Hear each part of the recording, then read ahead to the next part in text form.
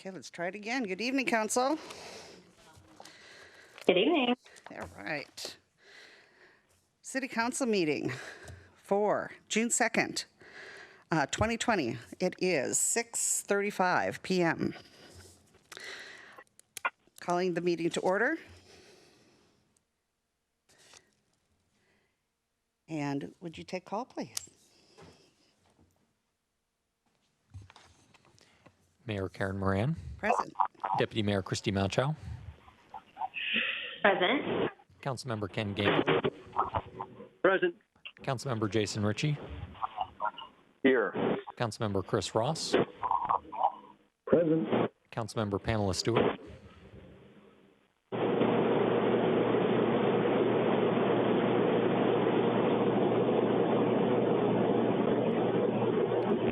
Councilmember Pamela Stewart.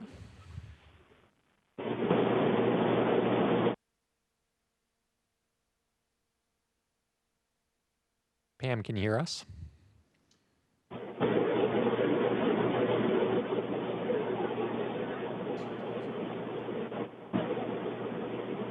Mike, I'll text in the chat and let her know all we hear is static. Councilmember Kent Treen. Present. All right, everyone is in the meeting. Great, thank you. Meeting accessibility this evening. Pursuant to the Governor's Emergency Proclamation 20-20, the city is unable to provide an in-person location for the public to listen to the virtual City Council meeting this evening. Meetings are still accessible to the public and public comment is still able to be submitted. To view, city website www.sammamish.us/news-events/TV-21/. City Facebook, www.facebook.com/City of Sammamish, WA/. Comcast, Channel 21, within the Sammamish city limit, city only. To view later, meeting videos are also available the day after the meeting, again on the city website and on YouTube and on Comcast 21. Pledge of Allegiance. Mike, you're getting really good at this. Please lead.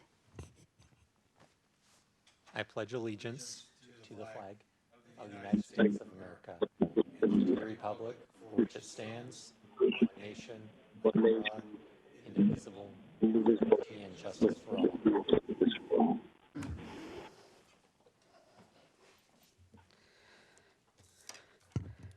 First thing on our agenda this evening is our COVID-19 update. Andrew. Good evening, Mayor, Council members, City Manager. My name is Andrew Stevens, Emergency Manager for the City of Sammamish with Eastside Fire and Rescue.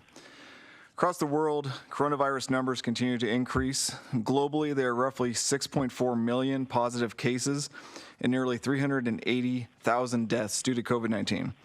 The U.S. continues to be the global leader in both confirmed cases at over 1.8 million and fatalities with over 106,000 deaths.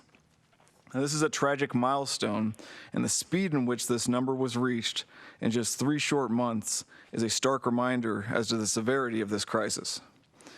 Washington State is reporting 22,157 positive cases of COVID-19 and 1,128 deaths. And King County is reporting 8,235 of those positive cases. So now the city of Sammamish is shown to have 78 positive cases of coronavirus and still 5 fatalities. Last week, the governor announced his updated plan for safely resuming some recreational, social, and business activities. Now, while some activities have already resumed under this approach and counties across the state move into higher phases of reopening, it is important to note that although the threat of COVID-19 may seem to be declining, steps to prevent exposure still need to be made by all members of our community. This includes complying with all non-pharmaceutical interventions, maintaining social distancing, and wearing face coverings while in public. Sammamish residents have done an amazing job of reducing our whole community's risk to this virus through purposeful preventative measures and support of one another through these hard times. But now is not the time to let our guard down. Now, turning on the news, it may be easy to forget that the U.S. is still very actively engaged in fighting a pandemic, and that the virus is still very much present throughout our communities. Crises can occur simultaneously, often compounding the effects of both. Now, during these times, viral outbreaks are especially opportunistic. Traditional methods of nonviolent civil resistance, such as the congregation of people gathering to peacefully protest an injustice or to hold a vigil, all provide opportunities for a resurgence of this disease. This evening, the city manager drafted a proclamation of emergency in response to the numerous incidents of civil unrest we are witnessing across the region, which is being presented for your ratification this evening. Please know that we have been actively monitoring and assessing these incidents and coordinating with multiple agencies, internal departments, and external stakeholders to reduce our community's risk and vulnerability and to take measurable steps to ensure public safety and property protection throughout the city of Sammamish.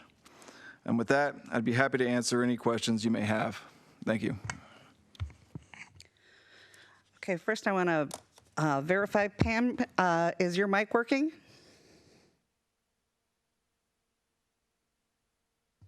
I believe so. Can you hear me now? Yeah, we got you. Okay. Excellent. Okay, so does anybody have any questions for Andrew?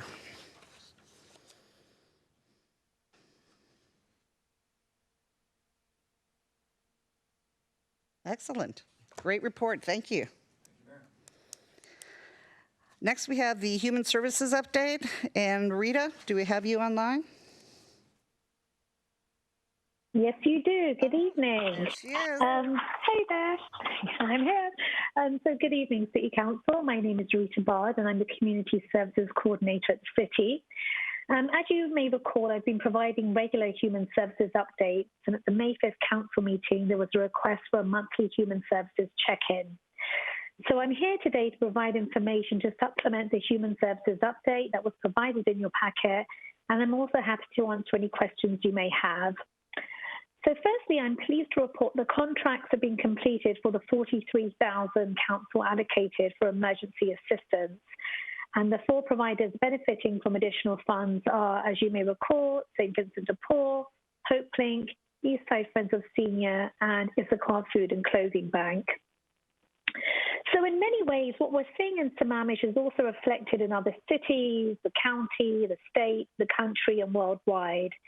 It's too early to see trends in data, and I believe we'll have a more accurate picture of trends and data points once we receive second quarter reporting.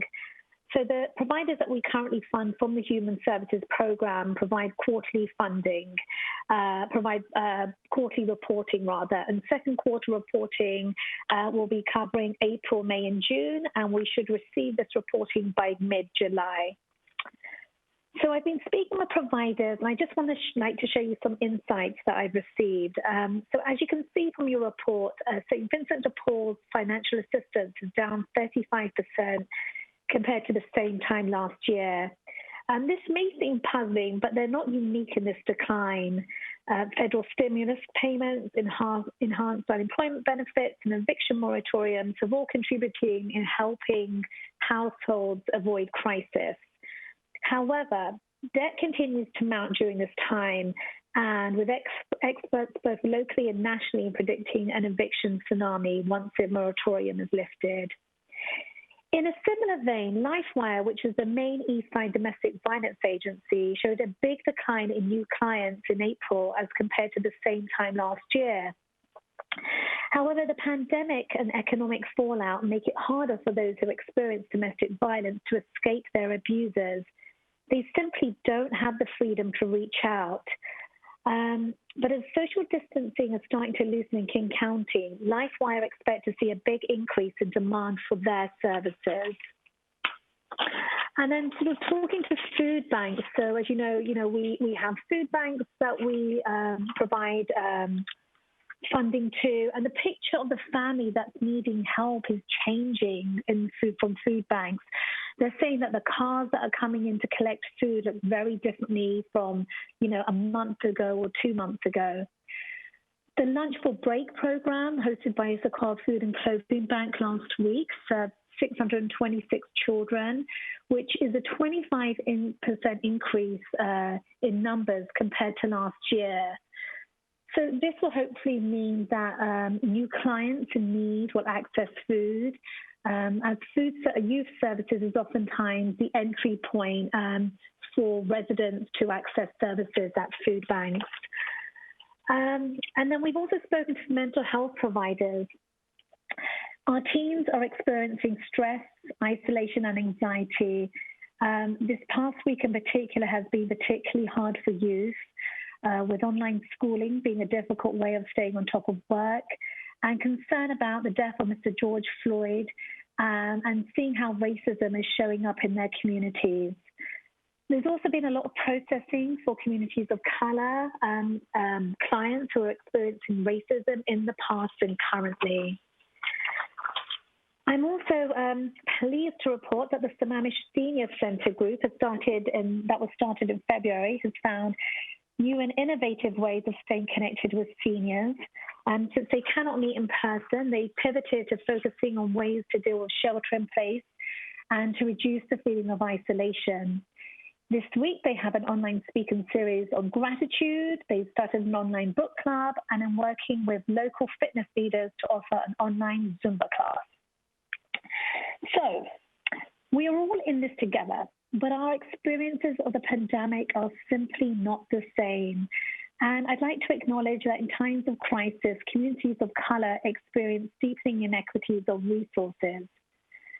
The landscape of human services is changing, and we continue to listen to providers in the community to ensure that all residents in need are served. Thank you, and I am open to any questions you may have.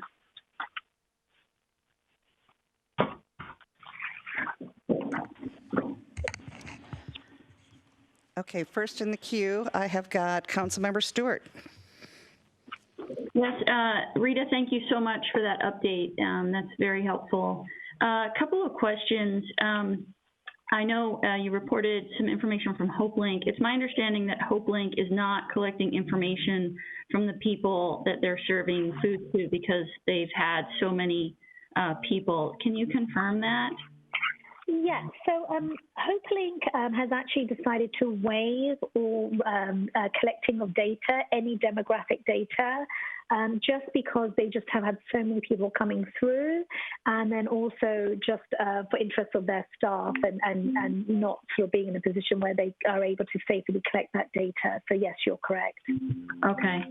And what do we know about, you talk a lot about, some of the groups that are experiencing additional stress, like our teens, our communities of color. It sounds like the seniors are getting some services, but what do we know about the needs in our community? I think you also spoke about how the food banks are seeing, maybe some different demographics themselves in terms of who's needing help.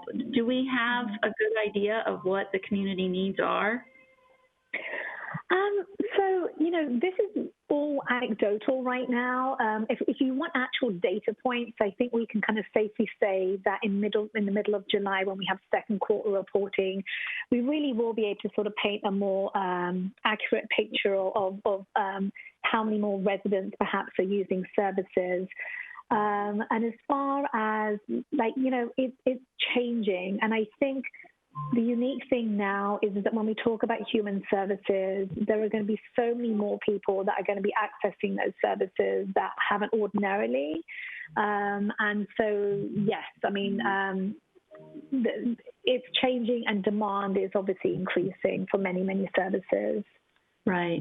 And I'm assuming my next question is going to be the same, which is we need to wait for the Q2 reporting, but have any of the organizations that serve our community expressed that they may run out of any kind of funds or other resources like in the next 30 or 60 days? So I actually have not found that. I mean, I obviously, there, especially some of the smaller organizations, I feel would be particularly in need because they don't have like a diverse funding source. But actually running out of money in the next 30 to 60 days, I don't know that. So I can obviously find that out, but that has not come to my attention. Okay, and do we know if they have, like, for the organizations that need PPE and things like that, do we know if they have everything they need there, or do they need any assistance with that?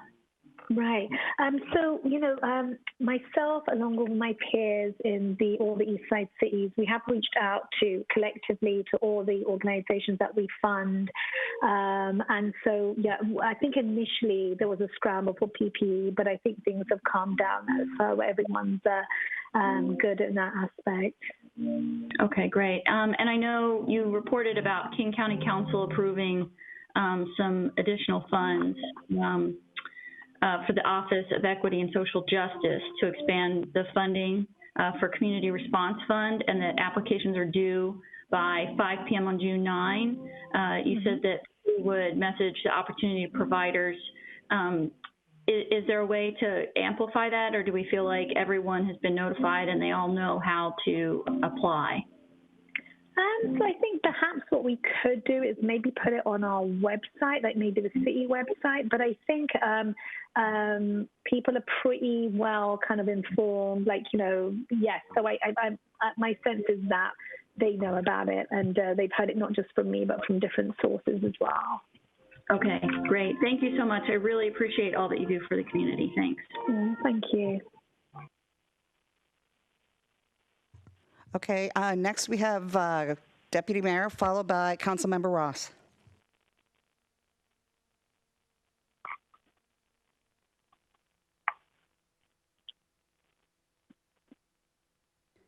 Deputy Mayor?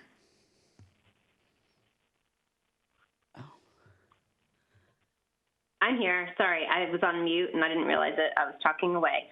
I was saying thank you, and I wanted to ask specifically about the Sammamish Rotary and their contributions. And first, I have to give a shout out to the Rotarians, because what this says here is that they are allocating, or they have $100,000 in their budget to allocate to organizations in the community.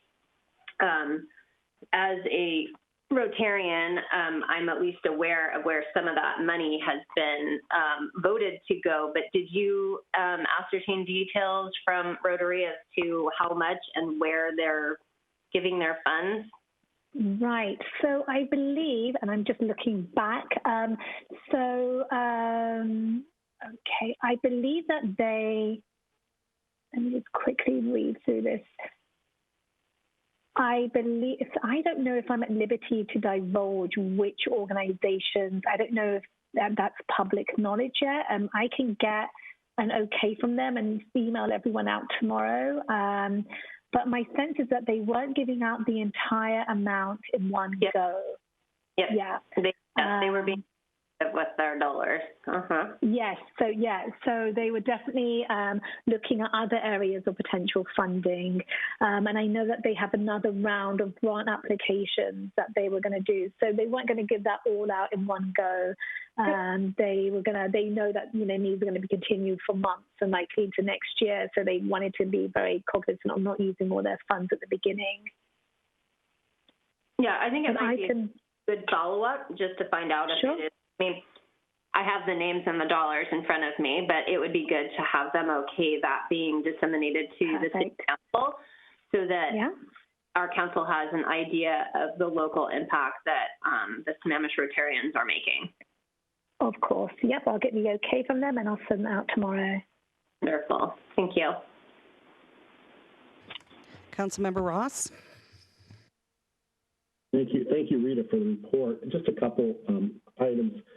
I'm concerned about the reduction of food collections and the need for diapers, wipes, and such. It's typically provided by Eastside Baby Corner. Are we considering like we've done historically, the annual Mayor's Month, or to really capitalize on accelerating contributions to both food and the diaper shortages? Right. That's a Councilmember Ross. So I know that Eastside Baby Corner traditionally always do a yearly, isn't it the Mayor's Diaper Challenge, where, like, I don't know, you have a mayor off against, you know, and they collect diapers. So I've got to look into that, but I think there's definitely a way. I know that they connected with Issaquah Food and Clothing Bank a few weeks ago, and they did a collective food and diaper and supplies drive that was very, very well attended by the community. But I can definitely look into that to see how we can kind of elevate that messaging. I know communications does a great job of messaging out to the community their needs, but as far as a diaper drive, or I can look into that for sure. Rita, and I guess specifically I'm referring not only their efforts, but the city's leadership on this. We've done the mayor's drive where we stand in front of most of our grocery stores and collect food contributions and distribute it to the Issaquah Food Bank. Yeah. As well as we also encourage them to buy items such as diapers and formula at the grocery stores, which are equally able to donate. So I guess the question to go back is see what the city can do to accelerate contributions and be a leader in that effort. That's something we definitely, I think, can do. And council members have been standing in front of those stores collecting the donations. The other part that I wanted to ask you about, and I noticed on Sophia Way, the social distancing requirements are required by different sites, and I think that I heard a term used for that. It's called de-intensifying, creating greater distance, which actually reduces the capacity of beds, et cetera, that we can offer through our different agencies. In your conversations with some of these not-for-profits, do they see this as a temporary and then they revert back to their normal occupancy? Or do they see a permanent strategy to some level of de-intensification, which may create more financial demands and space constraints? I think, so to your first point, Councilmember Ross, about the city doing a donation drive, Mike Sugg and I had spoken about this, about doing something at the city, but then we reached out to Issaquah Food and Clothing Bank and HopeLink, and because they were thinking about doing a donation drive, we didn't want to sort of detract from their drive. So that's something we'll definitely look at, and we had like initial conversations about doing something from a city perspective. And then as far as your question relating to sort of social distancing and homelessness providers, I think, they just have no way of predicting this, as none of us do, but the social distancing requirements is obviously a stressor for them because they are not able to have as many people housed. So yeah, I mean, this is definitely something all homelessness organizations are having issues there, trying to make sure that they have enough space for everyone that needs it. I don't know if I answered your question, though. I beg your pardon. So if I haven't, please. I think you did. I think they're all looking at to what level of normal are they returning to when this should pass. And I don't think anything has a crisp answer on that from the not-for-profit perspectives. But, sure. But it's something that we need to start thinking about in the long term. Mm-hmm. Yeah. Sure.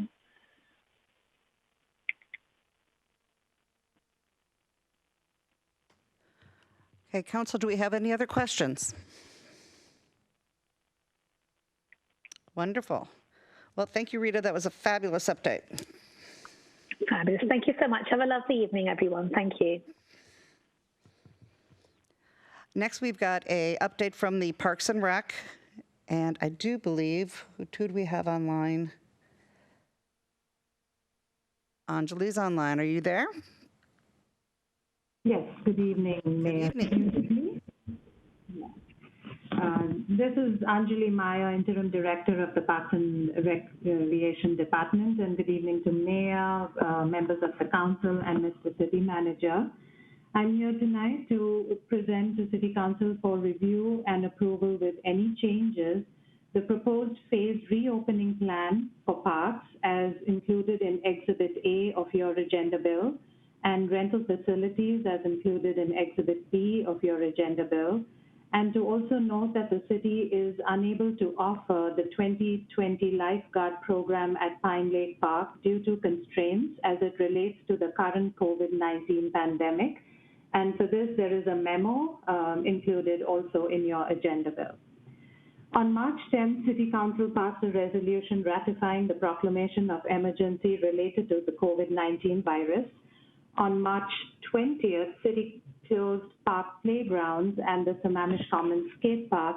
And on March 25th, additional measures were taken to slow the spread of COVID-19. While parks and preserves have remained open to pedestrian access throughout this pandemic, most amenities have closed. In response to the governor's phased plan approach at reopening Washington, the city is outlining the following phased reopening plan for Sammamish parks. Since our city parks are much smaller than county parks and state parks, some of our amenities are opening in later phases. The health and safety of our community and our employees is our highest priority and the focus of the city's proposed phased reopening plan, which may be modified as new or evolving information and new COVID-19 directives or guidelines are provided by the federal, state, and/or county governments.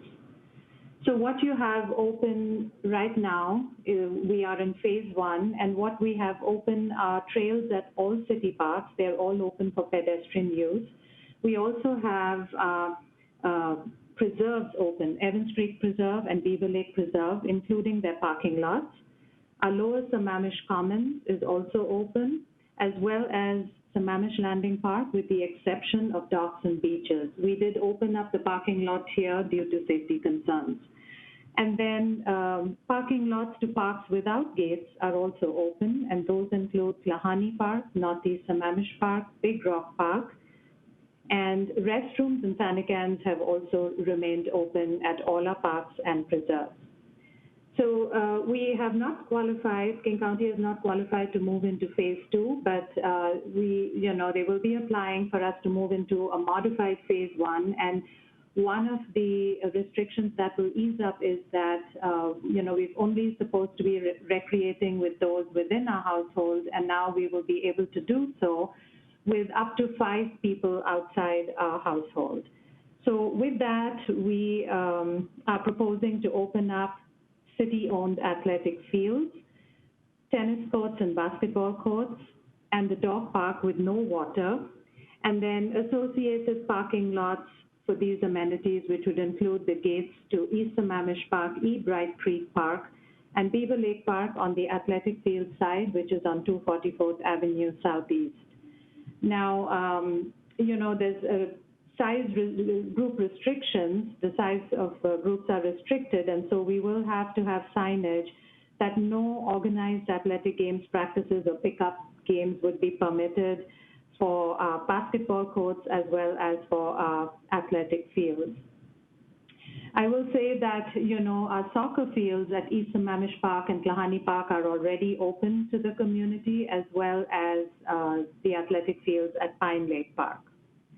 And then finally, in phase 3, when group sizes can grow to gatherings of up to 50 people, and that is when we propose to open up the docks and beaches at Pine Lake Park, Sammamish Landing, and Beaver Lake Park. And then the parking lots to Pine Lake Park and Beaver Lake Park will also be opened at that time. And at this phase, we would likely open up playgrounds and our skate park. So that's what I have for a proposal for park amenities. Moving on to facility rentals, we have no rentals in phase 1 and not projecting any facility rentals for phase 2, modified phase 1 or phase 2.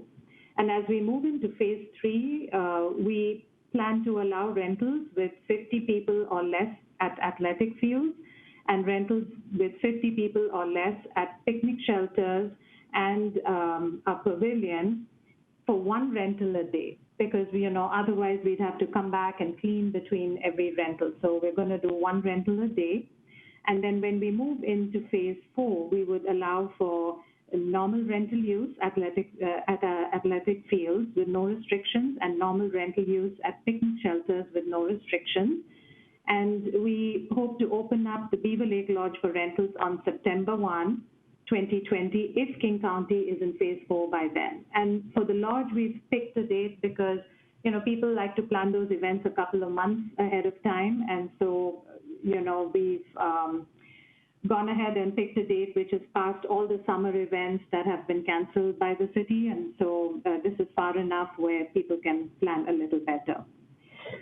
Before I wrap up my presentation, I did want to share some more information that would help council make an informed decision. Now more than ever, people are seeing the value in our parks and are turning to them for physical and mental well-being. But then we're also being looked at, for if we can maintain them in a way and open up our amenities in a way that people can continue to use them safely during this pandemic. And each city, the governor was clear that each city can make its own decisions based on resources and our own constraints. So what we have shared with you tonight is pretty much the same as what we have emailed council a few weeks back. We did not share that with the community for a couple of reasons. One is we started to realize that we are not going to move into phase 2 like we had anticipated, but then also with the weather improving, we are seeing an increased use at all our parks. So just a couple of things to note. For phase 3, the anticipated date earlier on, and this is just an anticipated date from the state, was June 22nd, and is the time we hope to open up our beaches and docks. Now, if phase 3 doesn't happen until September, it is likely that the beaches and docks at our parks will remain closed for this year, really for all practical purposes. And then as for phase 2, modified phase 1 that we are moving into, the easiest one to open up are tennis courts, because a game of tennis usually has no more than 4 people. And so, that's an easy one, doesn't require much signage or monitoring. But with baseball and basketball, it's a little harder. We will sign it, but we don't really, have the resources unless you have someone there all the time.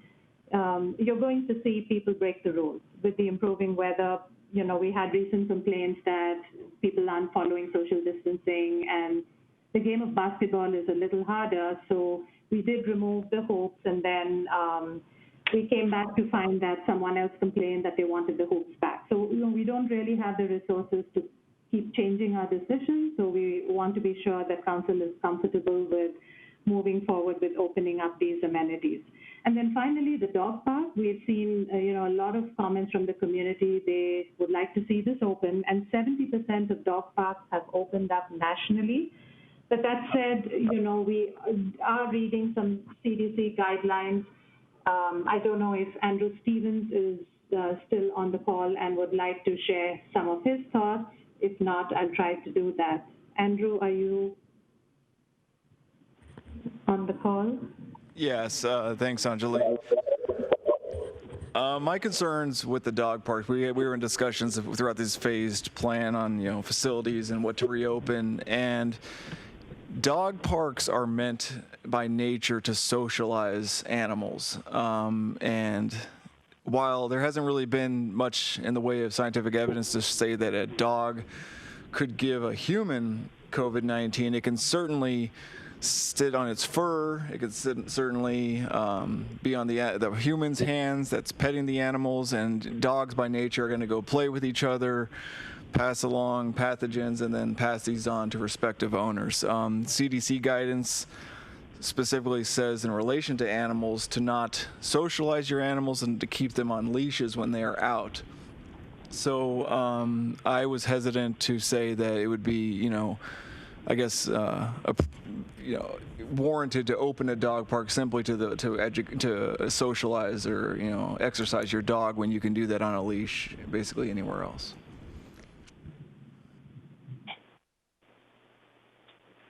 So that is all I wanted to share before I open it up. And if Dave Rudat wants to add any other comments, if not, we can open it up to questions. Okay, he doesn't appear to have any comments. So let's go to Comments for questions from council. And first up, I have got Deputy Mayor. Thank you. Make sure I'm off mute. Yep. Okay, great. So a couple of questions. Anjali, you mentioned tennis courts, but on the chart we have, I don't see them, or am I missing them?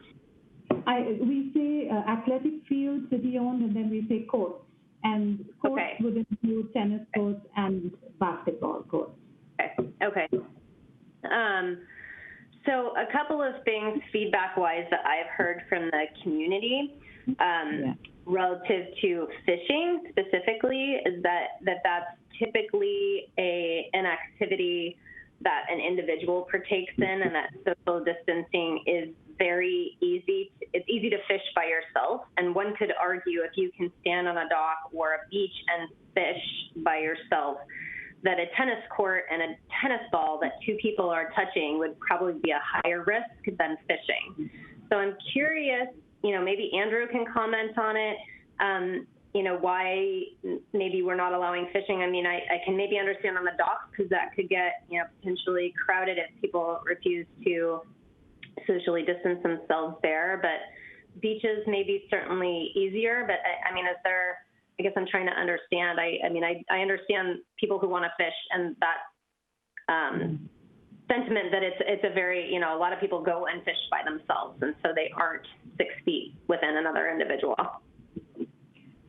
Right. And, that's a really valid question. We've seen some of that too, especially because, when the governor said that it's fishing and hunting are okay, then, we just kept our amenities closed, we have heard concerns. Now, one thing we are faced with is our parks are really small. Some of these state parks where people fish off the shore or off of docks, they are much bigger. And what we've seen, we've worked closely with Mike Keller, who's also on this call, our park superintendent who's worked in the city for many, many years. And every year, we just get so much overcrowding.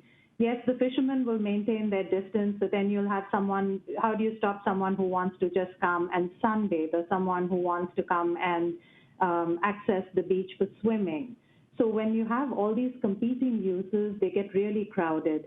I have been out to the parks myself on a hot day on a weekend, and, people are disregarding the signs and using them anyway. And so, we've seen photos being shared recently of the dock. So the challenge we have in parks is everything's out in the open. We can't physically go in and secure it. We can only make our messaging clear, but you wanted Andrew Stevens to weigh in on tennis versus fishing. So Andrew, did you want to add anything to that? More specifically about this. I can definitely weigh in. The Pine Lake dock is especially problematic, I think, in this instance, because one, it's already being abused. People are, again, going around the barricades and not complying with social distancing. Opening up fishing from the shore, I think, is a perfectly probably acceptable option, because people aren't going to want to stand shoulder to shoulder next to anyone fighting over 6-inch trout anyway. But that happens on Pine Lake Dock. And if you're going to open fishing, I would say do it. Allow it from shore, allow it from boats, but not from public-owned infrastructure. Okay. I think that would be a nice compromise. I mean, with emphasis, obviously, on those that are on beaches fishing, that they are, being mindful of social distancing.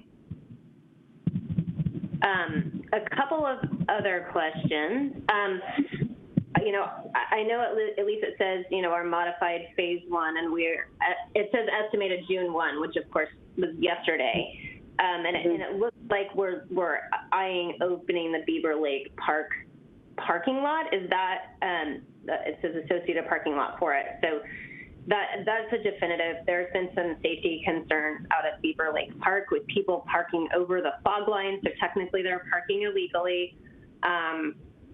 I myself had a run-in with cars out there while riding my bike around the lake, and so it is a public safety hazard, very similar to what we saw at the landing. And then relative to the dog park, my take from personal experience being out there is that if you don't turn on the drinking fountain for the dogs at the same time that you open the dog park, people will bring water. What they do is they put a dog poop bag in the lower bin where the water comes out, and they fill it with jugs. So if the sentiment or the idea behind not turning on the drinking fountains at the dog park is to prevent dogs from sharing water, I can guarantee you they will share water anyway. I've been there on numerous occasions when, literally people will bring in, milk jug type things with water, and they'll pour it in there. Unless people are being cautioned not to do that, or there is some evidence that would suggest that dogs sharing the same drinking bowl of water could potentially pass COVID-19, which then we just addressed the potential of it then being transmitted to a human, and it's certainly conceivable if they drink water and it's in their mouth, they could drool on another dog, and but I want to make that known that if that is the intent behind not turning on the drinking fountain, is to avoid dogs drinking together, then you're going to need to put signage up there that states why they're off and why dogs should not share water. Otherwise, they will. So okay. I think that's things I just wanted to bring. Yeah, all right. As for the parking lot at Beaver Lake, I want to clarify that what the plan showed was really opening it up on the athletic field side, not the, the waterfront side. There are two parking lots to Beaver Lake Park. So then the issue of all that parking outside would remain. And here the logic is that it's a fairly big parking lot. On a hot day, if we open up the gates there, you'll have that parking lot will be completely full, and you'll still see parking along the streets. I mean, potentially you could see an overflow. And so a lot of cities are continuing to keep parking lots to amenities that result in crowding. They're keeping them closed. So it is, it's a challenge. And that's exactly why we wanted to bring this to council and get your feedback. So if you feel strongly about it and those are the comments we hear, we'll revisit our plan and open up the parking lot. Yeah, I mean, just, if anybody hasn't been around Beaver Lake Park on a warm, sunny day, go drive out there. It's darn right dangerous. I am concerned for pedestrians. I'm concerned for cyclists. And knowing that folks are parking illegally out there, and we can't expect the police to be, chronically writing parking tickets out there. I do think it's important. I don't know if we give, some caution. I assume there's something at the park anyway, right? The park is open, but the parking lot is closed. And on a warm, sunny day, it looks like any other day, like COVID-19 is not a thing. I mean, when I was out there around Mother's Day, it was packed. It was packed. And that was with the parking lot closed. So, I know we've all gotten the pictures from folks who's sending us with the docks full of kids at Pine Lake Park as well. Mm-hmm. People are simply finding the means to get to the park anyway. I've heard people saying that people are parking at Discovery Elementary, going across the street. So we've closed the parking lots, but we're not really preventing the people from getting there. What we're doing is providing potential, pedestrian and vehicular conflicts in our roadways. And I think that's where I'm coming from. I mean, there's a risk either way. It's kind of the lesser of two evils, I guess, when I look at this. And I agree that opening a parking lot, sends a signal, and it's not necessarily a signal we want to send. But I'm concerned about what we're seeing anyway at the parks. And then the conflicts with the parking that's going on, and so. Okay. My recommendation would be to open that Beaver Lake parking lot that's by the beach for pedestrian and cyclist safety. Okay, great. Yeah.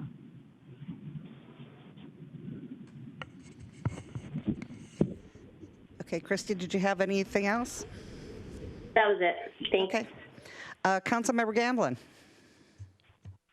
Yeah, thank you, Madam Mayor. Hey, I have a quick question. It's on a memo here that you didn't discuss, but that we have in the packet, which is on opening up Pine Lake at some point without lifeguard services. So I'd just like to address that for a minute. I did this for 4 years, and I'd like to look at it carefully. I believe there could be some really interesting liability issues with opening the Pine Lake swimming area up without lifeguards. And I'm not sure whether the rationale is that because the CDC is telling us we can't do rescue breathing, then we don't want guards. And I'd just like to bring your attention, guards do a lot more than rescue breathing. Number one, somebody goes in the water and is drowning. You want them pulled out. Whether or not you can rescue breathe them on shore, we can call EFOR, we can do whatever we need to do to get the specific apparatus we need to perform resuscitation. But if people go in the water and are drowning, it's a really bad situation not to have lifeguards there. And we have the guards perform other duties besides outdoor rescues. There's a lot of behavior control, a lot of teen control, a lot of safety control. So I would really closely relook at opening up swimming at especially a lake without guards. I don't know what we could do signage-wise to control that and tell people, but it would seem to me, even if we had signs, if people are going in the water and swimming and they're not good swimmers, which they tend to be at Pine Lake, there's some real liability issues. So we may want to look at that. Right. Yeah. So the lifeguarding that the city offers is at Pine Lake. There is, a beach at Beaver Lake that people swim. We've never lifeguarded that. And then we don't have a lifeguarding program at Sammamish Landing. But historically, we have done that at Beaver Lake. So, we've been talking to our insurance and, we'll make sure that from a risk standpoint, we have all the right signage and to make sure that these expectations aren't there, that, they're being lifeguarded. And this is if we are going to be able to open up the beaches this summer at all. Now, the challenges we faced are we haven't just been able to recruit lifeguards, and a lot of the training and certification can't even happen because the pools aren't open. And so we, also facing those challenges. Chris Jordan, our recreation manager, is on the call. Chris, did you want to add anything to that?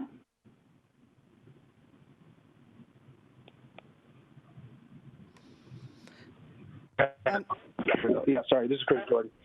So, yeah, speaking off the gambling thing, also, too, is, they do a lot at the lifeguards, but a lot of them are minors, too.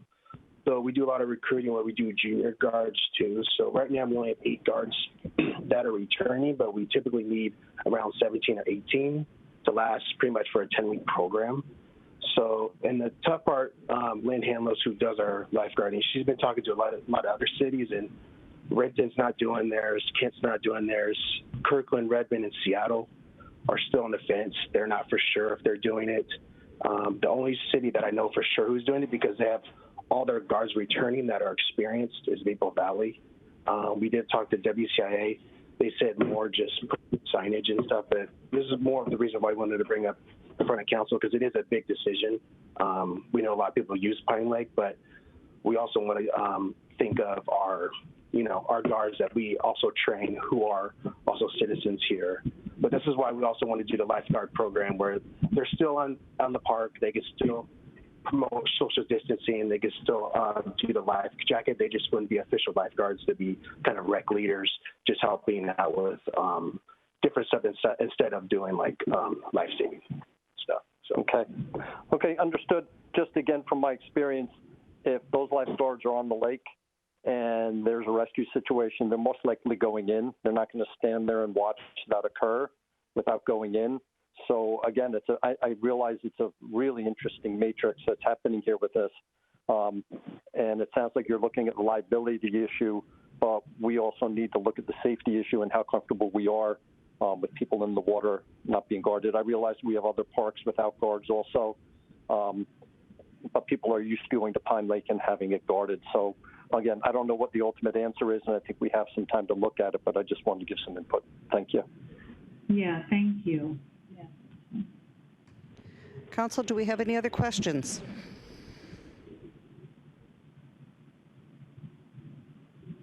Okay, great. Thank you. So, all right. Okay, so do you want, I guess you want an approval. So Council, I think, Right. Anjali? Yes. Okay, so tell me what you're looking for. Are you looking for a motion of approval of what you have presented? Yes, with any modification. So, we can,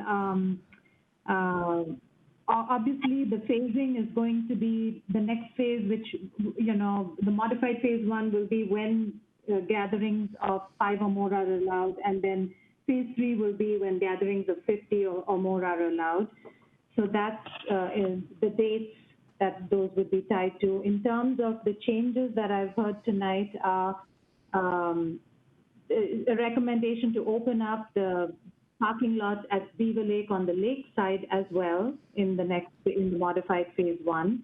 And then with the dog park, the only comment we've heard is that sign it if, not that we keep it closed, but if we open it, then to sign it appropriately if we aren't opening up the drinking fountain over there. And then the third one, I did have some clarification, is that if we are going to allow fishing off the beaches at our 3 waterfront parks, then are we still keeping them close to swimming to avoid the crowding? Maybe Deputy Mayor can share thoughts, or maybe Andrew Stevens if you want to jump in.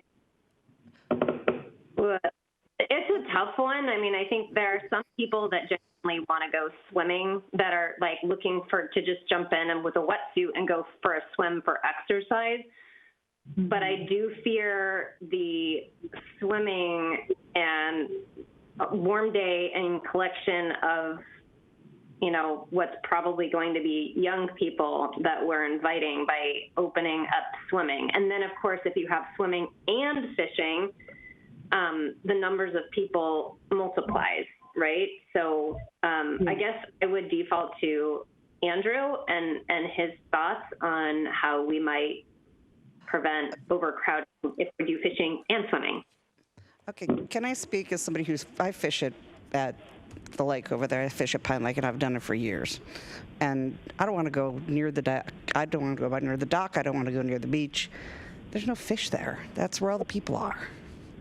So we're usually over. Anybody who's going to fish is going to be way away from all the people because, nobody's going to be over where the people are. So I'll leave it to you, but they're not going to be together. No, yeah, I mean, I've seen that, that dock very full. And I think if you open up that specific area with lifeguards, saying it's basically a sign saying everyone congregate here on hot days and come swim. And I really don't see a way to really mitigate the risk to, which would be probably the youngest employees of Sammamish, 17 and 18-year-old kids on a dock with around all these populations. There'd really be no other way. We've not opened up other public facilities. We were doing everything we can to mitigate risk to all of our other city personnel. And for the majority of the year, there is no lifeguard services, and there are signs that simply say swim at your own risk, no lifeguard present. I don't think the city would assume any sort of additional liability by not doing that, but by promoting lifeguards and everything else, it's a welcome sign, and that's exactly what we're trying to prevent. Okay, I do have another question from Councilmember Stewart.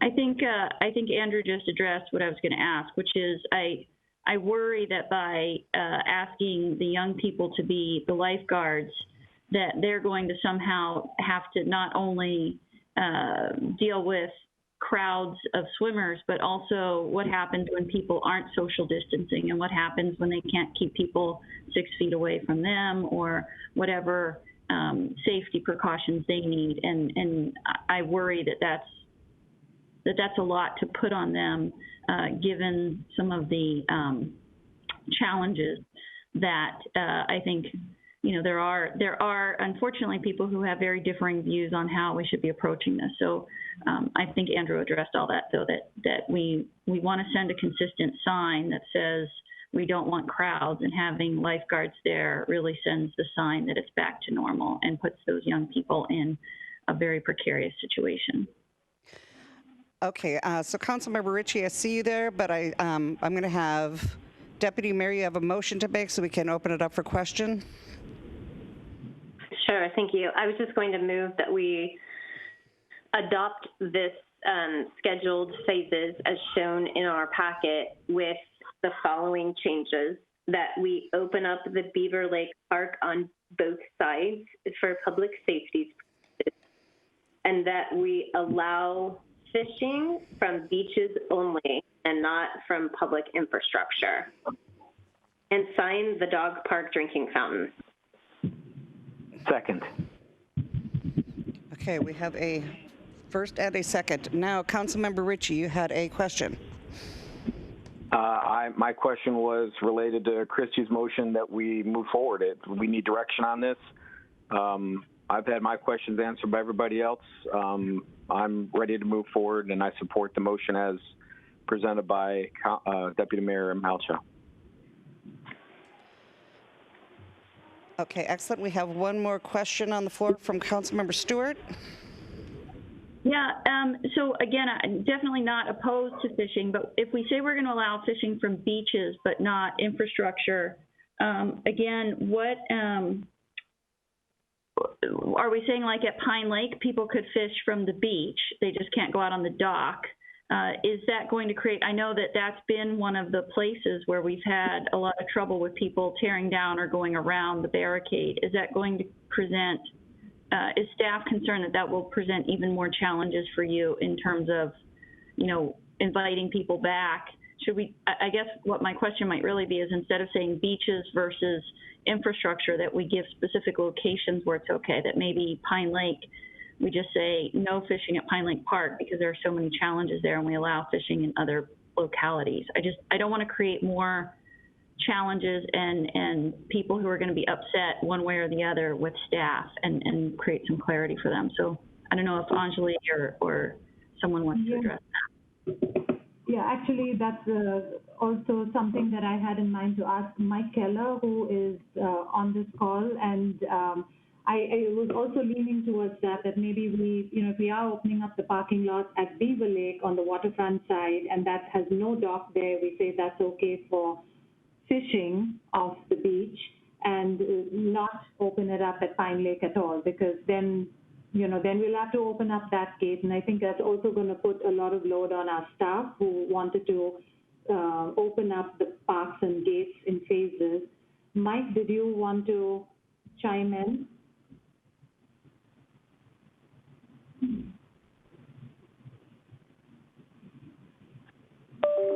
You're on mute, Mike. Mike Keller.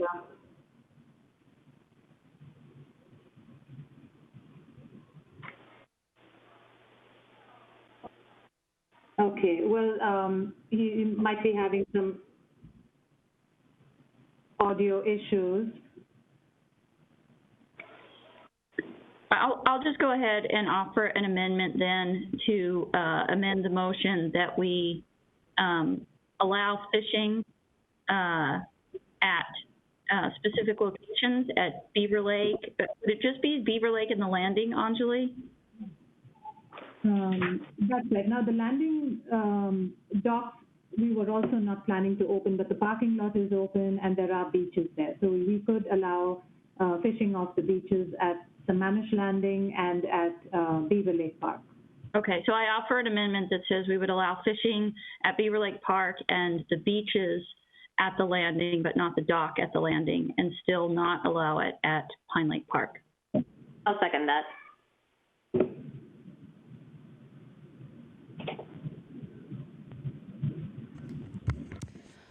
Okay, so I have another question on here from Deputy Mayor. I think it's probably a moot point at this point. So, Okay. Anybody else have their second question that they want to ask? All right. Seeing none, then we're going to try this voting. We're going to try this voting. Okay, so we're going to vote on the amendment first, and I think what we all agreed on, this is Melanie Anderson, City Clerk, by the way. I think what we all agreed on was that I would read the amendment or the motion before I send it so that we don't have to call it back. So what I heard Councilmember Stewart move is to allow fishing at Beaver Lake Park and the landing from the beaches, but not the dock. That's correct. Okay, then I'm going to send for the votes. Make sure that your iPads are awake so that, they're not dark screened.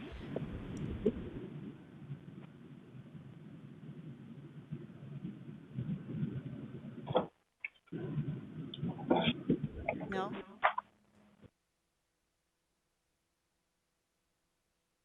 Oh, some people got it. I have not yet. Nothing here from Ken. Your screen is X'd out. Ken, is it awake? Is your iPad awake? Yeah, it's awake. I'm showing agenda, and I have the green check that you talked about. Really? I got it, Melanie. Thank you. so mine just popped up on its own. I didn't have to click on the green check. Well, Ken, I can vote for you if you want to just tell me how to vote. I don't know. That's a little personal, but okay.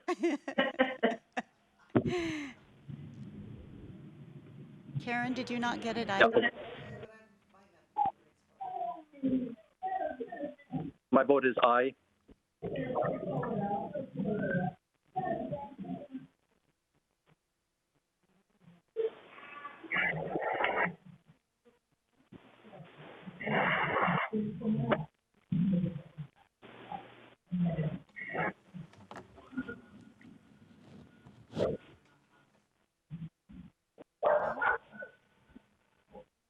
You're a nay?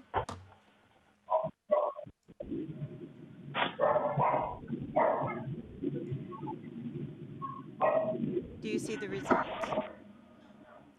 Yep, we can see I them. see 6. I don't see 7.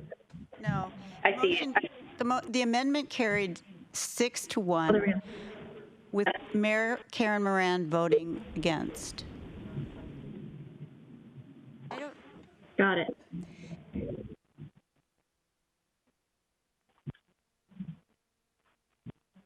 Yeah, Melanie, everything's active here for me. I'm able to go and get everything on the agenda, and I'm in iCompass, but it's not coming through. And you're on Wi-Fi, right? Yes, I'm on Wi-Fi. Yeah, I can scroll. I can get all my all the agenda items, but the vote's not coming through.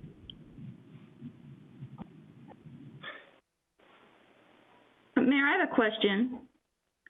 Could you maybe sign out, Ken, and sign in again and see if that helps? I'll be happy to. Okay.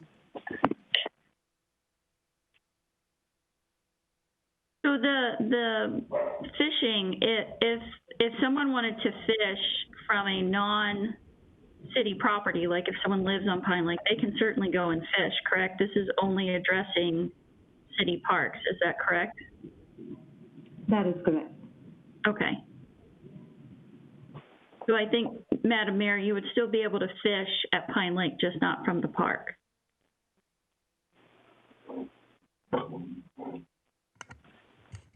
Okay. I'll go make a friend on Pine Lake. No, I have a couple friends.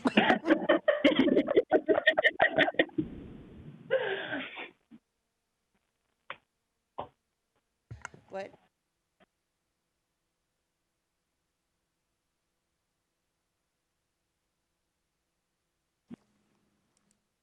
Okay, so that brings us back now to the main motion, which has been amended, and it now reads that the council approves the proposed plan for opening parks and city facilities with the amendment of opening the parking lot at Beaver Lake on the waterfront side, include fishing from the shore only at Sammamish Landing and Beaver Lake Park. And what was the last thing you said, Christy? Was it the drinking water signage? Yeah, we just need to sign the dog park drinking fountain. Yes, and add signage about the drinking water at the dog park. So I got it? I don't know. I don't see anything.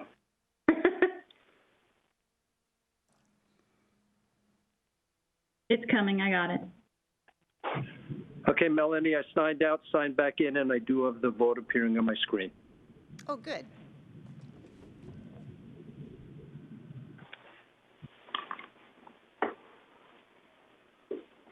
Melanie, the proposal is missing the word Sammamish Landing. It says include fishing from shore only, Oh, right. but it didn't include Sammamish Landing. I'm sorry.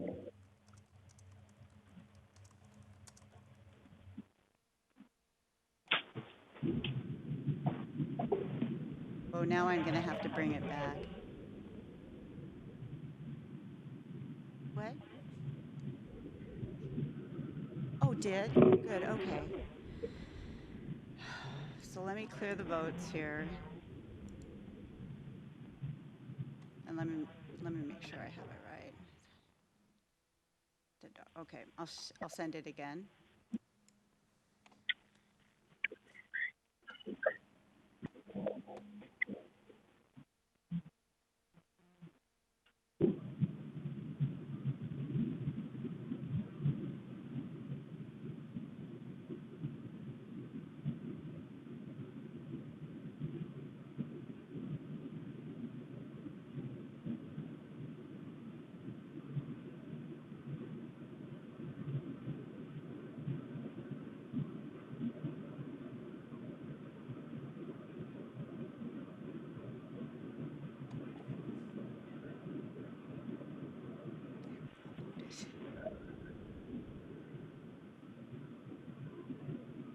Did everyone get the vote?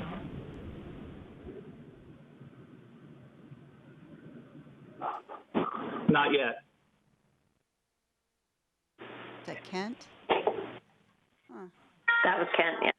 Chris, did you get it?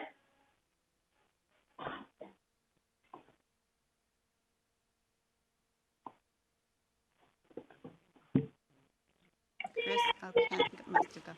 It's taken a long time. Well, I didn't vote on the last one, and I don't know if Kent didn't as well. And does that create it? Do we need to clear the queue by voting the last one? I don't know. Oh. What? Can you X out of it? Oh, X out. Yeah. So is he looking at the last one? I didn't hear what he said.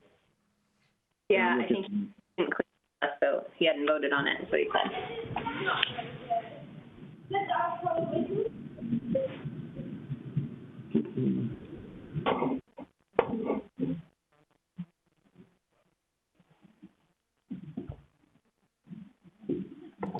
Do you just want to tell me what your vote is, Chris?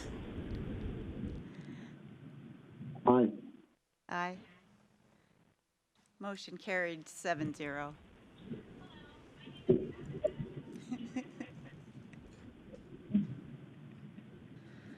Okay, so the motion carried 7-0. And the next that we have is we have got approval of agenda. And I'm starting. So moved.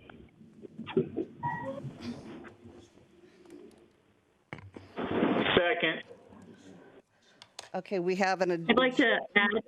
Oh, we have one addition that needs to be added to our agenda. Two things that need to be added to our agenda. One is going to be to ratify a proclamation for emergency. Oh, here we go. We're going to be adding we're going to be amending the agenda to ratify the proclamation of emergency for the city manager, proclamation of emergency that was signed by the city manager this evening for civil unrest. Second is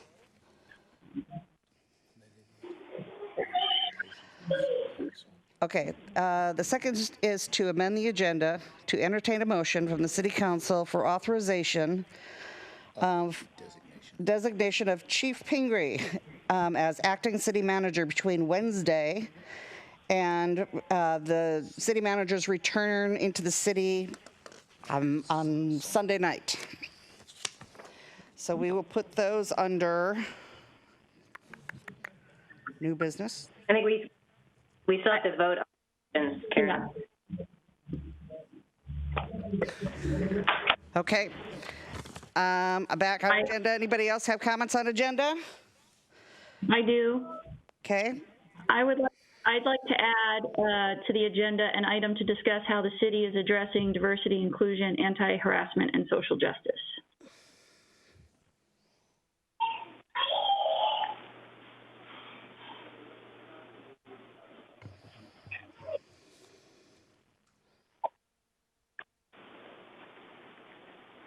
Are we waiting for a second, or is that just go on? I'm waiting for a second. I'll second that. This is Jason. Okay, so can you repeat that, please? I move to add an agenda item to discuss how the city is addressing diversity, inclusion, anti-harassment, and social justice.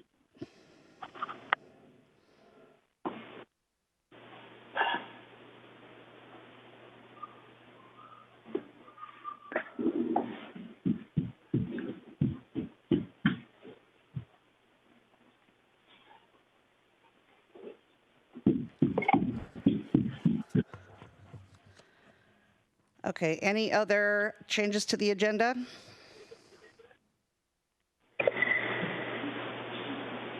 Karen, I have a question on how we're going to handle this.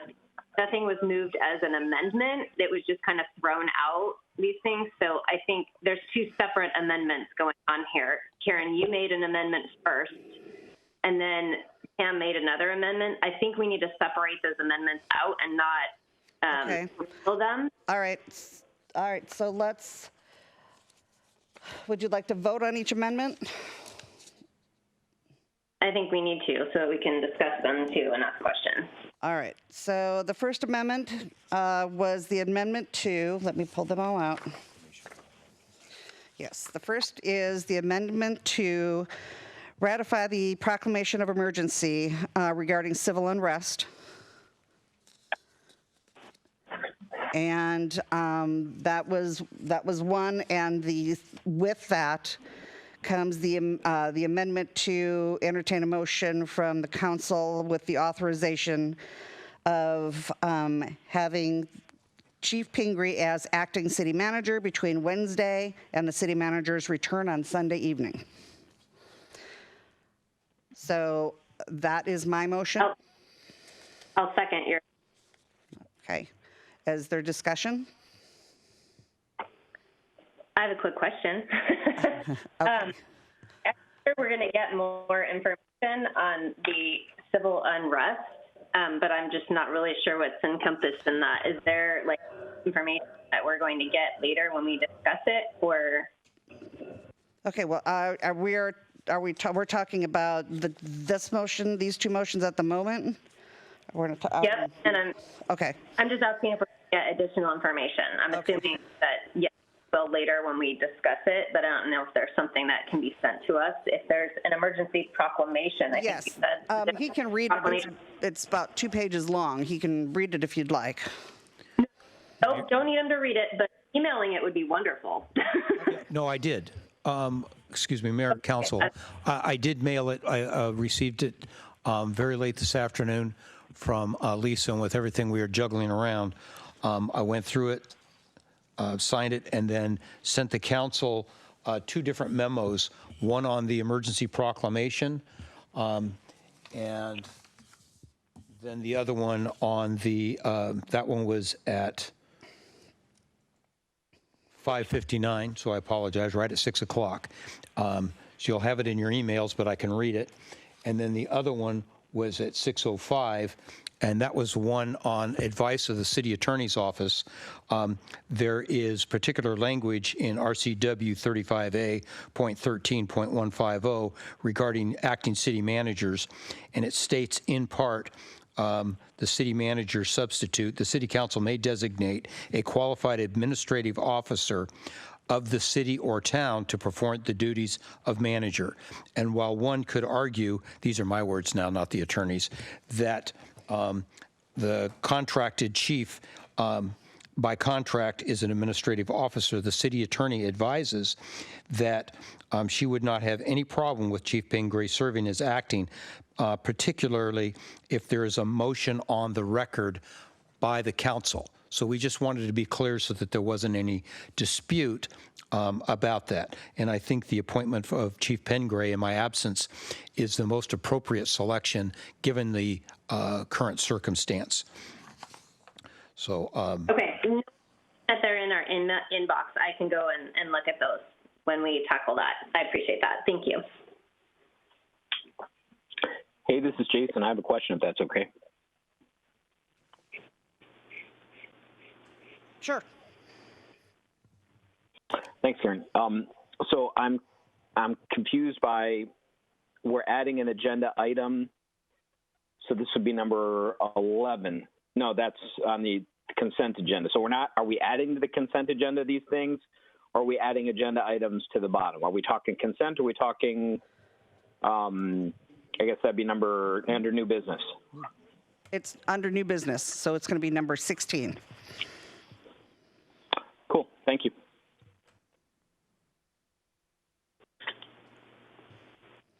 Any other questions? Are those together or two separate items? It feels like those are 16 and 17, yes? We can do them 16 and 17. Okay.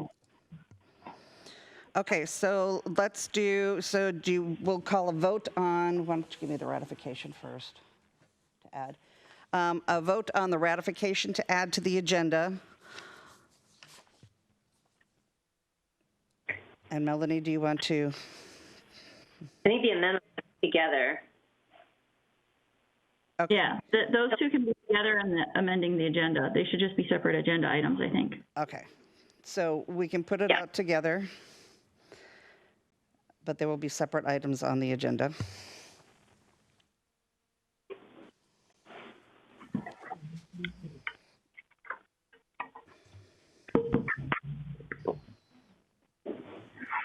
So the motion that I have is to amend the agenda to add two separate items, a proclamation of emergency for civil unrest, and authorize the interim city manager to appoint Police Chief Dan Pingree as acting city manager from Wednesday, June 3rd to Sunday, June 7th, 2020.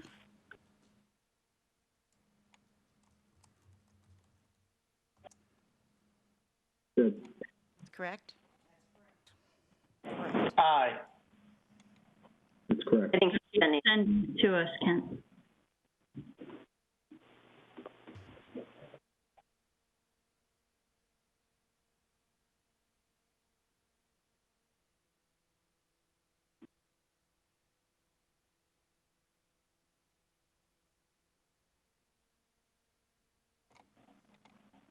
I see part of my request on there as well. Is that supposed to be all together?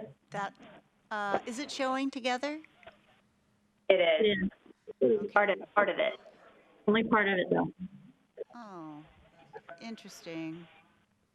Well, I'll fix that up when I do the minutes.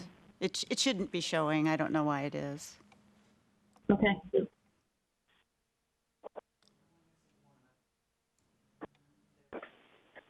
Okay, the vote on that is 7-0.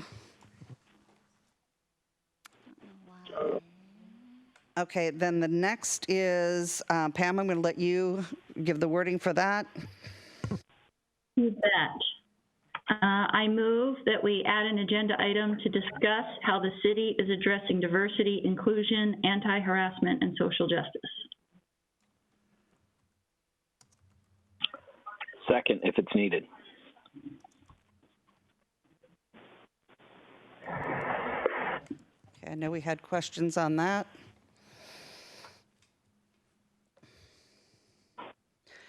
Okay, question, Deputy Mayor? Yeah, I'd like to ask the city manager. I think, we've now had 3 agenda items thrown on last minute. 2 obviously were unavoidable city manager's office, but the third one, my question for city staff is there staff present that's prepared to answer this question tonight, or should the question be to ask the city for this information and send it to the council at a later time or at our next meeting? I'm just trying to make sure that staff is prepared to answer a question. So my goal was to just have a discussion. My question is for staff, though. I'm curious if staff is prepared as to have this discussion. Well, I'd like to clarify what I'm asking to add to the agenda, which may clarify your question. Okay, Councilmember Stewart, want to speak to your? So I was trying to keep it simple. My original wording was to have a discussion giving the interim city manager direction to provide us with what the current policies are around ensuring that we have policies reducing bias, improving diversity in hiring, and other training and community programs to improve diversity in our boards and commissions. But I felt like it was easier to just add an item that says we would discuss that, and then we could talk about that at the discussion. So what I heard as the motion was, how is the city addressing social justice, harassment, and racial inequities? And that was my question for staff, is there staff present that's prepared to answer those questions? So I am happy to change the wording on my item. Okay, Mr. City Manager, do we have information available from staff that's there in order to allow us to have a productive conversation on this, or are we going to be running on assumptions about what our social justice, harassment, and racial inequity policies at the city might be? I don't. I will withdraw my agenda item, and I will offer a new one. It's still question if there is someone there that is that's present, that is prepared to answer the questions that council is inevitably going to have on this topic. I'm just trying to make sure that we can have a productive conversation. And if there isn't anybody there that can tell us what the city's policies currently are, then we may go in circles. Mayor, members of council, interim city manager Dave Rudette, there are not enough staff here that I feel are adequately prepared to answer that question. I don't have anybody from HR here that can speak directly to the policies that may be in our employee handbook and or in our policies and procedures. So like I was saying, I withdraw my motion to add to the agenda, and I would like to offer a new one.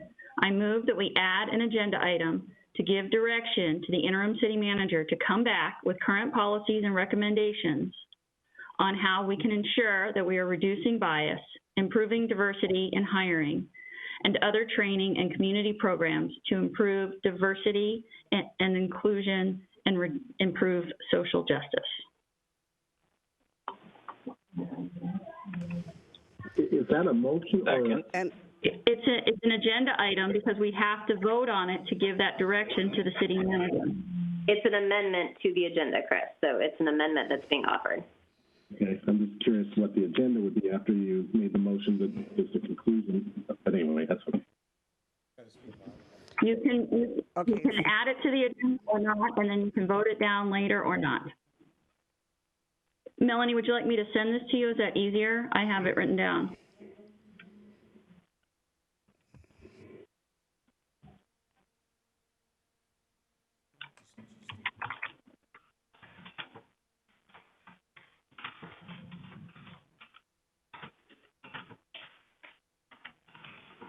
Is that a yes or? Can you email it?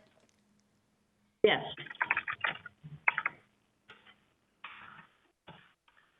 And is Rita still online? She and I were both on a meeting this morning that this was a big topic. So this was on the pathways. Yeah, and so if this is something that is, they were looking at different ways. So this is something that's kind of different cities on the east side are looking at how to implement different ways. So maybe you can bring that up with her. I think everyone is clear on this motion. Do you want to vote on it and I can add her verbiage when it gets to me? Since it was changed, it would be easier if it's up or it's reread.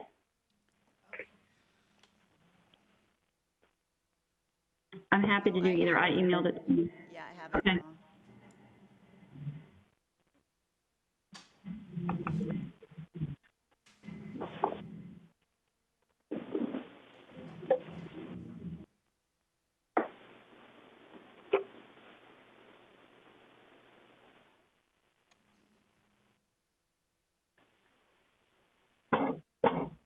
All right.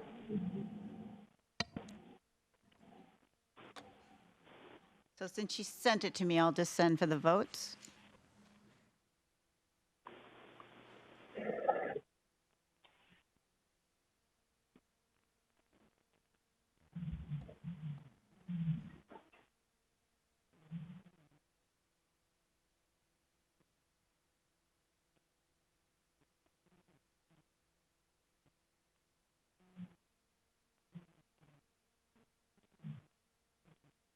Okay, now I have questions now that I can read it.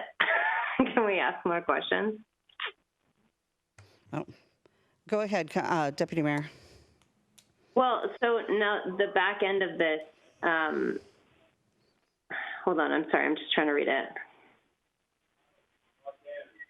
I guess we can discussion. We can talk about it. If we put it on the agenda, we can talk about it.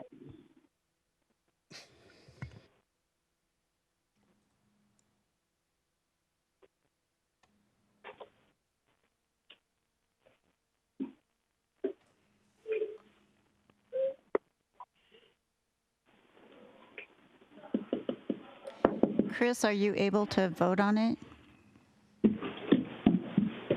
Well, I have a comment. The way this is phrased, it's not an agenda item. It's a recommendation, like a motion. We can vote yes or no on the motion. But if you want an agenda item for discussion, it's just it'd be simple as current policies and regarding reducing bias, et cetera. I tried that. Because it reaches a conclusion in the form of an agenda item.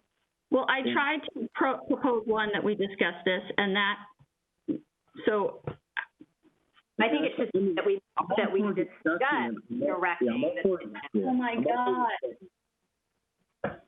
But I just think it offers a solution before we have a conversation. Maybe there's other directions.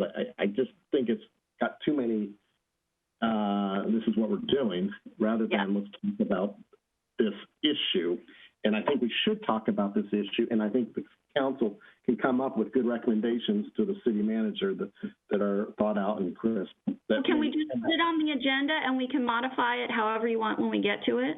Can I make a suggestion that we just say, instead of move that we direct, that we move that we discuss directing, giving.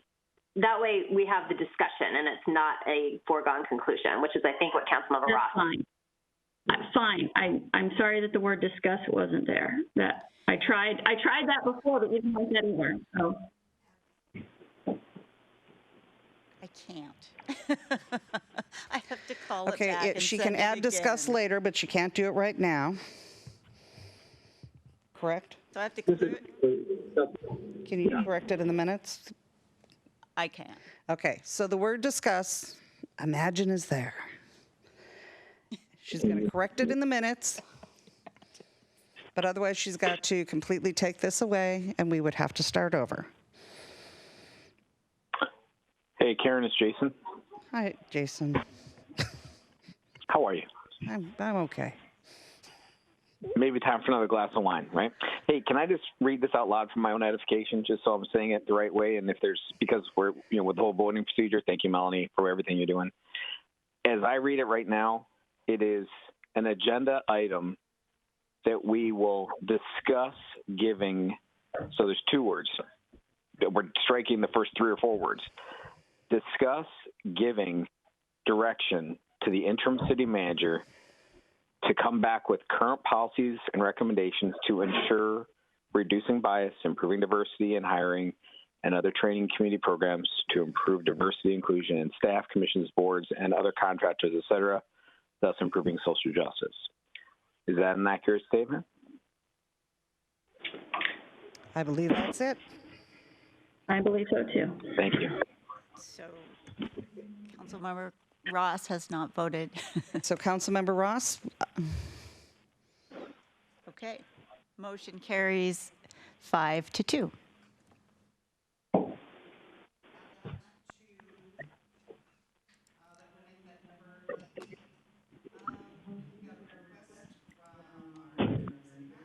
we have a request from our interim city manager. Thank you, Mayor, members of council, for your consideration. Would you consider moving items 16 and 17 to the front of the agenda? So if questions come up regarding the proclamation of emergency, both Chief Pengray and Emergency Manager Andrew Stevens is here. And if questions arise on the appointment of Chief Pengray, he is here. So neither one of them have to wait till late in the evening just to answer a few questions. So moved. Second. Aye. Okay, that one I'm just going to do a call vote on. All those in favor, please say aye. Aye. Aye. Aye. If I can clarify, can we do it after the proclamation, I assume? Yes. Okay, then aye. Perfect. 7-0. Thank you.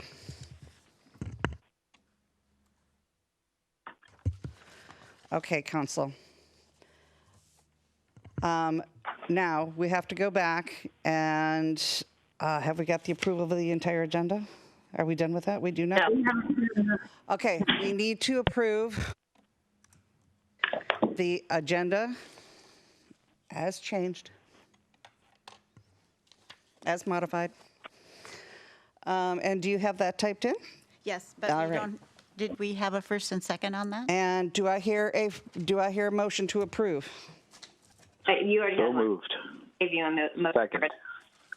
Who was that? It was Christy and Chris originally that moved to approve the agenda. Okay. Okay, thank you.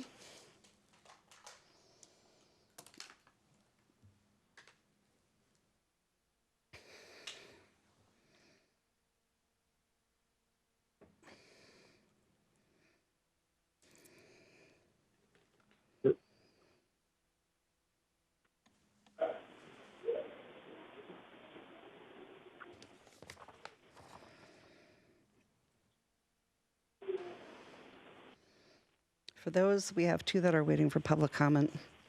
You have the patience of a saint. This is not the consent agenda approval. No. Main agenda. You're right, it's just the main This is the agenda. Main agenda as modified with the 3 ads. Yeah. Thank you. Thanks, Chris. Right, I see what it's saying. So yeah, that would be, Yeah, I see what he's saying. I have to bring this one back. yep.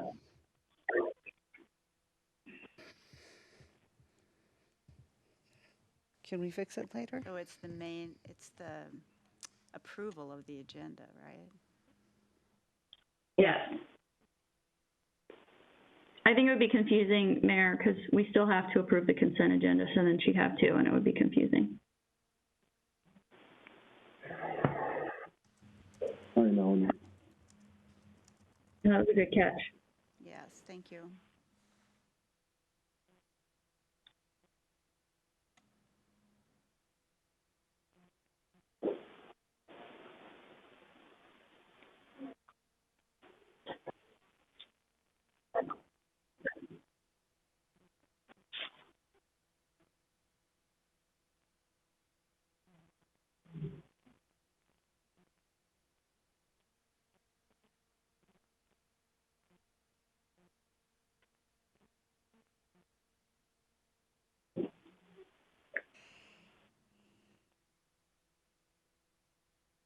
Mayor, do we do the consent agenda next? Oh, we're not done here yet. Nope, we've got public comment next, and we have two that have been waiting so very patiently. Very good.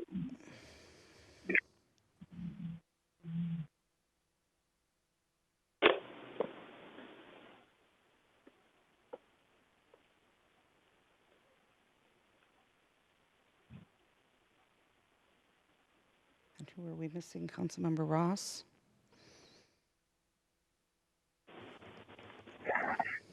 Yeah, I didn't get it back, but I'm an aye.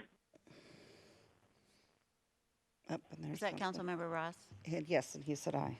Okay, that would be 7-0. Thank you.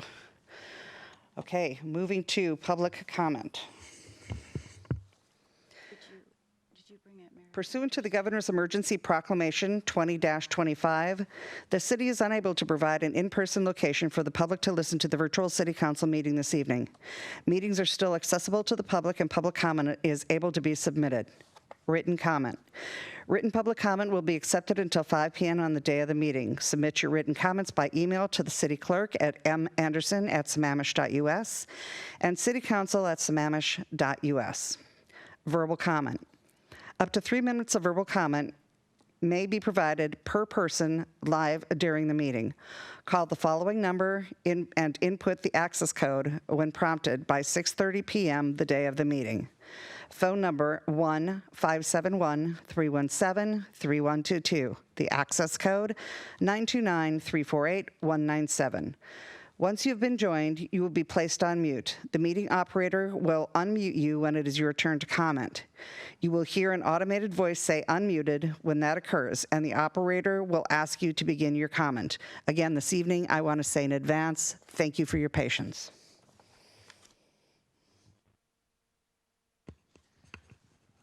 Okay, I see we have two people who have called in to provide public comment tonight. I will unmute the callers in the order in which they join the meeting.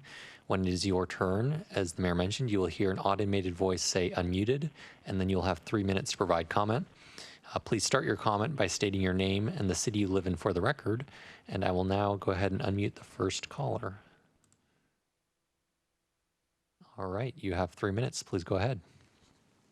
Dear Honorable City Council members and city staff, this public comment intended for the public hearing tonight on the TIP. My name is Mary Wichter. I've been a Sammamish citizen and resident of Tamarack for 20 years. I should have a PowerPoint that might be coming up, but if it doesn't, I'm just going to speak anyway. Here it goes. In our city, there are important road traffic projects, kokanee salmon streams, and stormwater capital improvement projects, which have already been identified and prioritized. They can and should work together. Tamarack is a historic plat before 1977 because it was recorded directly in 1964 by King County tax assessor, which is 5 years before the 1969 Subdivision Act in Washington was adopted to provide comprehensive subdivision regulations. Next slide. The two-page assessor's plat of Tamarack had created 212 lots or parcels. And while drainage was not even recommended or required in King County until 1977, Tamarack always had roadside drainage ditches and infiltrative soils. Next slide, please. King County, thus, was able to permit 126 single-family homes between 1950 and 1999, and there were not drainage issues experienced. The ditch and culvert conveyance system worked, and runoff infiltrated into the soils without saturating. This R4 zoned area was developed at 60% development, and it grows by infill development, lot by lot, in a piecemeal fashion. However, when the city of Sammamish added 40 to 44 new homes since 2000, we've reached 80% development and drainage problems had occurred. Next slide, please. The number of landslides have occurred which are located in a mapped landslide hazard area by King County since 1990, which the city of Sammamish adopted and must properly identify and protect as critical areas. City Council and city staff even created a series of emergency surface water ordinances that each state, the city has observed that when development occurs on previously vacant lots within historic plats that drain onto landslide hazard areas, there is a greater possibility for deleterious, harmful, damaging discharges associated with surface and stormwater when not tightlined. Next slide, please. The yellow highlighted lots have been permitted and developed in the city of Sammamish since 2000. There's over 40 of those. If you follow the roadside drainage ditch purple arrows and you count the number of new houses in yellow added, the total is 3 for the top road of 211th, 6 for the second road of 210th Place, and 8 for the third road of 210th Avenue Northeast for the roads running east-west. Plus, over on the left by Northeast 4th Street, 7 more new homes that overflow go on to 210th Avenue Northeast, and they cross from the west flowing subbasin to the south flowing subbasin, and they go to Zakoos Creek. This totals 24 new homes without stormwater controls. Furthermore, over on the farther left, there have been 13 new homes added in the west flowing subbasin that cause flooding, landslides, and other problems. So that's a lot of homes that have been added that don't have proper stormwater management due to old code. The next slide, please. In June of 2019, the city of Sammamish adopted the Zakoos Basin Plan, which has CIPs that can help address safety, flooding, and water and pollutants. And the slide here is pretty much from my 519 input. I would like to see that things for the tip look for non-roadized projects, sidewalks, and neighborhood CIPs that would go with stormwater. Thank you, and I appreciate the city clerk and staff help in getting my presentation displayed. Thank you. Okay, I will now go ahead and unmute our second caller. Second caller, please go ahead. You have 3 minutes. Thank you. My name is John Merlino. I live in Mercer Island, Washington. I represent Century Communities as their division president. I was advised by David Pyle, the director of the Department of Community Development, I believe is his title, to just be part of this council hearing in case there's any questions that arise on consent item number 7, which is the approval of the recordation of the subdivision of Paxton Place. I don't really have anything to comment on. I'm just available to ask questions. Thank you.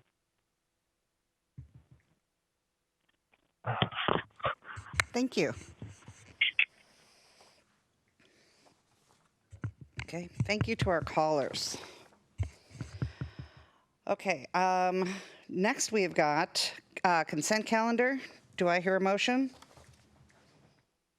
I'd like to remove item number 9, please.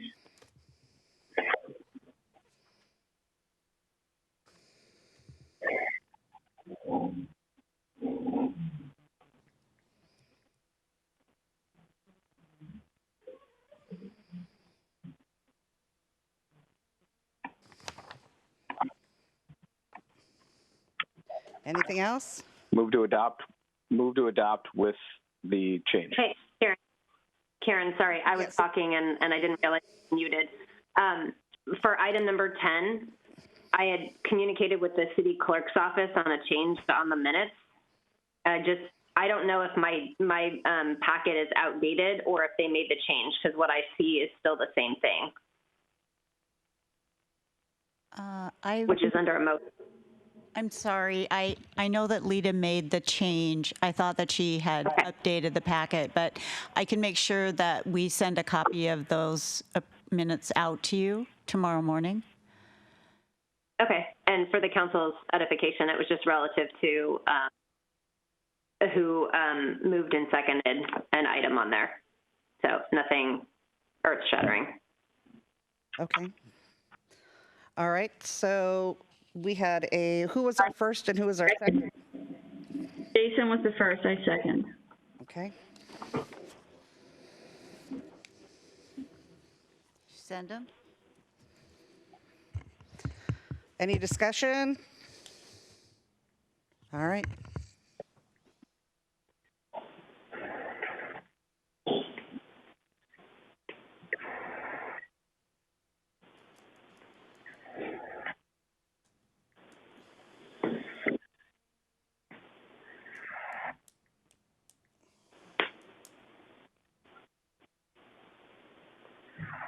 This is where Christy's supposed to be telling jokes. I'm supposed to be telling jokes? Remember when we talked about the awkward silence? Yeah. Oh, right. Okay, we need to have some of that music, you know, not elevator music. Though. Okay, we're missing just one. Jason. There we go. All right, motion passes with 5-2.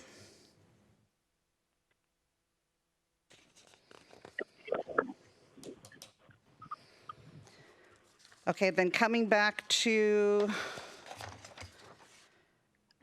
number 9. Let's put that, you know what, you guys are messing me up here. Okay, let's do our proclamations, and let's do it right before the public hearing.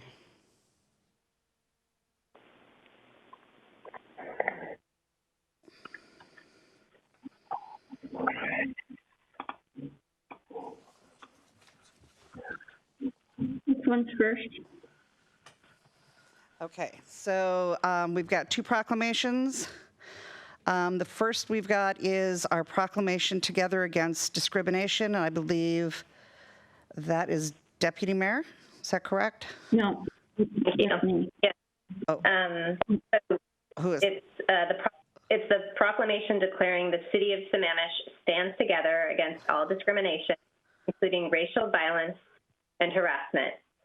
Whereas the United States is founded on the principles that all persons, regardless of race, gender, sexual orientation, creed, or ethnicity, should be treated with dignity, respect, compassion, and justice. Whereas we have witnessed the mistreatment of people of color while in police custody, resulting in death and tragedy for their families, community, and the nation. Whereas on May 25th, 2020, George Floyd died in Minneapolis, Minnesota, shortly after his arrest, in which an officer kneeled on his neck for 8 minutes and 46 seconds, and neither the officer nor any of the other arresting officers heeded Mr. Floyd's request for help when he stated he could not breathe. Whereas the nation is grappling with a pandemic caused by COVID-19, and there is misinformation and false narrative being pushed by certain persons that blame China and Chinese people for its spread. Whereas there has been an increase in anti-Asian violence nationwide, with reports of assault, verbal abuse, and discrimination against persons of Asian descent. Whereas the city of Sammamish is a tolerant and peaceful community which values diversity, equality, justice, and human rights for all. Whereas the city of Sammamish, as stewards for public safety, recognizes the right for peaceful and safe protest. Whereas the city of Sammamish has a close working relationship with the Sammamish Police Chief, Daniel Pingree, and are confident Chief Pingree and his officers share the same values in equality and justice. Whereas the city of Sammamish is committed to creating an environment where all employees, contractors, elected officials, and commission members uphold and reflect these values of equality and justice. Now, therefore, be it resolved that the city of Sammamish stands in unity with the nation in its demand for racial justice and an end to all forms of racial violence.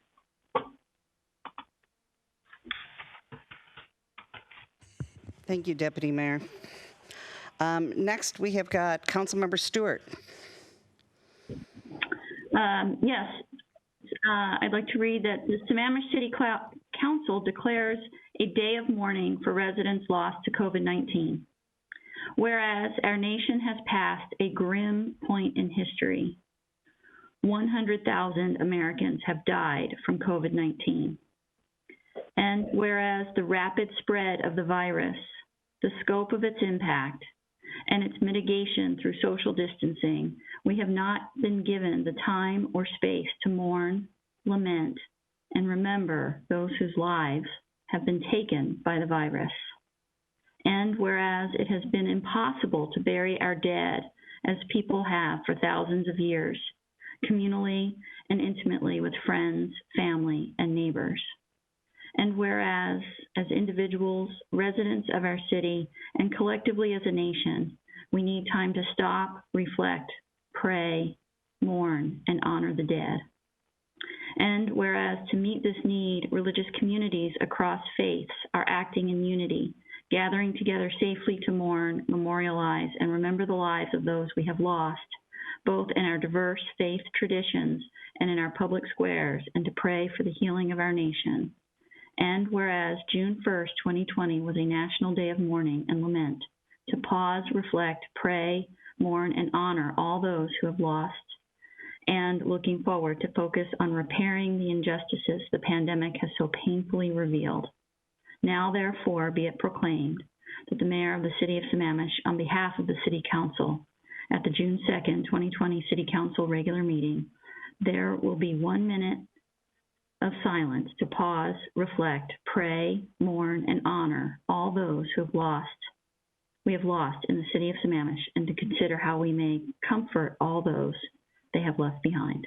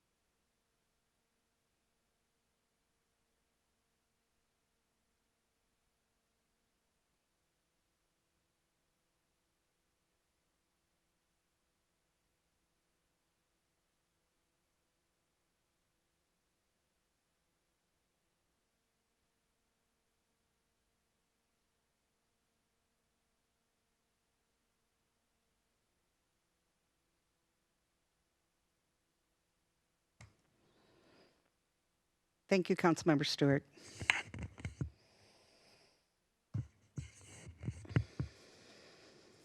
Thank you, Mayor. Okay, next thing we've got up is we're going to hop back and we're going to pick up what was number 9, contract amendment traffic model. And I'm going to have Councilmember Stewart, I'm going to have you speak to that first. Yeah, again, I feel like it's rather open-ended. It's another potentially $50,000 that we're spending with a lack of clarity when, again, we still have not dedicated that much money towards helping our community. So I want to understand specifically what do we need here and how is that more important than providing money for food, rental assistance, and to assist our local businesses.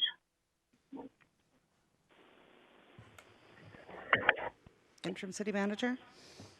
Mayor, members of council, I'm not going to make a judgment on the value in a comparison like that, but we are at the maximum. We're getting right close to the maximum on that contract with the traffic engineer, Victor Salman. And I know we have a couple of studies that I think are important for the council and for staff in moving forward.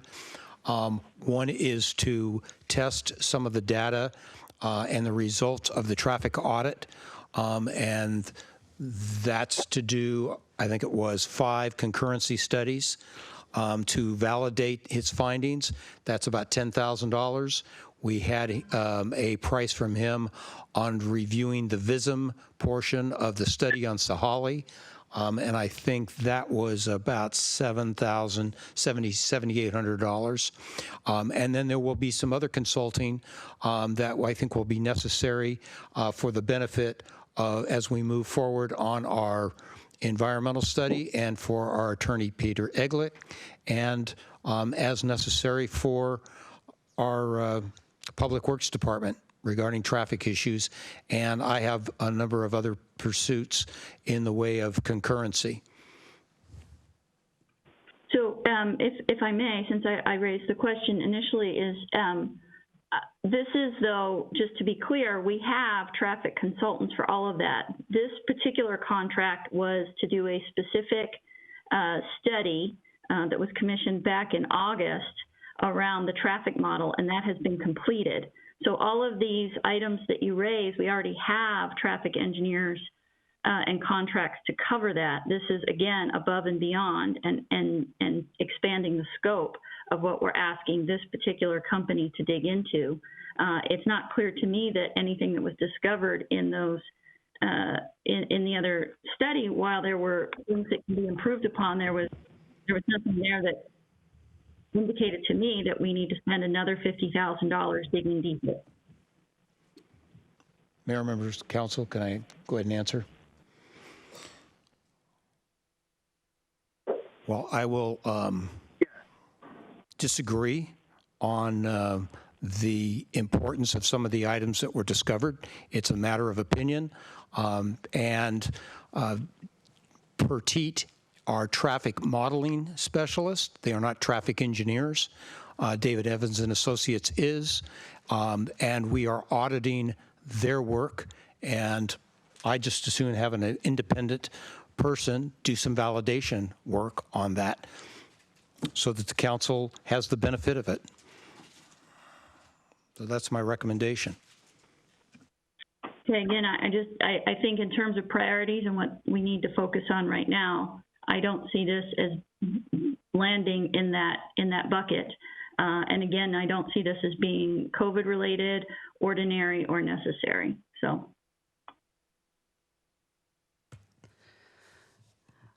Okay, so we've got some other questions that come in behind that. I've got Councilmember Treen. Yeah, I just want to speak to what the city manager just said after doing our meetings in 2s and 3s. It was pretty clear that there was obvious changes that needed to take place. We also have some other issues that are going on with transportation master plan and the TIP and a lawsuit that we have to take care of some issues, and we need the best help that we can get. And that's why we need to have Victor looking at some of these things. So we need to move forward with this as soon as possible. Thank you. Councilmember Ross. I'm going to withdraw my question. Councilmember Ritchie. Thank you, Karen. While I sat through the meetings with staff regarding the report that was presented, I agree that there is difference of opinion about what came out of that and what we should do moving forward and the impact of those things. I think there's a lot to read into that. My question is for the city manager regarding his use of the word independent. And I don't mean this in a pejorative or negative way against Victor at TSI. It's my understanding that Victor did participate and provided a lot of information, a lot of guidance, and to me, helpful information regarding our conversations, debates regarding concurrency and establishing this plan. I don't know that he would be considered independent because of his involvement in as much as he participated in the build out of the plan or gave his input as we were building it. To me, independent means third party, somebody that doesn't have any input, didn't do anything with it, didn't participate in it at its creation or part of the debates as we were creating it. So can I ask the city manager to speak to that? Yes, Mayor, members of council, I participated in all of the presentations by Victor Solomon to everyone.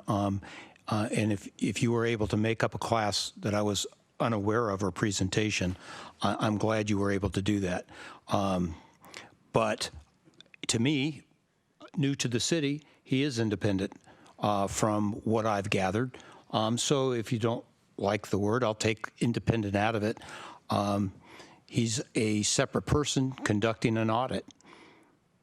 The council chose him to do the audit work. I'm asking him to follow up on his audit work and validate it. And we're out of money with that contract.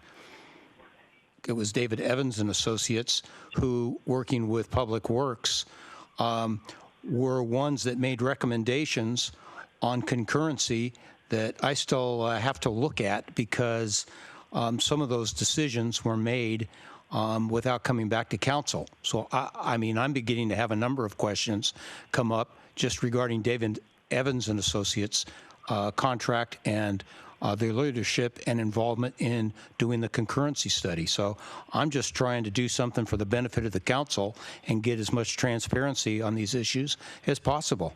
It's as simple as that. Don't mean to be misconstrued in any way. Just trying to be direct. I appreciate that very much, and I'm not accusing you of anything. I'm trying to understand that if we follow through on this audit, and I remember when we established this, that there was a question as to whether or not this was going to be something that we could utilize in terms of, well, shall I say, its legality or its sustainability were we to move into a legal proceeding. If that is where we're going to go, I guess then I would ask the city attorney, does the relationship we had earlier with Victor and TSI, does that in and of itself cause any kind of legal concerns relative to its usage were we to go into legal proceedings based upon what he has found in his audit? Or we're going to have to do this again, I guess, is what I'm asking. Councilmember Ritchie, I'm not sure if I understand by legal proceedings, if you mean who would the legal proceedings be with?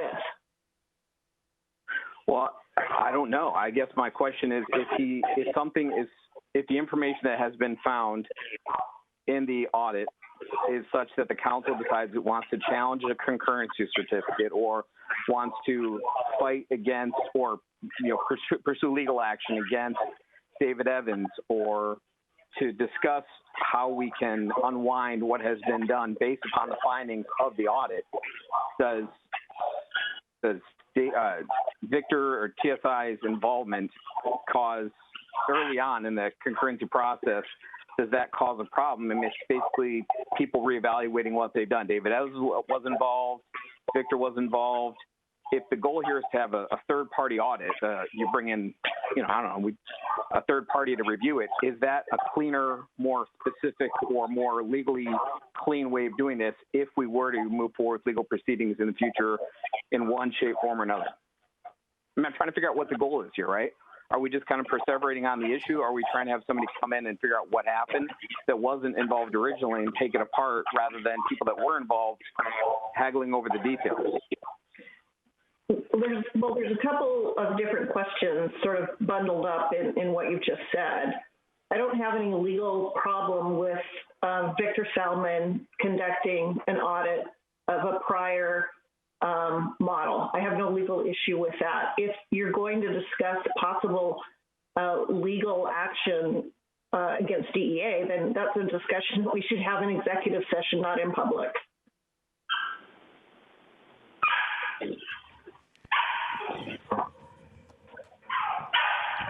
City Manager. Mayor, Council, I just want to be clear. I'm not legal counsel, but I'm not concluding, predisposing ourselves to any litigation. I thought the council wanted answers, and that's what I'm trying to pursue. The council chose Victor to do the audit. I'm following through on that.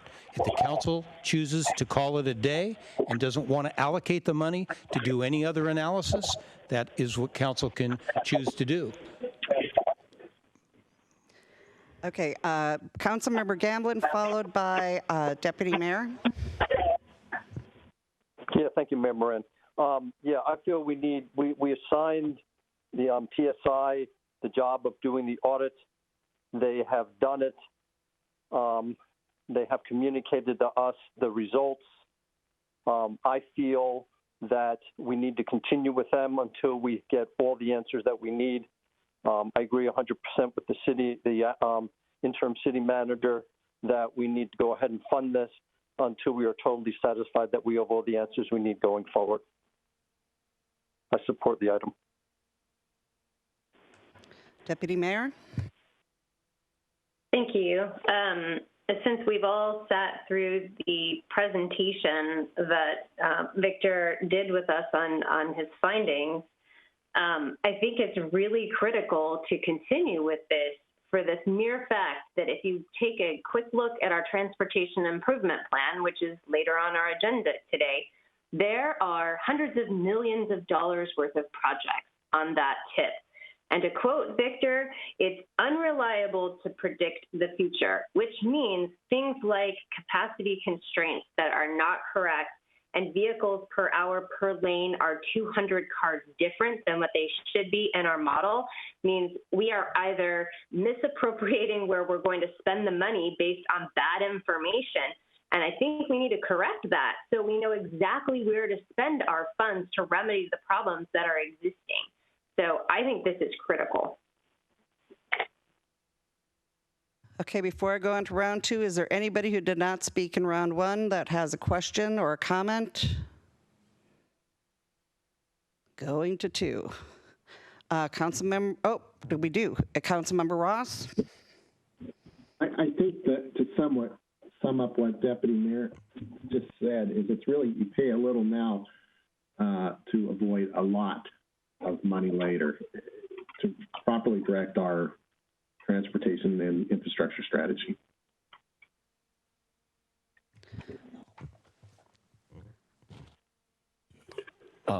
Mayor, members of council, I was just going to recall for the council that I had heard comments. I hadn't done a tally, but with Petit, I think the council over the years now has spent close to $700,000, just as a comparison.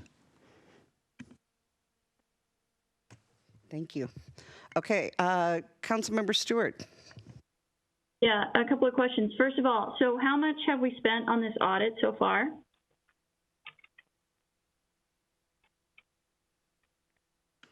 Roughly 46,000. Okay. So I appreciate, I thought we did get some good information from Victor. Just to clarify the Deputy Mayor's comments, the 200 cars was something that was at the intersection down at the Gray Barn, which is outside of our city, and it was for the PM coming back, or it was not affecting any of the peak issues that we were encountering. So I just want to be clear. I don't want to leave misleading information to the public, which kind of leads me to my recommendation, which is we've all had the benefit of seeing the results of this audit in 2s and 3s. The public hasn't seen it yet. And I feel that, again, it is not responsible for us to continue spending money down this path when the public has not seen the results. And we, again, haven't had the discussions about how much money we need to be providing for our residents who are going through a pandemic and an economic crisis. So my recommendation is that we not approve this yet. It's still unclear to me what additional scope. He did an audit already. He already audited it. What else do we need? I just see this as continuing to spend more and more and more money on things that right now are not the priority. And I'm not sure that it is prudent for us to spend more. He had a couple of good ideas. I think it's worth implementing some of those. I think that the traffic engineers and the traffic modelers were all fine with the recommendations, and I think that's fine. But I don't see continuing to spend money like this when we have way bigger priorities right now. And we still haven't gotten the information in terms of how are our revenues going to be impacted by this, and how are we going to be allowed to spend any money we may be getting from the federal government, the state, or the county. So I don't think we have a complete picture, and I think continuing to spend money here is fiscally irresponsible.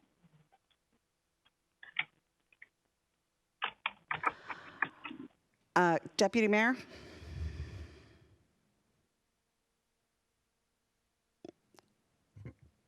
Deputy Mayor? Take it off mute. That's right. I can't go back and forth between the two screens. The information that Victor gave us is not relative to the intersection at 202. I'm looking at the slide right now. It is for it's saying it's 1,900 vehicles per lane per hour.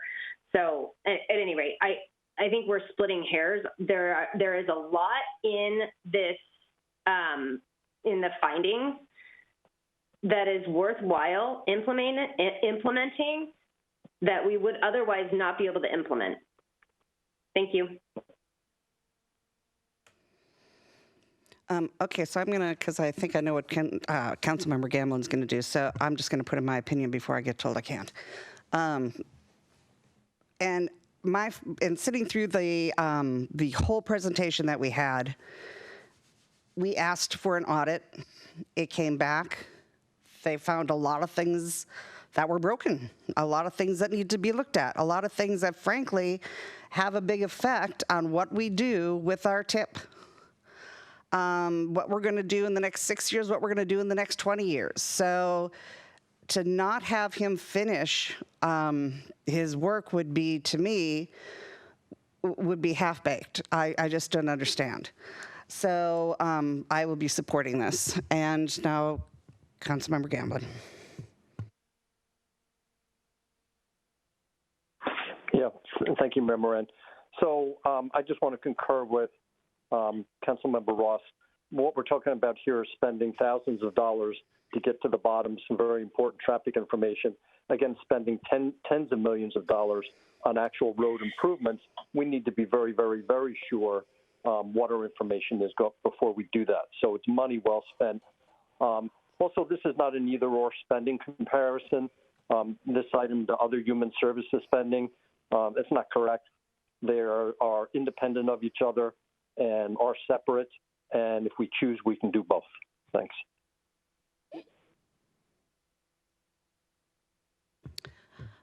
Okay, that's seeing any other questions in the queue. Do I hear a motion to move forward with this? So moved. Second.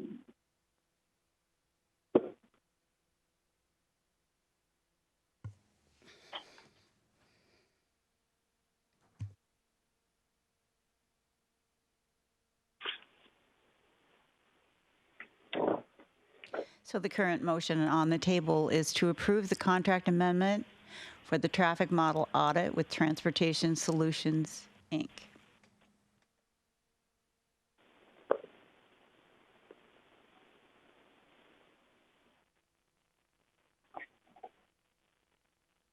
And the motion passes 5-2. Okay, Council, we are at where we would do our public hearing. And this is also something that I think would take a while. So I'm going to ask if we can, please, we've got our police chief that has been sitting here very patiently.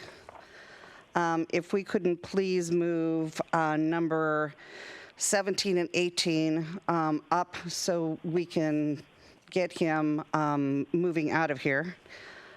So he doesn't have to sit here through another hour of our meeting.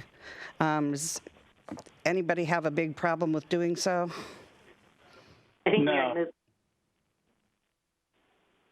Fine. Good idea. Great, thank you.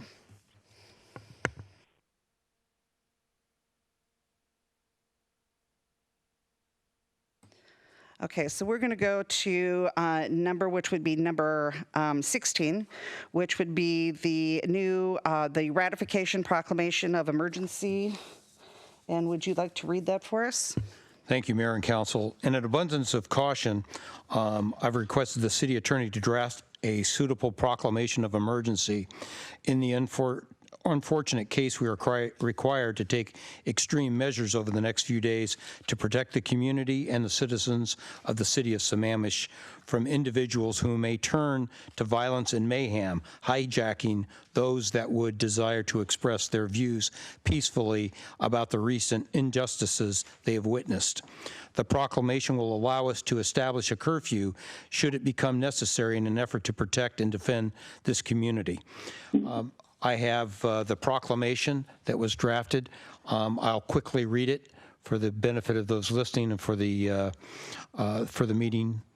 Whereas the death of George Floyd in Minneapolis, Minnesota on May 25, 2020, while in police custody, has led to widespread public protest across the nation focused on incidents of police brutality and systematic racial injustice in the United States, including such protests in Seattle, Bellevue, Tukwila, and this past weekend, and whereas these protests have been principally led by individuals and organizations appropriately and peacefully exercising their right of free speech in response to the urgent issues of injustice and inequality in this country, and whereas many individuals, however, reportedly, including those associated with organized gangs, have chosen instead to use such peaceful protests to cover for widespread, dangerous, and organized criminal acts, including armed assaults, arson, vandalism, and rampant looting in stores and other places of business, as well as public gathering spots, resulting in significant and widespread damage, destruction, and harm. And whereas there remains a significant likelihood at this time that such dangerous and organized criminal acts may continue in our region, specifically including within Sammamish, thereby creating an emergent circumstance demanding immediate action to help preserve the public health and safety, welfare, and property of individuals and businesses within Sammamish.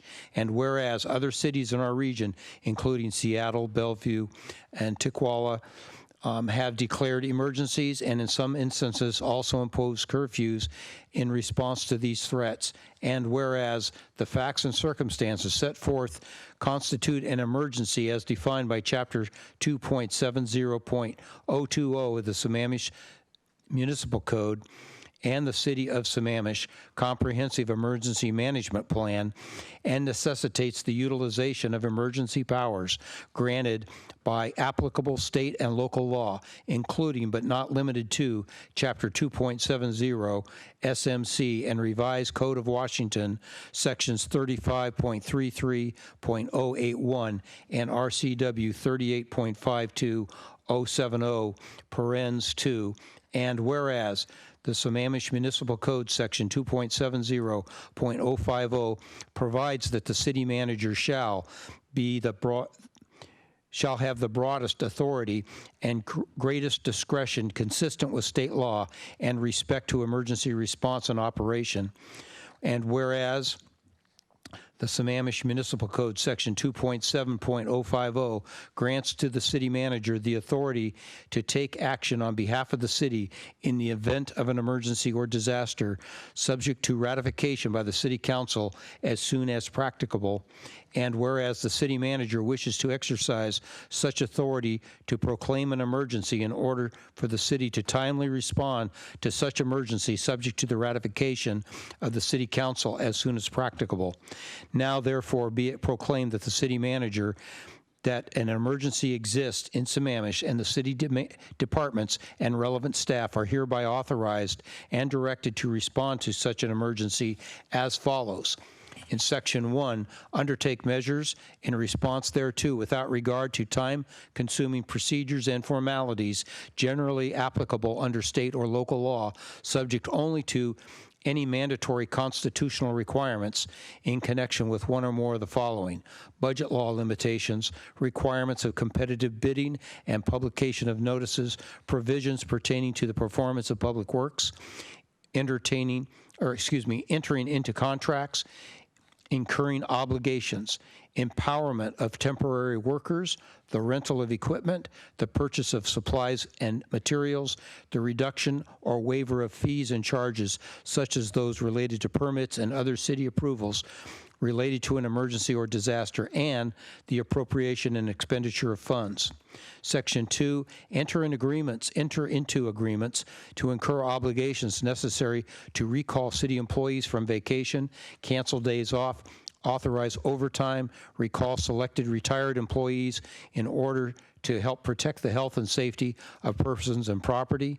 And Section 3, to undertake additional measures pursuant to the city's police power authority under the Washington Constitution, Article 11, Section 11, to protect the public health, safety, and welfare, including such measures that as are eminently necessary for the protection of life and property, including but not limited to the imposition of general curfews, temporary closure of public places and businesses, including those selling or dispensing alcoholic beverages, rationing, and other limitations on the sale or distribution of fuel or other essential materials where demand is expected to exceed supply, the evacuation or clearing of debris and wreckage from publicly and privately owned lands and waters, the destruction of private property, which example is unsafe structures if necessary.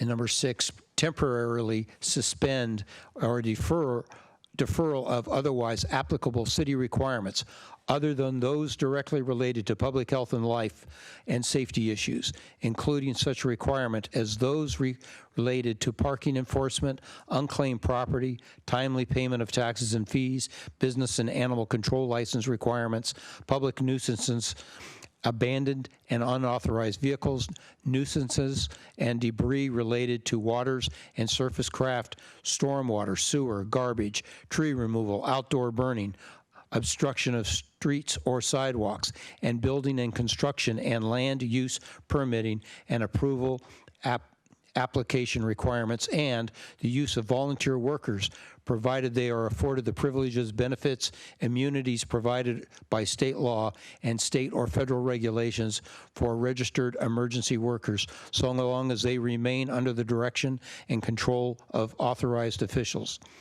Section 4, in implementing the provisions of this proclamation, city departments and staff are not subject to generally applicable departmental and individual expenditure limits, provided, however, that the city manager or a designee may impose such expenditure limits together with any other terms and conditions as may be considered necessary. Section 5, this proclamation shall be subject to ratification by the city council as soon as practicable and shall remain in effect until such time as it has been rescinded or amended by the city manager or the city council. The city council may, during the pendency of such emergency in accordance with the special provisions provided thereunder, the State of Washington Open Public Meetings Act, RCW 42.30.070, dated this 2nd day of June and signed by myself as interim city manager. So I look for a motion for ratification. Do I hear a motion for acceptance and ratification of this? Second. Okay, so who was the first and who was the second? Christy. Christy First. And Kent Treen. is second. Okay. Any discussion? I just have a question, Mayor. Okay. Thank you, Mr. Interim City Manager. Quick question, because we're already under a state of emergency. 1, is a second state of emergency necessary? And 2, how do they work together? Mayor, members of council, I'm going to let Lisa, who's probably more equipped to answer that. Councilmember Stewart, I haven't put the 2 proclamations. The first one was signed by the interim city manager in March, and the second one is this one. I haven't put them side by side, but I don't recall that the first one contained language regarding curfew. Now, it may very well have contained. It didn't. Okay, thank you.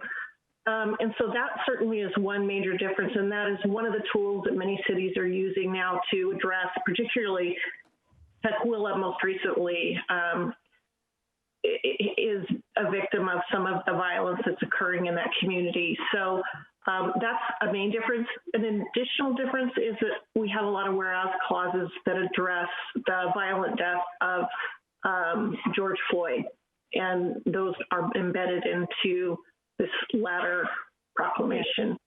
So I guess, and again, sorry for my education, but do we have to specifically call out things like a curfew in this proclamation, or again, since we're already under a state of emergency, not just one of the tools that can be used? We're doing it out of an abundance of caution. I mean, certainly there are possible legal risks in imposing curfews, loss of business, opportunity, revenue, and things like that. So we certainly want to protect ourselves by embedding as many findings of fact as we can into this and calling out the curfew specifically. Okay, thank you. And I would add that in one case, we had the COVID was specifically identified as a health emergency, and here we have civil unrest, which is in many cases significantly different. And I think, as the city attorney has identified, we're trying to, out of an abundance of caution, identify a number of circumstances that went beyond the declaration of emergency or the proclamation for an emergency for the COVID health crisis and a pandemic. Thank you. One other question, and that is because we haven't had any civil unrest here yet, and again, I know that doesn't mean nothing will happen. Should we or could we define a set of circumstances in which these things would be enacted so that it doesn't appear that we are reacting before, putting the cart before the horse or anything like that? Mayor, members of council, as I stated in the original paragraph, I do this under an abundance of caution so that we are not found ourselves short-footed. As I shared with you earlier, we're trying to be prepared. We're working with our police force and the King County Sheriff's Department, our partners at Eastside Fire and Rescue, and we have had curfews placed in Issaquah and Redmond. And I will tell you, the staff will tell you, that I was reluctant and I did not think it necessary to do this yesterday. But in my memo to you all, I told you that today may change and tomorrow may be much different, and we should be prepared. I do not believe this is an overreaction, and it gives the city manager the tools necessary, and that's why we're doing it. No, it's fair. Again, I'm not questioning you. I'm more just asking questions to understand and to clarify for those watching at home. So thank you. Okay, are there any other questions? Okay, then we've had a first and a second, and we can proceed with our vote. So the motion on the table is to authorize the emergency proclamation.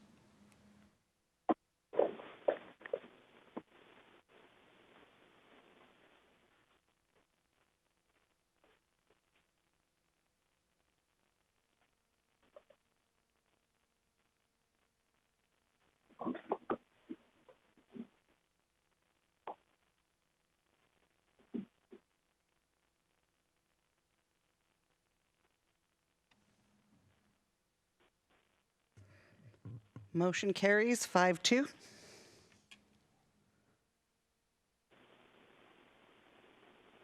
Next, we have got Mayor and council, also in an abundance of caution, I had made a recommendation that Chief Pengrave be the acting city manager while I have to leave town with some plans that I cannot change. And with the appointment of Chief Pengrave, given the circumstances, I felt it was the best choice for the council. And the city attorney has identified that there is language that is debatable on the designation of a qualified administrative officer of the city or town. And whereas we contract with the King County Sheriff's Office, and so therefore I would call the chief an administrative officer.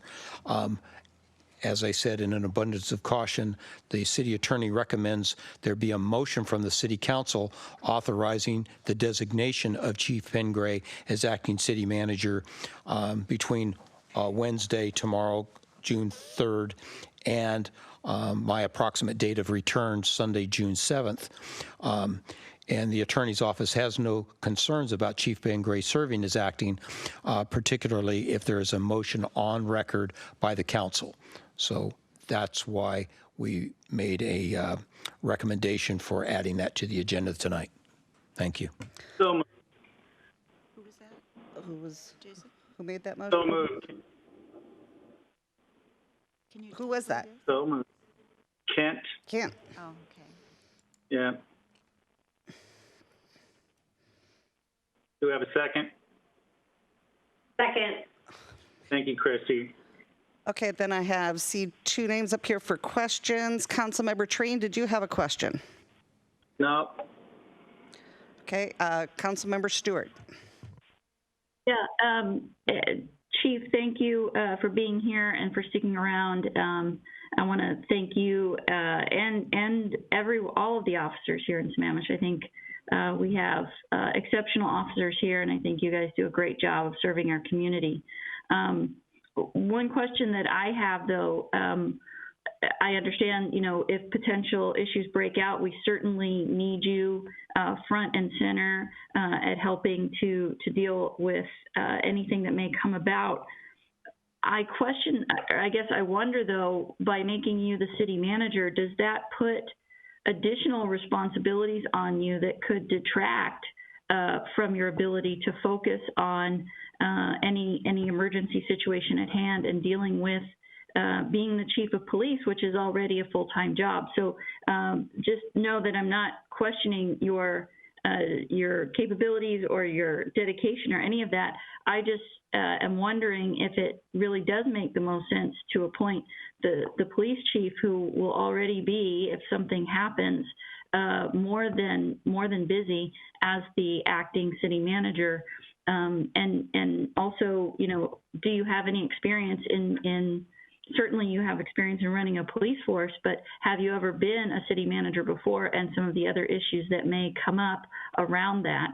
And then my other question to the interim city manager would be, why would we not appoint someone as acting city manager who has fulfilled that role in the past? Certainly, again, if an emergency were to arise, the police chief would certainly be front and center in everything that would be being orchestrated to respond. Mayor, members of council, I'll just say I just stand by my recommendation given the circumstance. The chief is approaching the lectern to answer your other questions. Yeah, till it turns green, Dan. Good evening, Madam Mayor, Council.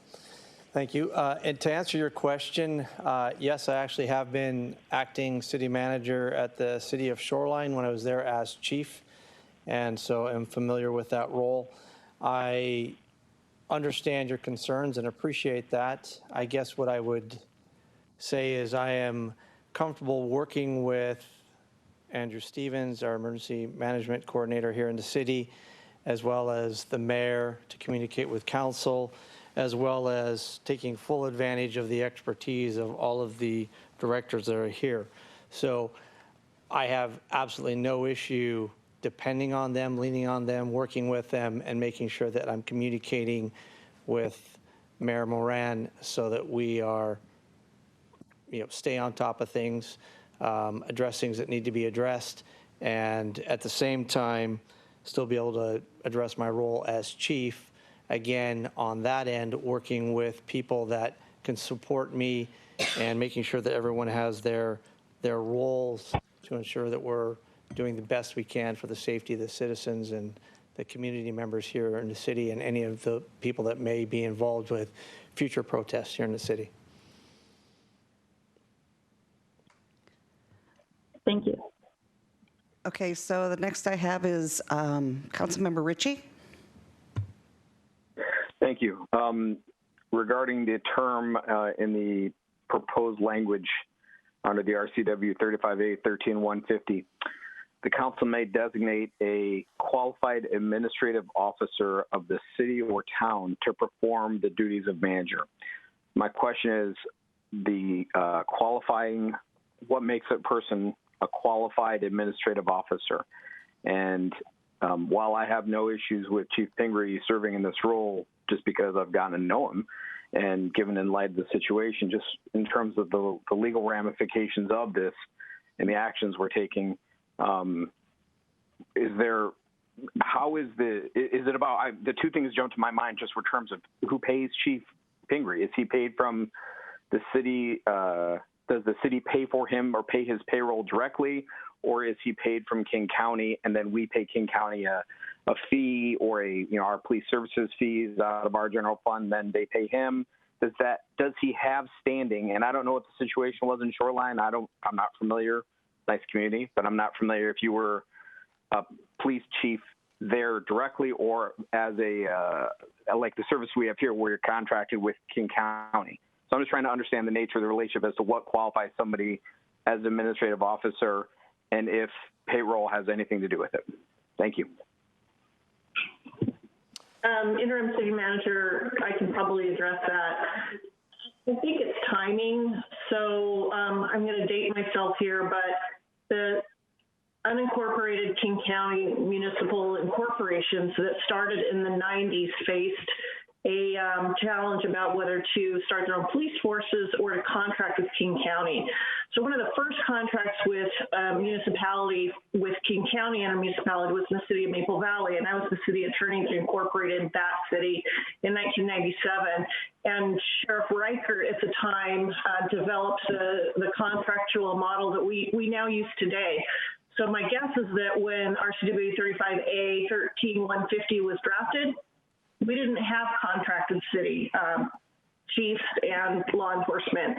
So I don't think there would be really any risk or likelihood that for some reason Chief Pingree's decisions would be avoided or voidable because his paycheck doesn't come from the city. I think it's just the timing of the legislation and when contract city started. So the motion is out of an abundance of caution. We're saying that a lot tonight. Make sure that you are aware of and concur with his designation.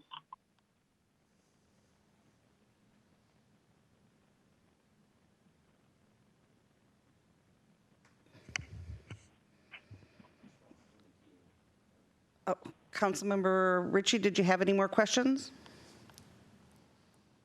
No, not at this time. I appreciate it. Thank you. Councilmember Ross? Yeah, it really feels like we're trying to kill a chicken with a missile. I think it's really important for the chief to be in charge at this time. And if any administrative matters suffer the next few days, who cares? Public safety is the #1 priority right now in the next few days. And I have utmost absolute confidence in chief and as leader of that emergency management. So I fully support that, and I'm surprised that we are concerned about the administrative details under that. Public safety, #1, we're in good hands. Thank you. Okay, any other questions? Okay, seeing none, I think we're ready for the question. So the vote on the table is to authorize the city manager to appoint Police Chief Pingree as acting city manager during his absence from June 3rd to June 7th, 2020.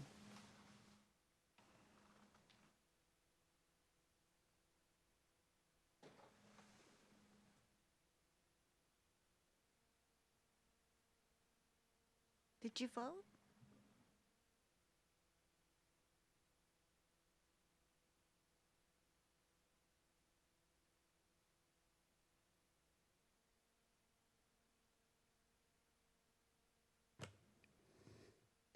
Motion carries 6-1. Okay. Thank you. Thank you for being so very patient.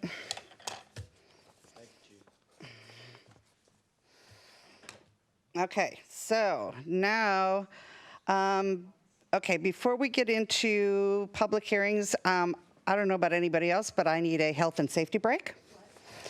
So we are going to take a Sammamish 5 for a health and safety break. And I'll be back here in 5 minutes.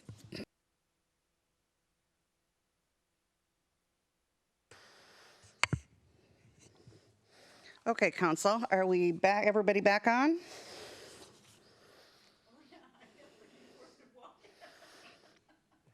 Present. Okay. We are going to get back on here, and the next thing that we have is we have got the next thing we have is the updated 6-year transportation improvement plan, and I believe we have got Cheryl on the line. Good evening, Madam Mayor, Council, Mr. City Manager, Cheryl Paston, Acting Public Works Director.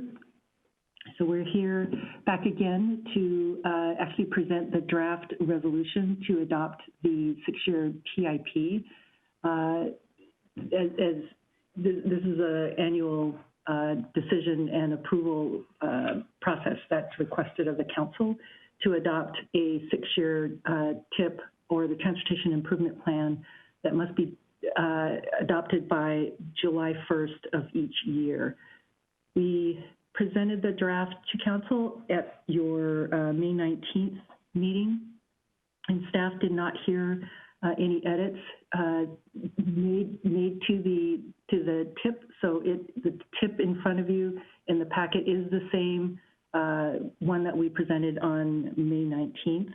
We do request that you open the public hearing tonight, and then I understand that the council may, originally, our plan was to request adoption at the June 16th meeting, and I understand that that might be pushed to June 23rd. But in any case, tonight's meeting is for the council to open the public hearing and receive public comment. And then Andrew Zagers and I, who is the city engineer, are here to field any additional questions the council may have.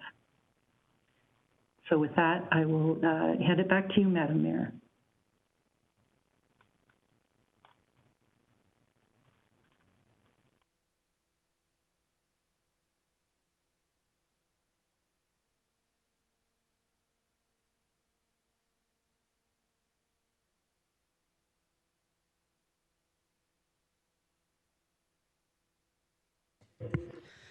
Okay, we're going to be opening up the hearing for the 6-year Transportation Improvement Plan for years 2021 through 2026.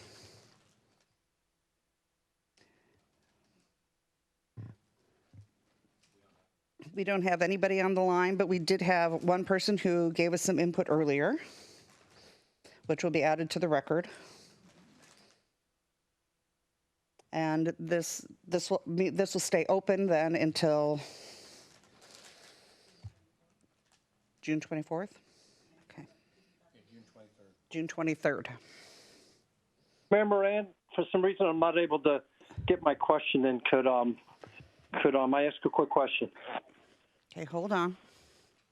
Probably because I was still announcing what I was supposed to, so hold on. I'm not on that screen to you.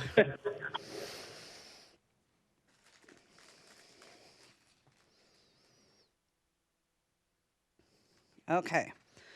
I still don't see you in here. Okay. So,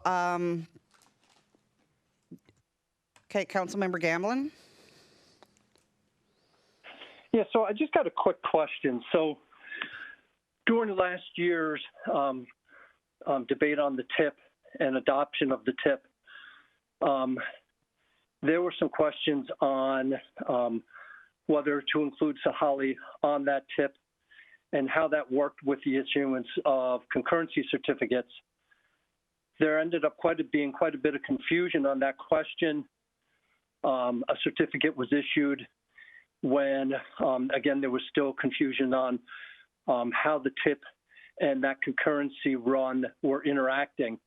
And I'd like to find out, number one, how that's different this year with this current TIP. Has that been addressed so that issue is no longer a problem? And my second question is, Cheryl indicated a 7/1 approval date. Has the city always approved the TIP by July 1st date? And if it has not, how did that occur and what were the implications of that?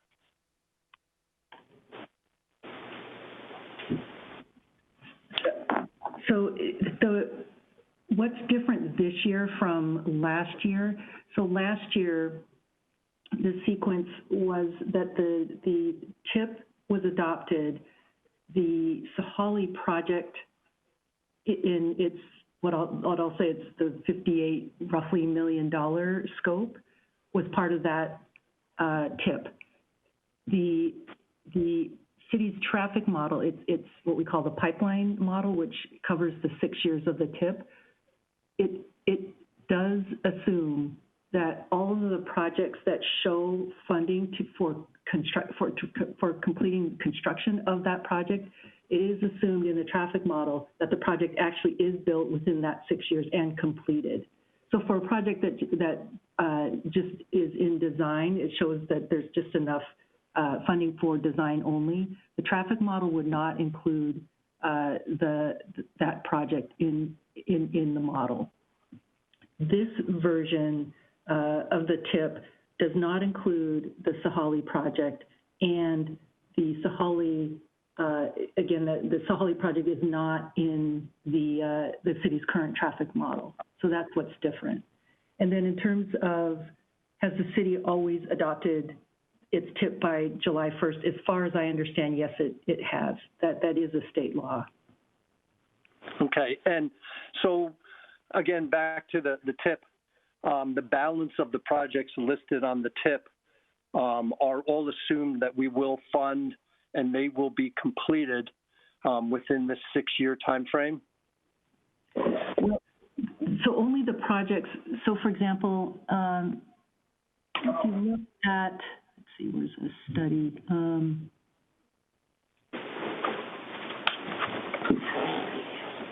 Trying to find, we have a project in here that's a study.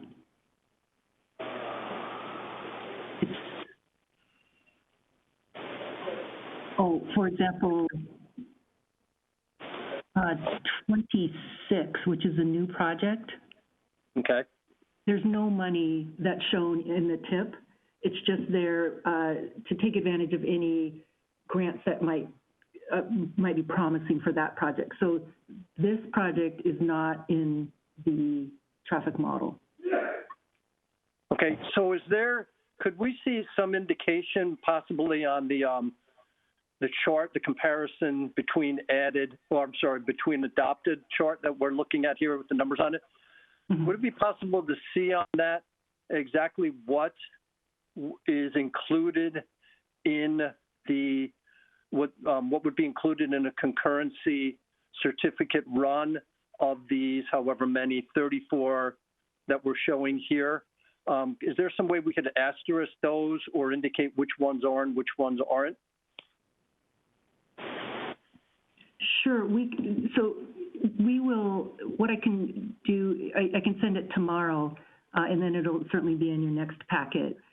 We can show which projects show enough dollars to actually construct that project, and those are the projects that will be in the traffic model. Okay, I just want to be, you got it, Cheryl. I just want to be very, very, very clear this year on what is and what isn't and how this is working. So if we could just clarify that a little bit, that would be great. Thank you. Sure. That's easy to do. You can do that. Deputy Mayor, followed by Councilmember Treen. Deputy Mayor. Thanks. Let me make sure. Okay, just making sure I'm off mute here. So, as for feedback for staff on a TIP, I understand why staff removed Sahali with the exception of those intersections, but I don't find it palatable, frankly, because, at least from my own vantage point, we need to do something about Sahali. We are spending all kinds of dollars on the south end of the plateau and completely ignoring the north end. And I think, we're doing design work on Issaquah Pine Lake Road, and I don't deny that we need to do some work down there too. But the reality is that there are larger chunks of Sahali that have no pedestrian facilities, no bike lanes, and we're talking about doing only intersection improvements on there in the next 6 years. And I don't know that that is, palatable for the 6-year TIP. I know we can always change our TIP, but I don't like to put forth an affirmative vote on a document that I have little faith in its execution or that it's the right prescription for the issues surrounding Sammamish. So I would like to see something more for Sahalee, is I guess where I'm going.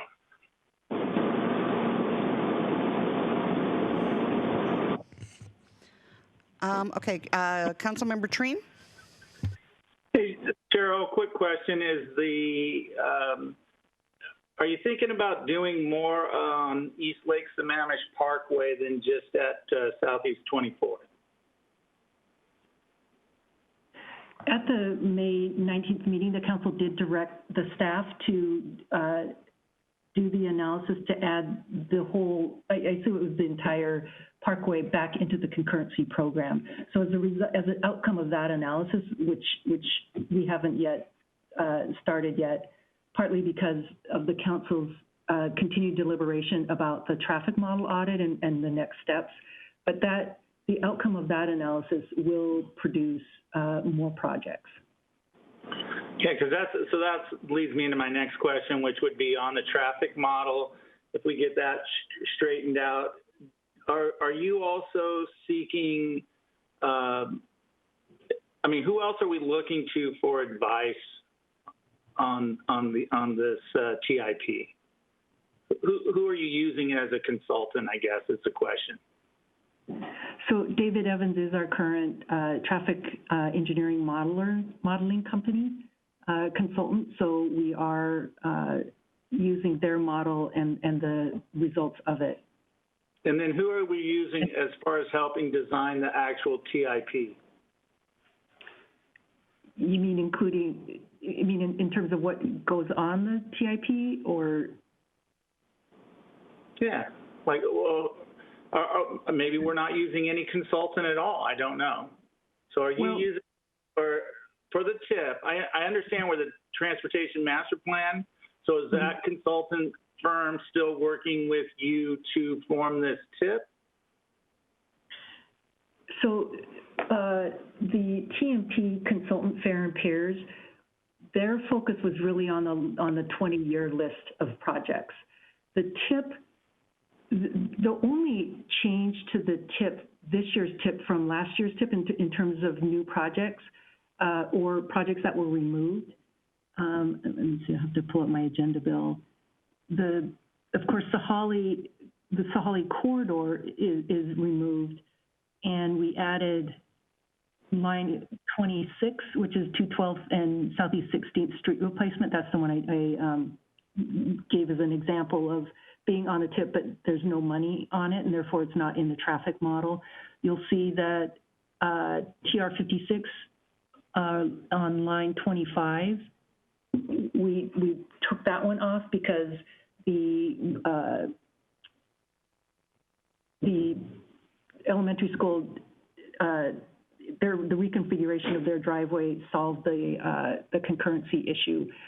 So as we decide what projects to put on the TIP are not usually, there's usually not that many dramatic changes from year to year because these projects take multiple years to design and construct. For example, Issaquah Falls City Road. Andrew, I think we're on the third or fourth year since we initially put it on the TIP.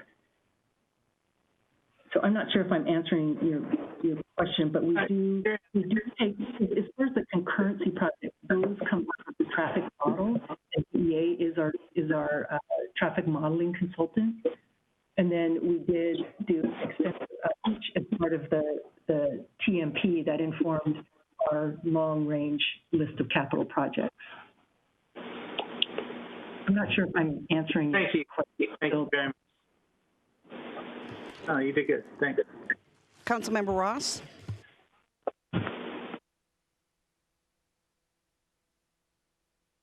Yeah, thank you. Since this is based solely on the intersection levels of service standard in light of the Growth Management Hearings Board, as we update the V over C in the next 6 months, does this become immediately invalid that we have to do the TIP again, update it, and therefore all we're going through is an exercise rather than a true planning document, because we're really reflecting a plan related to a policy that in the next few months is no longer going to be valid. So I will need to defer to Lisa to answer that one.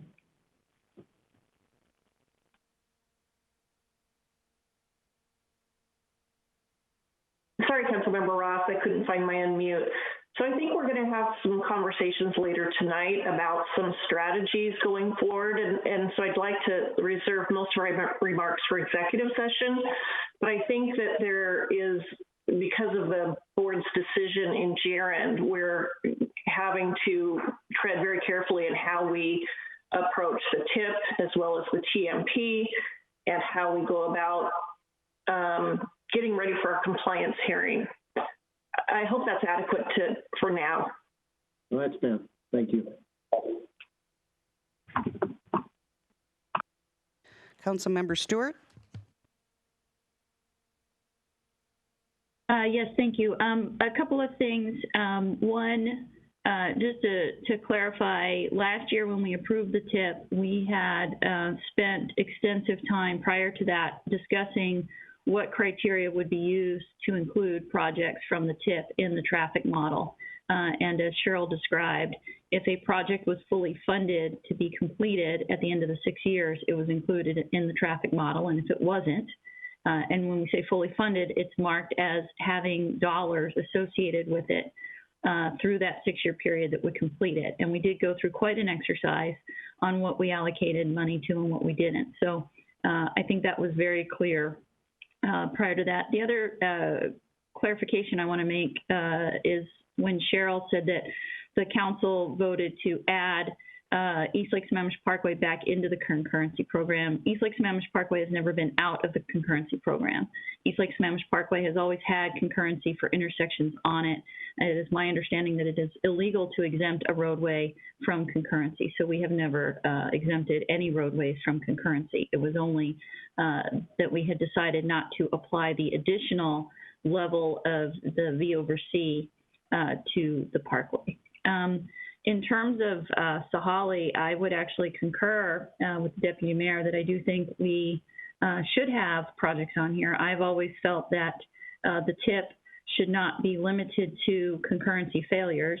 And based on what we already know, we know that Sahalee Way fails when V over C is applied, and we as a city are working to get the V over C reestablished. So there's no reason for us to assume that Sahalee Way is not going to fail. So I don't think that the TIP should only be projects that remedy concurrency failures. There are plenty of other projects that we need to do that aren't about concurrency failures. We even discussed last year possibly splitting out Sahalee into a set of projects that we know we could do to at least temporarily improve some of the public safety issues while we take a longer view at what work needs to be done to increase the capacity along that roadway. So I do think that we need to look at that.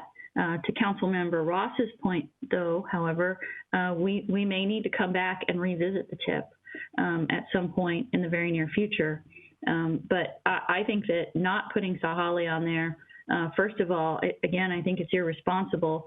Sahalee Way has been an area that's needed public safety improvements, both in terms of intersections as well as having bus stops and sidewalks and bike lanes at a very minimum for a very long time. And we've heard from residents who live along there how important those improvements would be. So I do think we should add something back onto the TIP around that. And I think that we should also at a minimum have funding on here for the planning and studies for Sahalee Way. So even if we don't have a project that's fully funded to complete the roadway, we should have all of the planning, the studying and planning work on here. Thank you, Council Member Stewart, for the correction. You're absolutely correct. When I said the East Lake Sammamish Parkway, I was thinking I should have said the Parkway corridor and segments. The intersection, there are concurrency intersections that we are monitoring on the Parkway. So Cheryl, we don't have any, I was just trying to remind myself and looking through the list again, we don't have any planning projects for Sahalee on here, do we? Well, if you look at the I don't know how many columns over where it says projected 2020 expends, we do have budgeted $750,000 to continue to do some design work, planning and design work on Sahalee this year. I see. So there is some dollars, and that was a question at the last meeting, and then certainly this meeting is just wanted to alert the council that we do have those dollars budgeted for this year, and you know, is that something that the council it continues to want us to further refine the design of Sahalee? Yeah, and do we realistically think with everything that's happening right now that we would complete that work this year, or should we be allocating money towards that in 2021 as well? Well, that's a good question, because when we obviously planned that amount, we weren't thinking that we would be so restricted in what we could bring to you, the council, for discussion and deliberation. We had planned to bring Sahalee back to you, I lost track now exactly how many months ago, but we've had to put it on hold because it didn't fit the governor's criteria. So it may be that it ends up going into 2021. But I believe we can carry the money forward into 2021 instead of allocating new dollars. Right. But I mean, it should just, from a planning perspective, it should be shown on there that it will spill over into 2021. Okay, thank you. Councilmember Gamblin. Yeah, thank you. So 2 quick questions. Number one, it seems that what we're having is a disconnect between a planning document and a document that will be used to inform for concurrency. Is there any thought or planning to bifurcate the concurrency run from the TIP, which would allow us to basically do what we want on the TIP, which means to pile on any possible improvement that we may see coming so that we can be eligible for grants or any other federal or state money that's available for that. So we can use it as a true planning document to put things on there that we think we may need or may be able to get to, but we're not sure. And then go ahead and have a separate either document or something within our regulations that just clearly states what we know is funded and what we know is going to be built for sure. So that's my first question. The second one is on East Lake Sammamish Parkway. Are there any intersections going north on East Lake Sammamish Parkway, the area which tends to be very, very congested, basically from Englewood on north?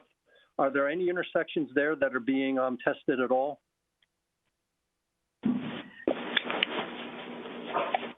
No, there. Oh, go ahead, Andrew. Yeah. Okay, Councilmember Gamblin. Actually, there are no intersections between that stretch up until the city limits. The first intersection you had is actually controlled by the city of Redmond. Thank you. Okay, then I had a question, and Mike, I don't know if it's a question or a comment or a... Mayor, I'm waiting for the response from my first question on bifurcating or splitting up the planning document of the TIP to some other type of regulation informing concurrency. Sorry. Yeah, not a problem.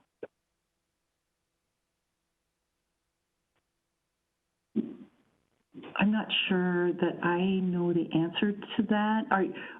Councilmember, do you have just the concurrency projects on one document and then all other, or just the non-concurrency projects on another? and just adopt them separately, or just adopt one of them by July 1st? Yeah, the TIP has always been put forward as a planning document, right? So we put everything on the planning document that we may think we want to do. And again, it's been brought forward many times that we want everything on the TIP because we never know where we're going to qualify for some money, and we want to be able to plan on what we need. But can we put in the code somewhere the specific projects for concurrency so that they're held to a different standard, that we know we have the funding, we know we have the plans, and we know they're actually going to be built? And then that's fine. Go ahead and put them in a concurrency because we know what's actually going to happen. But what seems to happen is we have an extensive TIP, and anything in there in the past, and maybe it's been a little modified now, everything in there has gone in with the assumption it's going to be done. And we've seen in the past that's not the case, even close to not being the case. In fact, almost all of it doesn't get done. So my suggestion is, why do we need this all in a single document? Let's have a TIP, which is a true planning document where all the potentials go in, and we can then go ahead and move them around and fund them and talk about them and look for money for them. But then go ahead and look at what actually we have funded and we have plans on and we know we're going to execute on. Put that in the code somewhere as this will what be included for running concurrency, so that we're being honest about concurrency and honest about the loads that we expect to be on these streets. Lisa, I'm going to have to defer to you again on that one. Councilmember Gamlin, you have just articulated what we're struggling with how the GMA is currently structured. In that pithy question, you have shown the light on the challenge. The law requires us to use the TIP as a planning document so that regional stakeholders and partners know what its neighbors are doing. We can get grants. We can possibly fund. But if we threw everything into the TIP, and it becomes a wish list, then all that the developer will have to do to pass concurrency is say, well, there's a financial guarantee in place for the next 6 years, so I pass. So you're absolutely correct that uncoupling them is the solution. How to uncouple them without legal challenge is going to be something that I'm not sure I can answer right now. Does that address the question?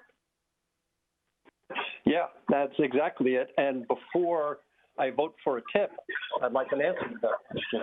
So whether we need to pull in different specialists, different legal specialists on this question, whether we need to look at creative ways around this, I just would really like to see a fair and honest way that we can be sure going forward that we are not altering our concurrency to say that a lot of improvements are going to be there to handle future traffic when the traffic then appears and the improvements aren't done and all the residents are scratching their heads saying, what the heck happened? And I think we can ask those questions. In fact, in closed session, we have our specialist available to us, and I think that will definitely be a relevant question. This is Peter. If I can I don't know how to flag if I want to say something. Can I just say something? Absolutely. Yeah, it is a good question. It really goes in substantial part to the legal strategy and requirements for compliance with the GMA and with and in some respect with the board's decision in Gerund. And I think we need to talk about it in executive session. But I think the idea of the tail shouldn't be wagging the dog makes a lot of sense. And I'm not sure there isn't a way to legitimately and lawfully make sure that doesn't happen. It seems as if the assumption for the concurrency modeling has kind of not really looked at that with a refined eye. Maybe it wasn't necessary, maybe it wasn't thought of, but it's something that can be looked at. And I might also add, I wonder how all of this is going to go anyway, given the period of uncertainty we're in. I'm not talking about civil unrest necessarily, but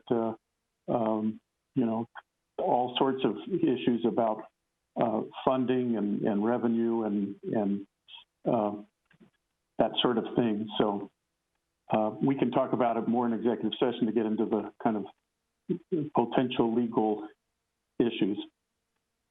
Thank you, Lisa. Thank you, Peter. Yeah.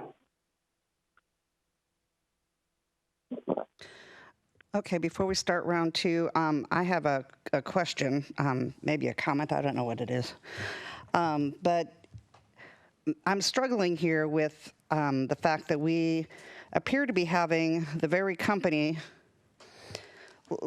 Over the last couple of weeks, we've learned, I personally have learned, and I personally believe that I've learned, we found some very important problems with the way that we are doing our traffic model.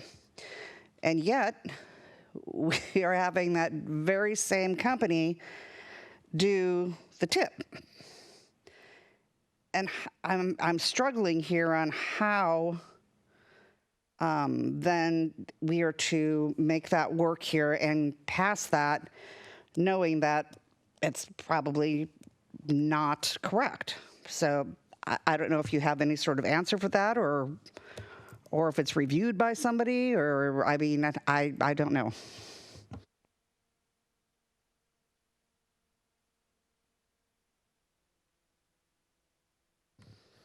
Okay, well then we'll move on. Okay, so Councilmember Treen.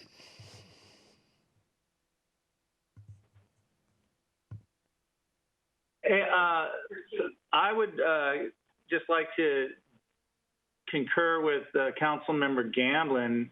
I think that's what I was trying to ask, but Ken Gamblin, you did an excellent job of posing the issue and the question.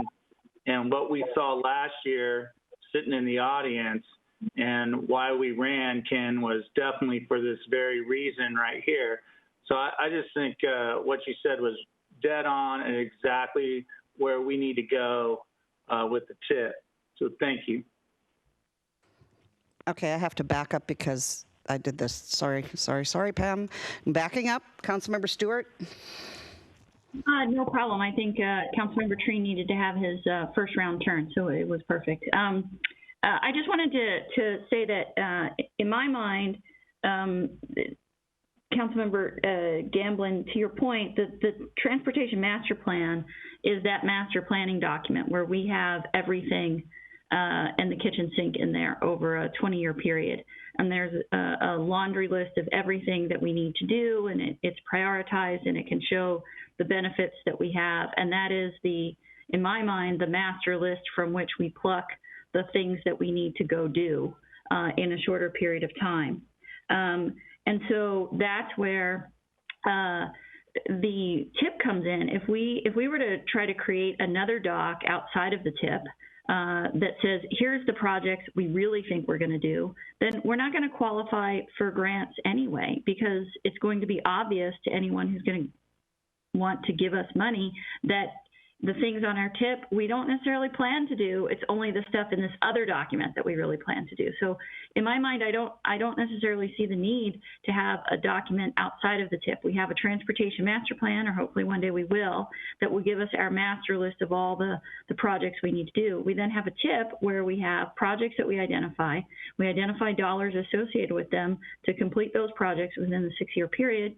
And that's what you have to manage your concurrency. So I think if we start creating additional documents where we say, well, this is what we really, really, really mean, we're going to put ourselves into a situation where I think we're going to find that we will get less funding from other resources because people will begin to trust us less in terms of the things that we put forward.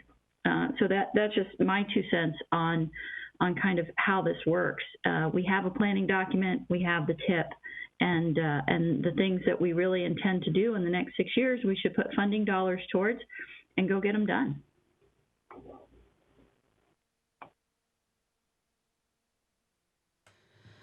Councilmember Gamblin?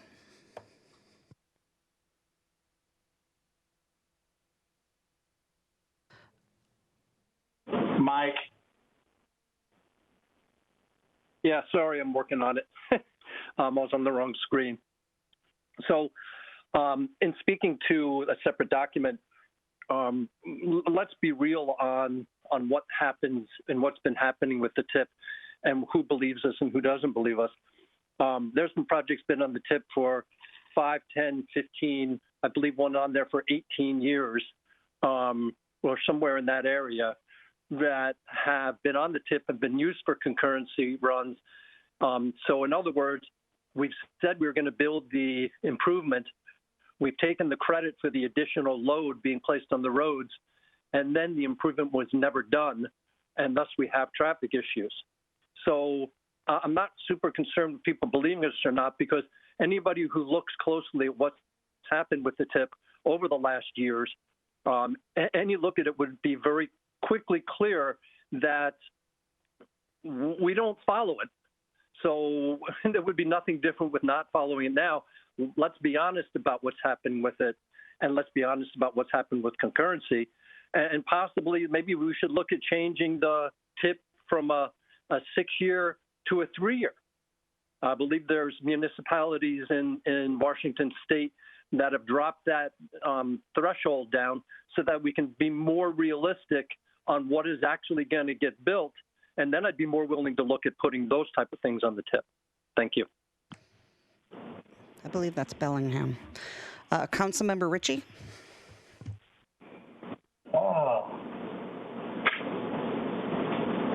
Thank you. So I appreciate listening to what everybody had to say, and I guess my takeaway from this is that, and Councilmember Gamblin, I definitely agree with a lot of what you're saying, and I appreciate that, and I don't think we're far off in terms of where you are, or where I am, or where a lot of us are on this council or the city about some of the issues we have. I guess my concern is whether it's on the TIP or not, we as a council, as a city, and when I say we as a council, I don't necessarily mean us 7, I mean previous councils. This city council and its predecessors, all of us, we have all kicked the can down the road and not done the work that is on our TIP, and that has caused traffic problems. And concurrency is a separate issue in as much as how we measure, are we doing it concurrently? I agree with you that is a concern. It's a problem. It's a big problem. But I think that what I'd like to focus in on is what we have in front of us here, what we put into it is a working document, and it's up to us as a council to act on these things now and to learn from the mistakes of the past and to actually do the infrastructure builds that are needed and not just use this as a parking lot for hopes, wishes, and dreams and other things. It is supposed to be a working document that we have not been working off of. We haven't taken our 1% in 10, 11 years, whatever it is now, and we have all this bonded capacity. I agree that things need to be done to our infrastructure to improve our traffic throughput, our flow, reduce our rush hour, add bus turnouts. There's a bunch, sidewalks for public safety. There's a lot of things we can do. I would hope that we can take this experience in the past couple of years and the previous experience from previous councils and actually do some of the things that we as this council and previous councils have put onto TIPs for way too long.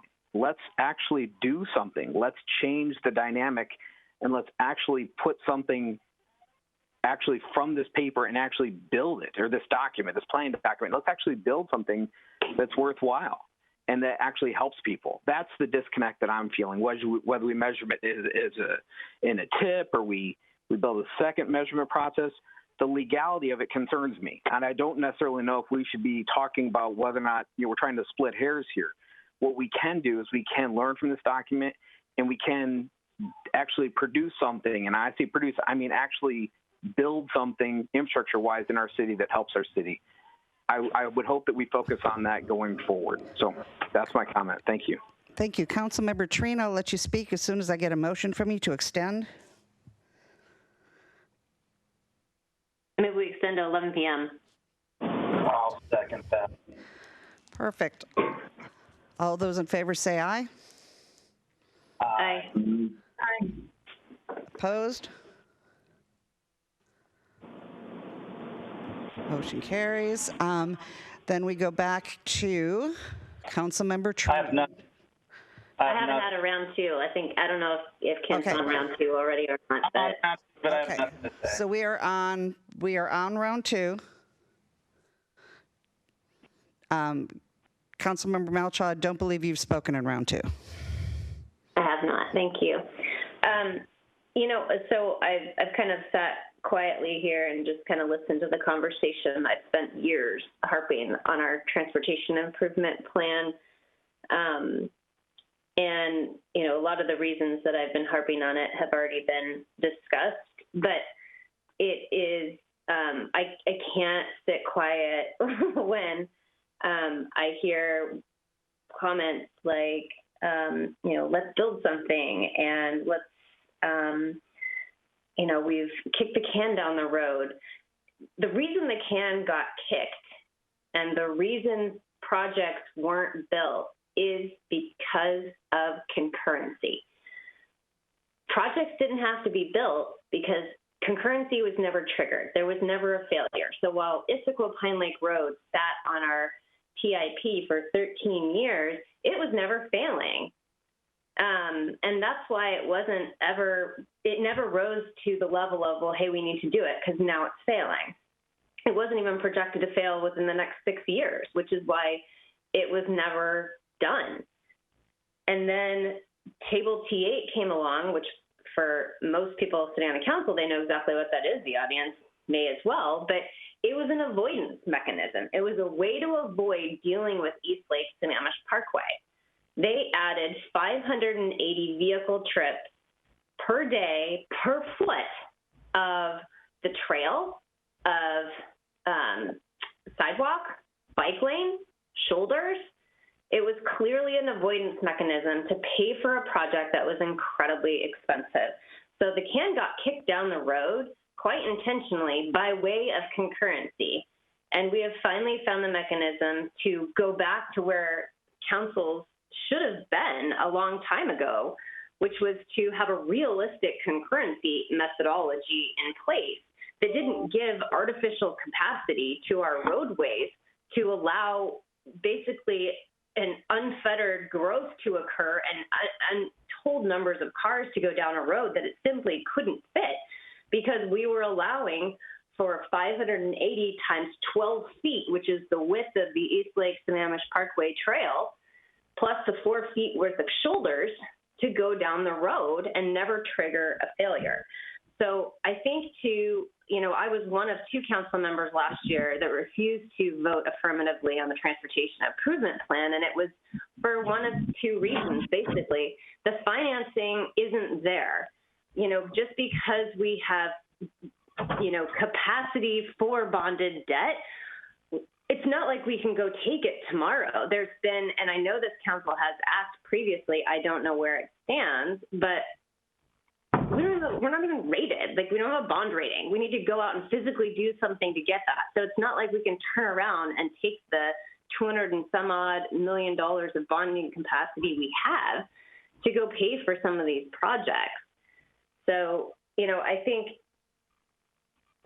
for me, and I know the goal obviously is to be compliant with the state, pass a transportation improvement plan. And for me, that looks like realistic projects that we can actually execute and we have identified funding sources for.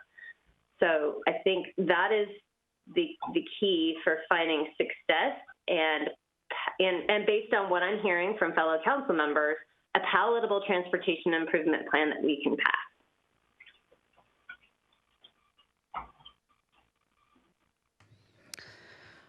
Councilmember Gamblin, have you spoken twice on this issue? Yes, I have. Okay. So do I have anybody else who needs to speak?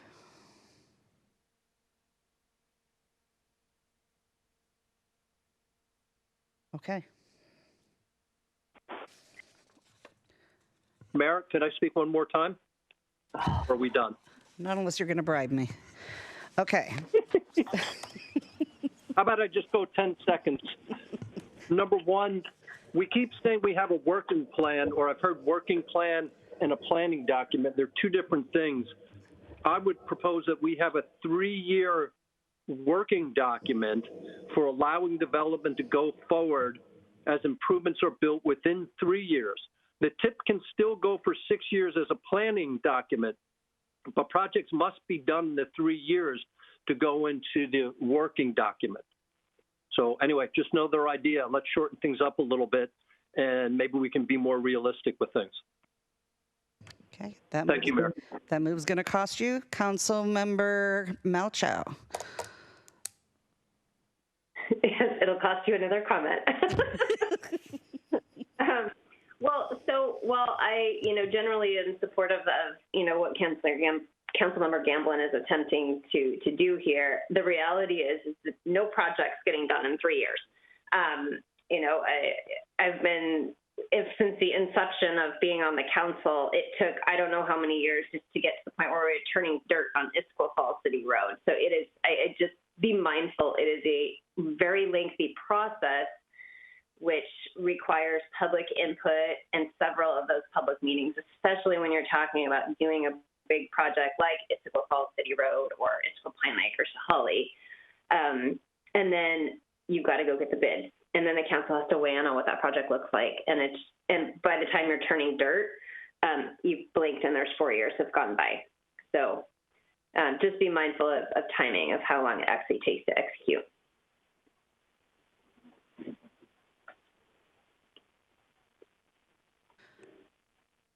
Thank you, Deputy Mayor.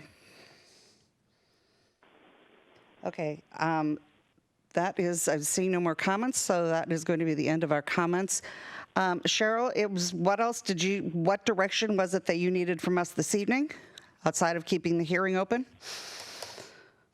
Well, just a couple of things. I just want to make sure that I provide the information that was seemed to receive the majority of the nods. One was to show which projects in the 6-year TIP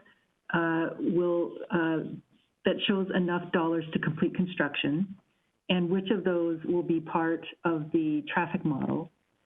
I heard the deputy mayor say, and Councilmember Stewart and maybe a few others, that wanted some more dollars than what is shown over the $750,000 for Sahalee. And it was something along the lines of having money on the Sahalee project to at least include safety improvements. So I do need some direction on that.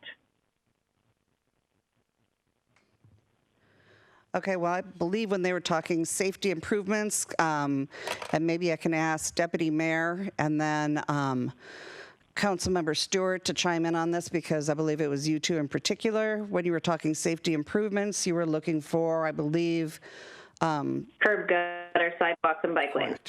Okay.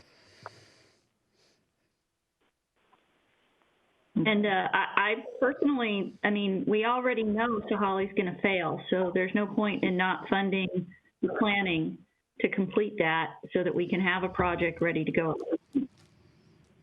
That is a good point that you raised. Once we meet the Growth Management Hearing Board's remand order and put the view of receipt, excuse me, back into the comprehensive plan, then you're correct. Sahalee will be a failing corridor again. So it's my assumption, and Lisa or Peter, you can correct me if I'm wrong, we will need to come back, and maybe we don't have to come back until next June or next July 1st to put the Sahalee project back on the TIP that will address that failure. But why would we wait? We already have to talk to you. But I do hear you. We probably would need to put some money in there to continue to work on the design of the project.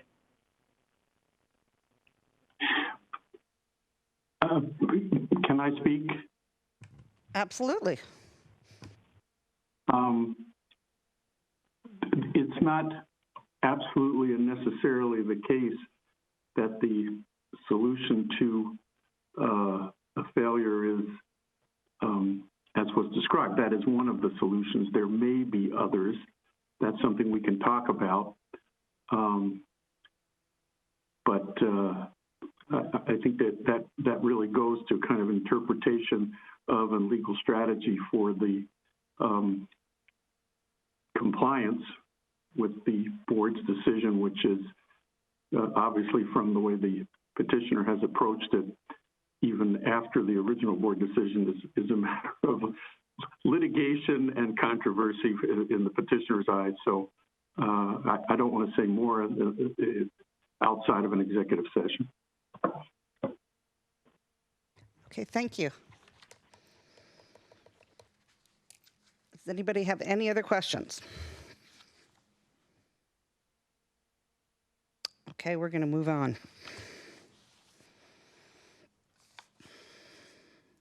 Okay, so the next thing that we have on the agenda, if I can read through all of my notes. The next thing that we have on the agenda is, I believe the next thing we have is the approval of the city council meeting schedule.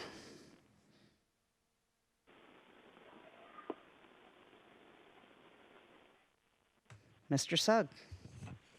Thank you, Madam Mayor, and good evening, Council. My name is Mike Sugg. I am the Senior Management Analyst here, and in front of you is, as the Mayor mentioned, a proposed update to the Council meeting schedule. As you all know, COVID-19 has caused some significant disruptions to our work plan for 2020, and in an attempt to catch up on this work plan and accommodate the upcoming budget discussions, staff are proposing that the Council's meeting schedule be modified as shown in your agenda bill this evening. The modifications include one new meeting on the 4th week of June. That's what was previously referenced during the public hearing discussion about potentially moving that TIP adoption back to June 23rd as opposed to June 16th, where it's currently located. The second modification is maintaining the currently scheduled study session in July, which was planned to be canceled due to COVID previously. And the third is adding 2 special meetings on the 1st and 3rd weeks of August, which is typically, of course, the council's recess in August. So staff are requesting council's feedback on this proposal, and if approved, we will go back and update the long-term calendar and begin scheduling some topics for these new meetings. With that said, I will turn it back over to the mayor. Okay, Council. So do we have any questions for Mr. Sugg?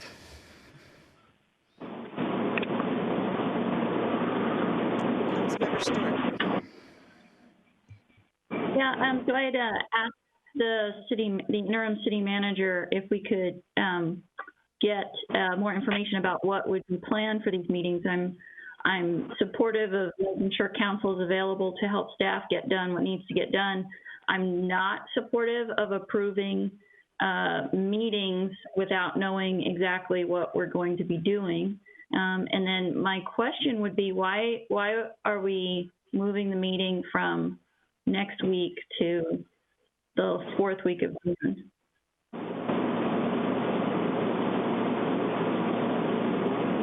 Mayor, members of council, and if you recall in our conversation earlier, Councilmember Stewart, the 9th, whereas it's scheduled for a work study session, we weren't sure we would be able to do that when we started planning some of our meetings.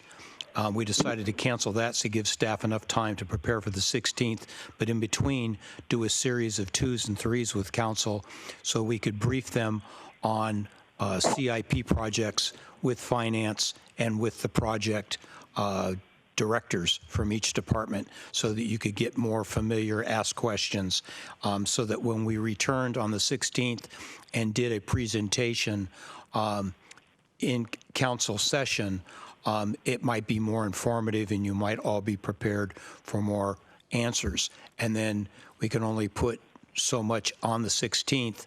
We weren't sure how much time it might take for council to debate the issues of the TIP and the cost of the TIP. And it was important, I thought, that the council have a little bit of a heads up, a little bit of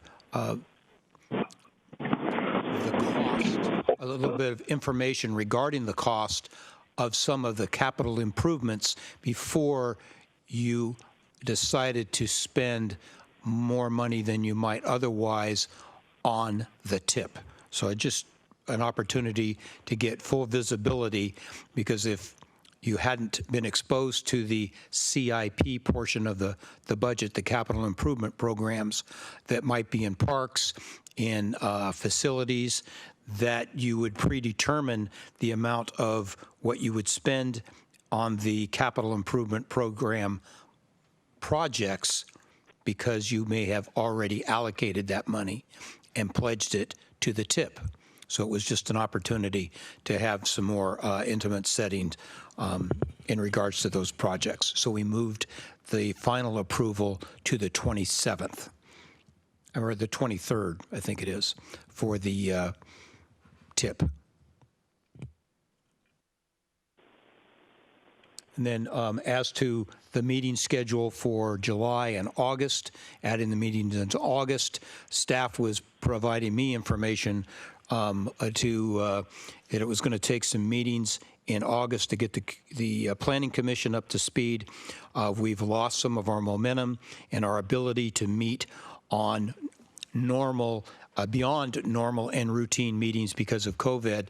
Now that we can start to do a catch-up, we're going to be working on the work plan for the council to schedule out the balance of topics for the balance of the year and bring those to the council so that you can make a decision on those things that might take priority.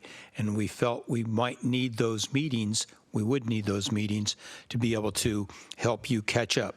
But that's a decision for the council to make. Thank you.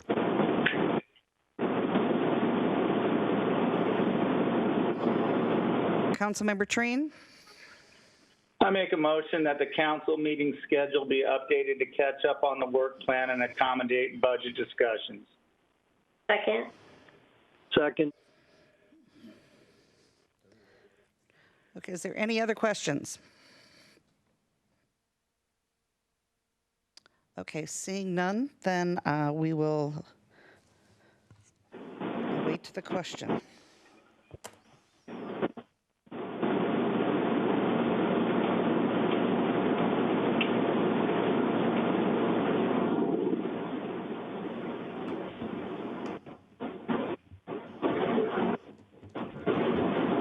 The motion on the floor is to approve the suggested changes to the council meeting schedule to allow for updates on the budget.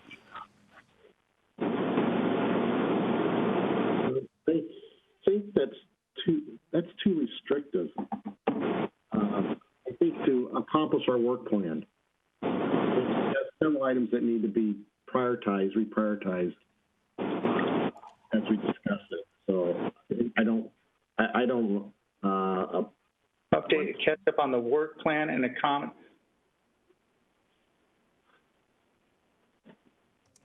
Hey, Melanie? Yes.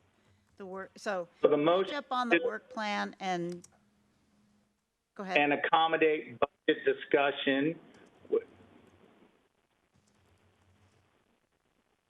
Yes. So as it's written there, the need from the council, I pretty much just made the motion, which is identical to the need from the council that's on our agenda. Okay. Thank you. I can revise this to show that. Okay.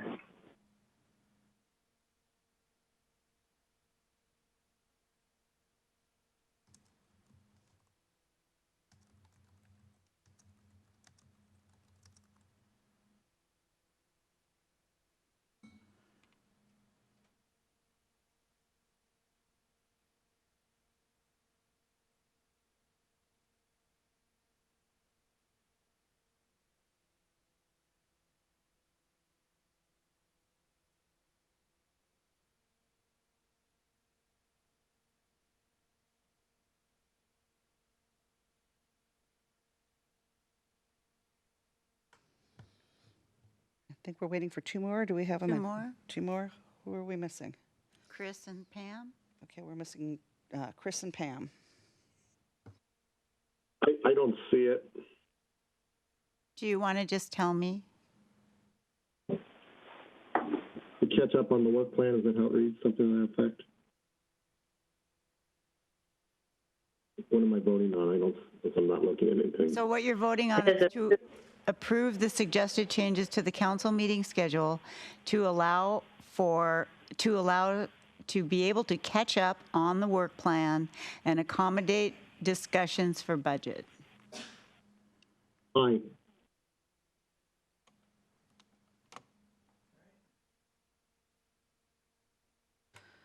Motion carries 7-0. I think it's our first 7-0 tonight. Yay. Excellent.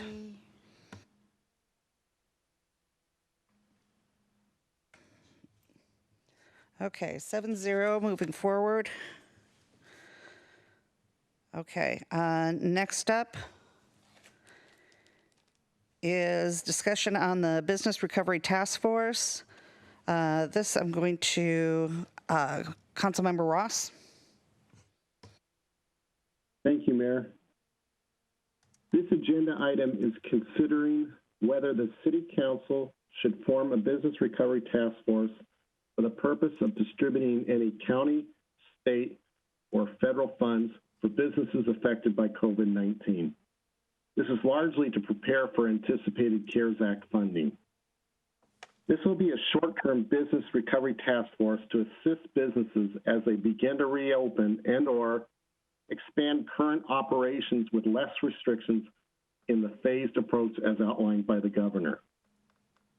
In addition to potential CARES Act or any other external government allocations, additional strategies may be deployed, such as policy support.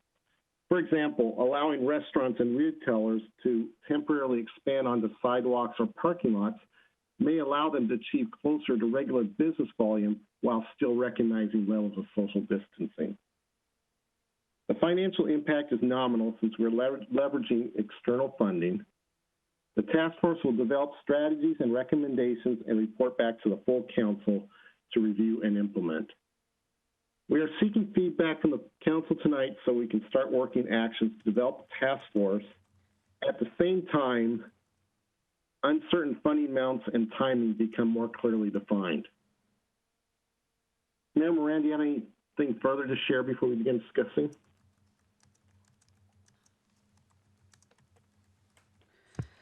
Not really. What we've been gathering is information from the different cities, and really now working with SCA is now working with the mayors on this particular topic of ideas and stuff to help the businesses for reopening and moving into this 1.5. And then into, I guess, the 2, and trying to get businesses back up and going, all different types of businesses, and trying to see the best utilization of, how to best use the dollar, because sometimes you can, from, taking, if you need to have food for the food bank, of making sure you buy it at Trader Joe's and take it to the food bank. Therefore, you're helping your own market at the same time as helping the food bank. So just those sorts of strategies, and working with, do you need to help with arranging for rentals? Do we have rentals at the city that we can help with, businesses that may need chairs because they don't have the chairs to move out their tables and chairs for customers. So it's just that sort of thing of figuring out what it is they need. Some are having, and walking around and talking to the different business owners. Some are having some luck with working with landlords. Some are really not. So it's really, you're going to have to get them to the table and find out from them.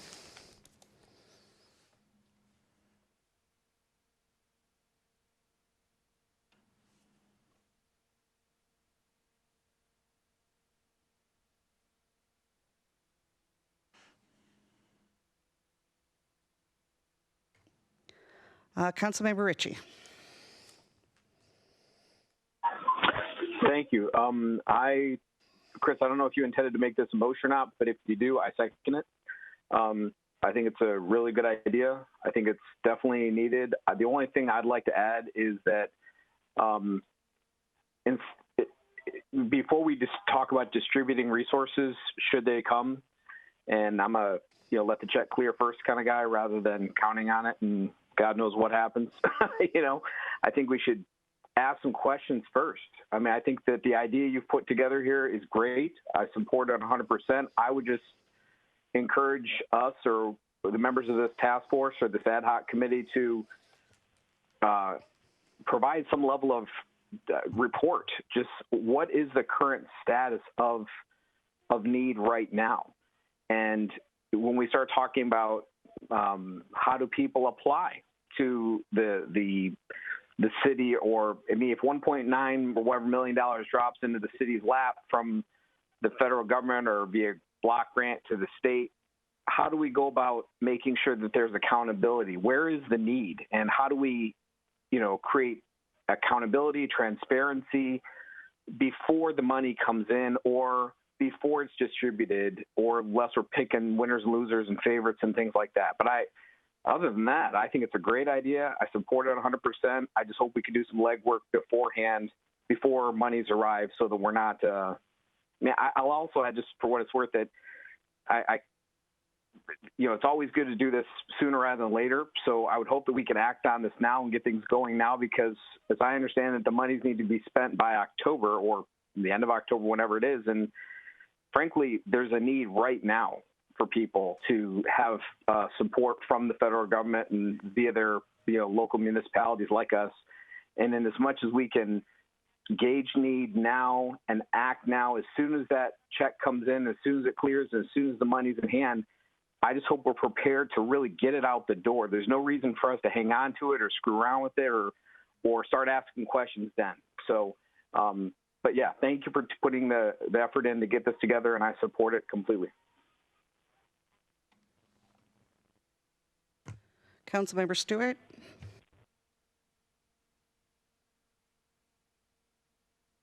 Oops, there we go. Before I start talking to myself, I concur. I support that we need to do this. My concern would be timing and understanding how quickly we think that we can pull something together versus is there a structure somewhere else already in place that has the sort of the infrastructure to handle applications, to assess criteria that we could just plug into.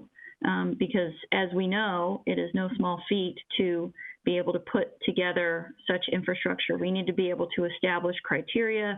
We need to be able to have a process by which people can apply. We have to know what we'll do if we do have to assess things and we have more requests than we have dollars. How will we make those decisions? How will we report on that? How will we have transparency and accountability, especially if we're talking about CARES dollars? We're talking about a couple $1 million here. It's a lot of money, and all of that's going to be quite important. So I support the idea of doing this. I'm concerned that we don't have the time to get all of that in place. And so I know that there are some existing infrastructures around the east side, and are there any that we could join so that we can adopt that infrastructure and just be part of that? I know many of the cities have already set this up, and what they're using is the guidelines that have come through the small business associations. And so they've worked from those. That is what's been used through for the Seattle Chamber, which is also working with the chambers for fundings of monies. So it would be using that degree, and then also working with the different cities. They don't know the names of the businesses that come in, because as the applications come in, they get numbers, which I think is a smart move, because you probably don't want to know the names of the businesses, because that's probably not a good idea. So it's that sort of thing.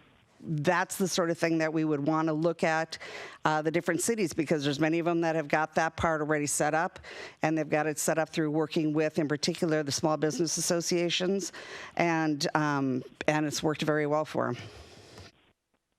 So again, I support the idea. I mean, I certainly think we need to have this, as well as making sure that our Human Services Commission is prepared for the other part of this, right, which is helping residents directly. But I guess I like the idea. I feel like we need something more concrete, and we need a set of steps and an action plan, because we kind of needed to have this in place yesterday. So how can we turn this from an idea, and we're thinking about it, into a concrete set of steps of here are the go-dos and here are the people assigned to those go-dos, so that we can come back at our next 2 meetings in June and actually have something in place.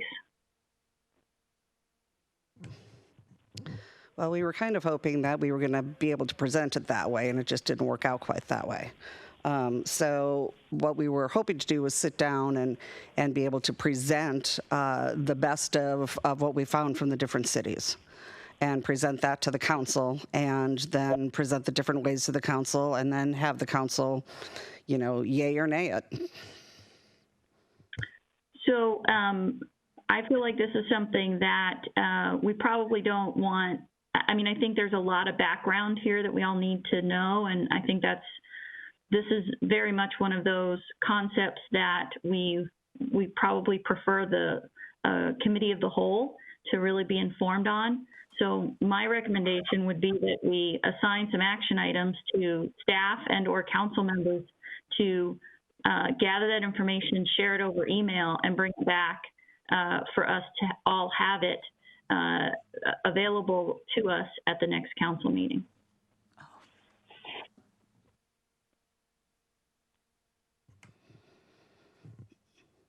Okay, Councilmember, did you have any other comments or questions? No, that's all. Thank you, Mayor. Deputy Mayor? Thanks. First, thank you to Mayor Moran and Councilmember Ross for kind of spearheading this in the first place. As I had stated in my email, I think the reason that I wanted to bring this up sooner than later was just that, and it's as Councilmember Ross kind of teed this up, it's the if scenario, if funding becomes available to put forth towards small businesses. I think we're having this conversation so that we can be more nimble should that county money become available, to at least inject something into the conversation here relative to how we would execute those dollars. First of all, the county in its discussions, and I don't think they've netted out on this yet, had parameters as to, who could qualify for money. So, we'll have some parameters already in place. I like Councilmember Stewart's idea about sharing resources if we can. If we can't, the COVID dollars that we can get reimbursed to us through the CARES Act funding would probably qualify for someone to administer this for us, or if there is city staff that, through this COVID-19 issue is maybe not as busy in their role as they might otherwise, it may be somewhere that they can pick up, and that portion of their salary would also be qualified under those CARES Act dollars. So there are ways that we can, work this. I think, the idea is that we're positioning ourselves now so that we're not having this conversation potentially in 2 weeks if, a week from now, there's money available, but we haven't even started this conversation yet.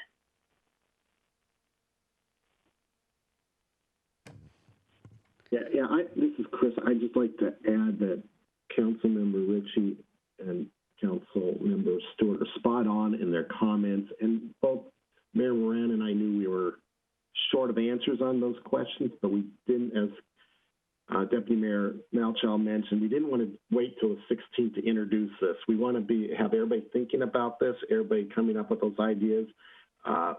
Mayor Moran has been aggressively working with key leaders, including Council Member Kathy Lambert from the county, to help define the funding sources and the process for that, as well as engaging with cities. So all that work, and I think the suggestions from Richie she and Stuart are excellent and something that we'll definitely pursue and bring back information to the council.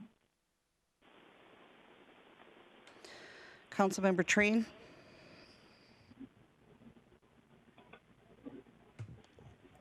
First, thank you for being proactive on this issue.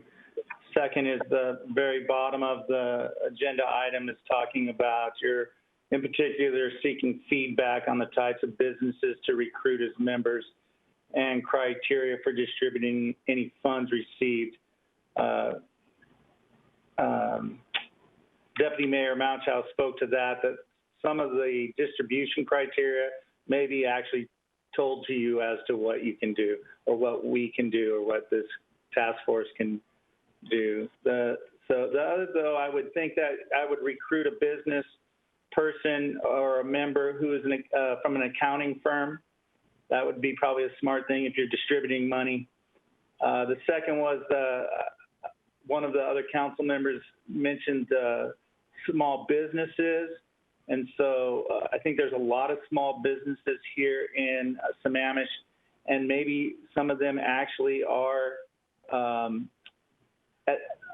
do very well at some of the processes that need to happen, that's actually what their business does. So how to fill out applications or grant writers, that kind of thing. So if we could find those types of business owners and recruit them to be on this task force, I think you guys have something that could be pretty proactive and special. Thanks. Councilmember Gamblin? Yeah, thanks, Mayor. So Mayor Moran and Councilmember Ross, thank you so much for getting in front of this. I just would like to, I think it's an excellent idea. I'd like to maybe suggest that since our next meeting is a little ways off, you can, through email or whatever way you want, update the council and the interim city manager as this moves along, so that when we get to the point of our next meeting, we actually have gone through the process a little bit and we have a fully fleshed out idea rather than just kind of dumping on us during the next meeting to go through it. So any interim updates on this and work on it would be helpful so that we can move it along a little quicker.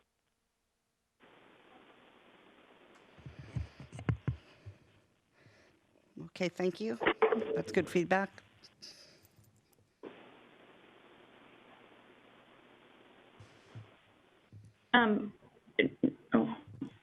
Sorry. Councilmember Stewart?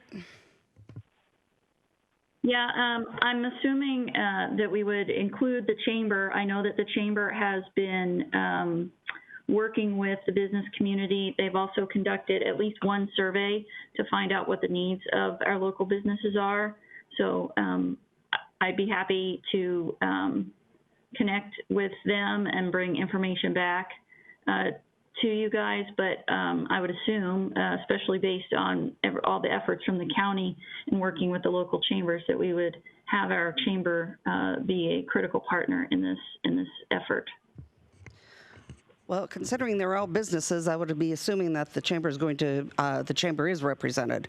And plus the fact that when the notice goes out, it will go out to anybody who owns a business, which I would assume would be at the chamber. So,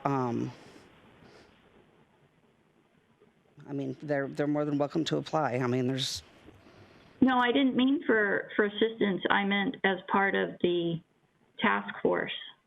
That's what I'm saying is they're more than welcome to apply. I mean, they're business owners.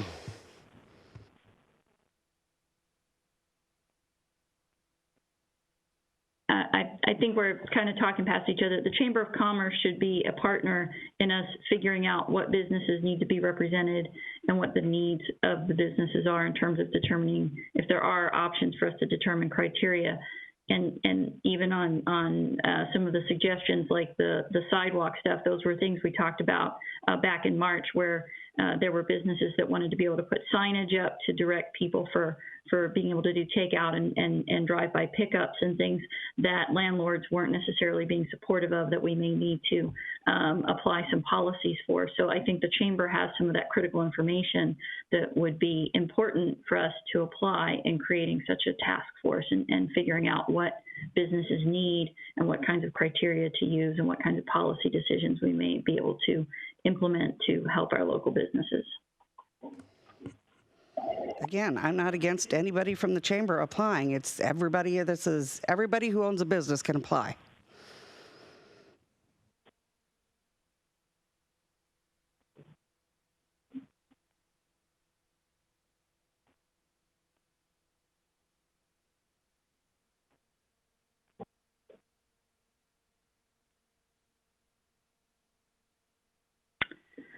So I guess my question is what, I'm sorry, Councilmember Treen, were you talking to me in the comments? Councilmember Treen?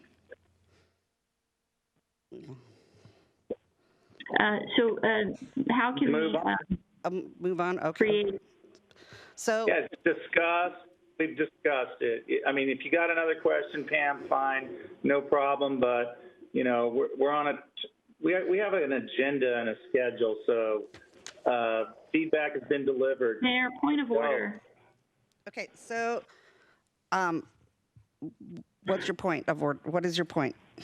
My point is that Councilmember Treen is not the facilitator of our meeting. You are, Madam Mayor, and it is not his place to tell me to move on. Well, I called on him to speak, so he was speaking that he wanted to move on. So I did actually call on him. Okay, so here's the deal.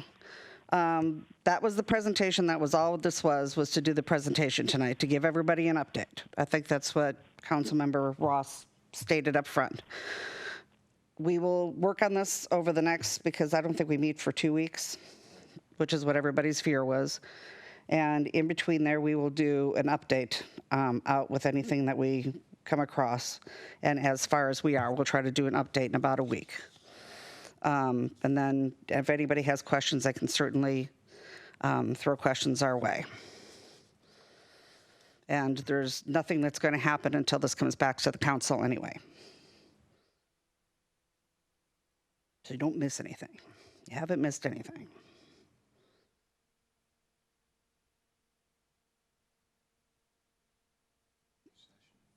Okay, now we have one more thing because Pam added our last item.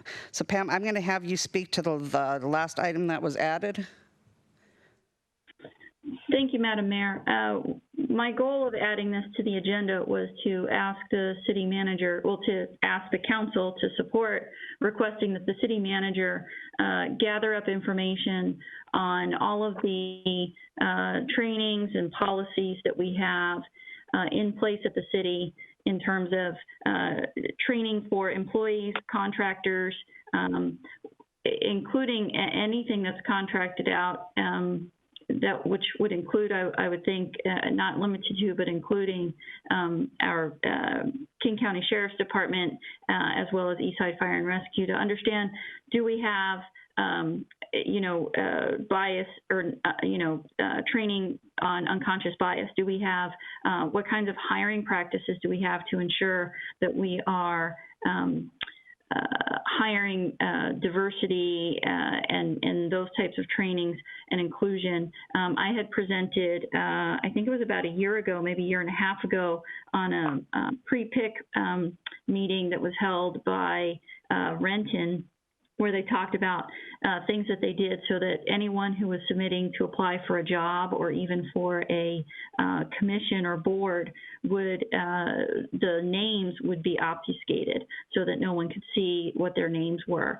And that they found that in doing that with applications, that their number of people that were brought in for interviews and the number of people hired that fell into a more diverse category went up. I think it was something on the order of 40 or 50%.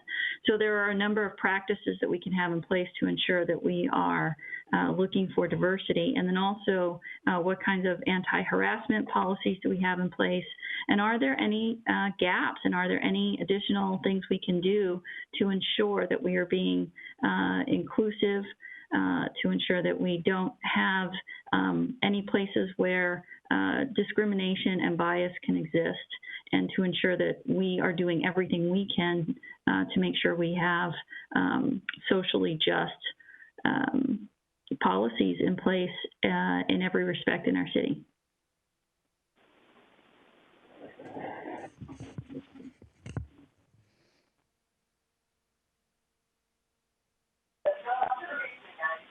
So I'll go ahead, I'll just make a motion and then we can discuss it. So I move that we as a council direct the city manager to go and assess all of the training and processes and policies that we have in place at the city, and to come back to us with that list and any potential recommendations he may have where we can improve upon those policies and processes. Relative to diversity, inclusion, and equity. Correct. Second.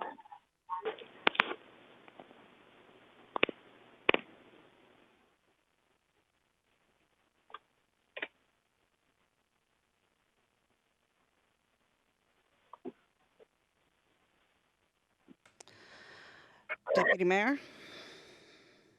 Thank you. I'd like to ask our interim city manager, considering digging up all this stuff, what kind of time frame are we looking at that you're comfortable with, considering everything else that is currently on your plate? I want to make sure that everyone has a realistic expectation of a timeline, and that it may or may not come back by our next meeting. So if you, and maybe you can't even answer that question right now, because that may involve asking other staff members who can't be present this evening what kind of time frame you'd need. Thank you, Mayor, members of council. Deputy Mayor, I appreciate that consideration. How about if we identify this perhaps with some of the work plan issues that the staff has that we bring back on the 16th, so that we can figure out some of the priorities. I'm not sure if it's something, it's easy to come back and probably identify for the council what our policies are, but to get into the other issues of determining whether there is hiring biases and promotional bias, other opportunities for harassment training beyond which the staff may have trainings here, and where they might be available is going to take additional work. And I can't answer that right now.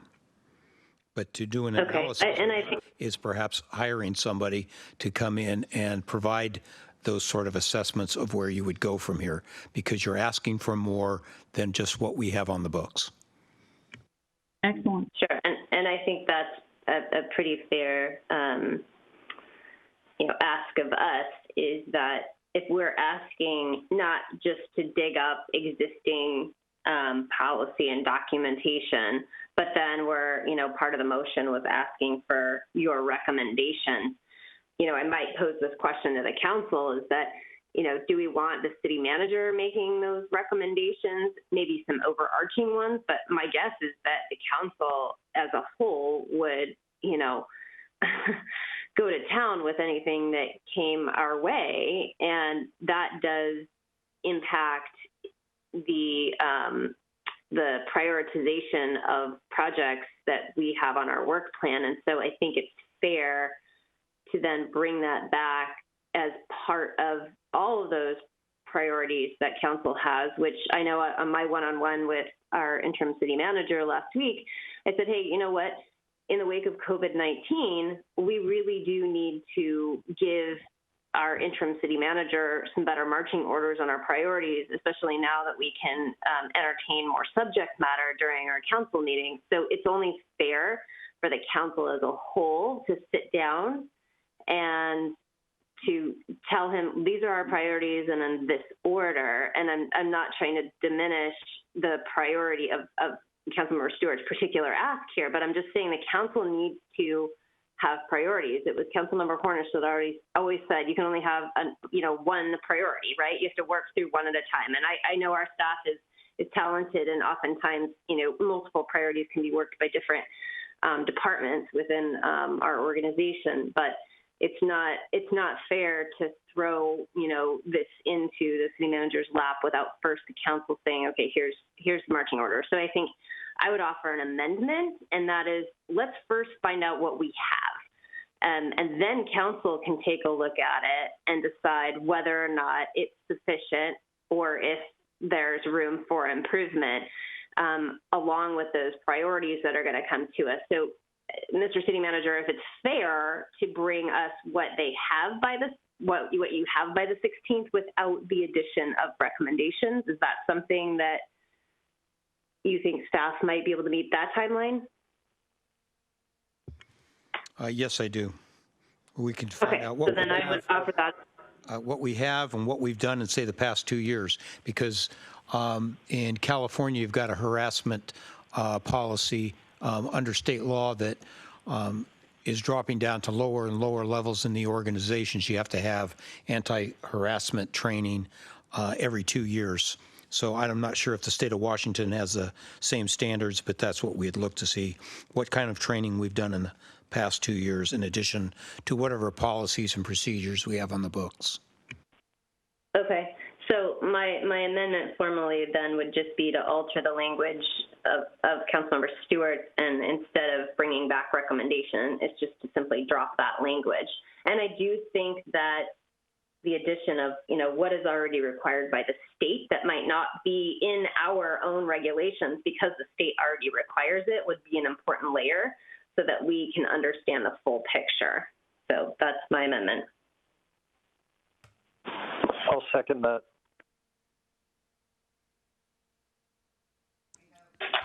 So we have a amendment on the floor, and we have a first and a second. Questions to those, and I'm going to go, I'm tired, but I'm thinking, Jason, that you are on this queue, so I'm going to start with you. If not, just tell me. Councilmember Ritchie? I don't know if I'm next or not, but I guess there's two things I wanted to ask. One, can Melanie read back the original motion that I kind of added on to there out of order? I don't think it was, I'll just say this out loud before as she's finding it, if she can. It was not my intent in seconding it to create a whole litany of, like a whole huge project. It essentially was to gather what we have and report back. That's what I thought we were doing, but if the amendment solves that or clarifies that, I'm in. Third, you count me into that. I support that. But I'd also add that, and I don't like to bring in what I do for my day job into this. There are outside resources that I've utilized that are, that can come in and essentially, vendors that can come in and service contractors that can evaluate these things from a third-party perspective and to see where we are and provide a report. And I think that might be a viable solution depending upon what comes back from the amendment in terms of the amendment focusing on what we have. But just to know that if we focus on that amendment, and I support the amendment, that there may be something we can do off of that doesn't necessarily add to the staff's workload or the city manager's workload, in as much as we can have a vendor come in and help us, bring in the state of Washington's directives and figure out where we are and what we could do and make some suggestions and work off of that. I've done that before, and it's definitely pretty helpful. So cool. Thank you. Okay, then Councilmember Stewart. Oh, back up. So I would just. Can we back up for a second? Because I think Councilmember Ritchie, didn't you want Melanie to read that to you? I did, if she's available. I mean, yes, I did, just because I kind of thought that we were doing it anyway. But if she's got it, cool. If it was confusing and the mayor or the deputy mayor's amendment clarifies it, right on. But either way, yes. Okay, so I'll go ahead and read what I put down as the original motion, which is basically that language that Councilmember Stewart had emailed to me earlier. So the motion, the original motion, was direct the interim city manager to assess all of the training and processes that the city has regarding dealing with bias, improving diversity in hiring, and other training and community programs to improve diversity and inclusion in staff, commissions, boards, and other contractors, etc., thus improving social justice. He will come back to council at a later date with this list. And then council member or Deputy Mayor Malchow amended the motion. And what you said first, Christy, was amend the motion to ask the city manager to bring back a list of the policies and procedures the city currently has in place.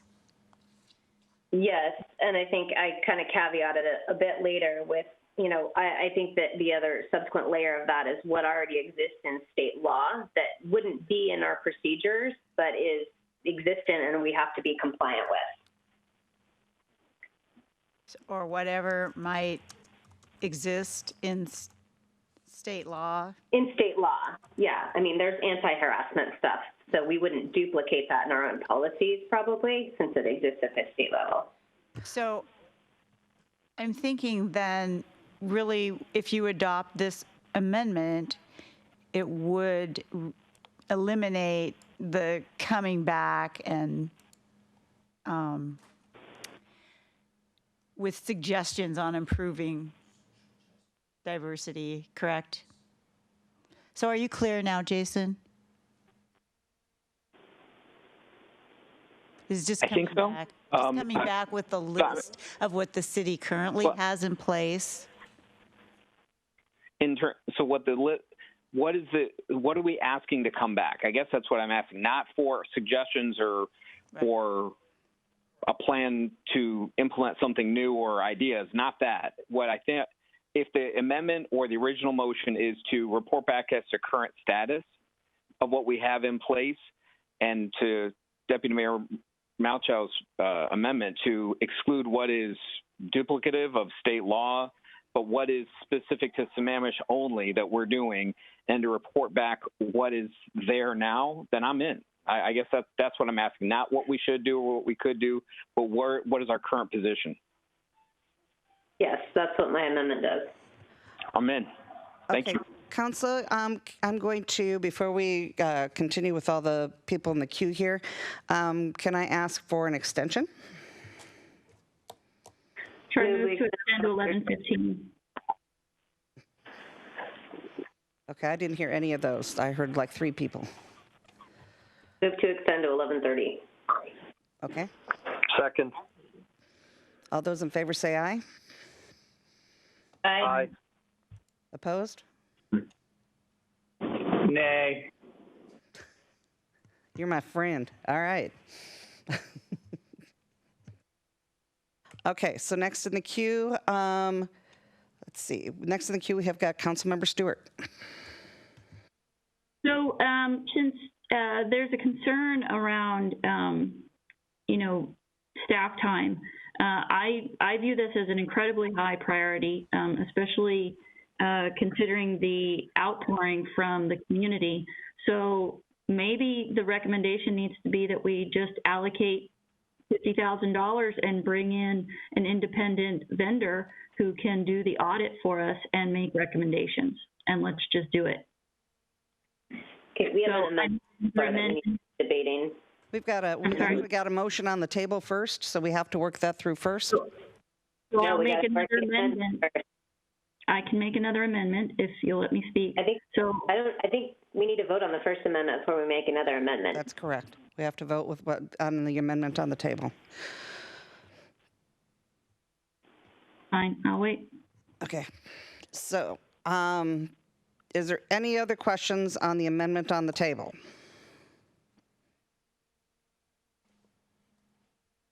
Okay. Hearing none. Melanie's gonna put out the vote for the amendment on the table.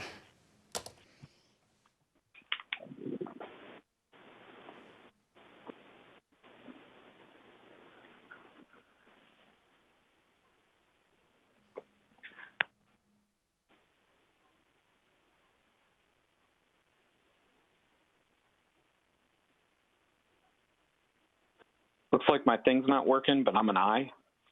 This is Jason. Thank you.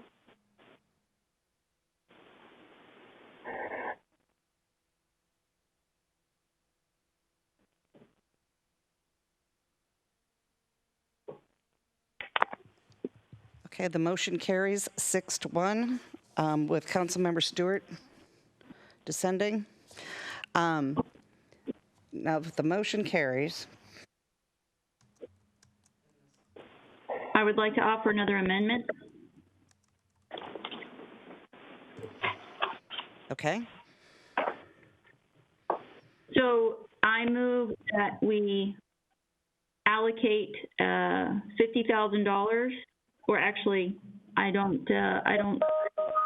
move that we hire a vendor to come in and do the assessment and make a list of recommendations for the city, including practices that extend beyond our staff, but include all of our contracting agencies, as well as our processes for selecting boards and commissions.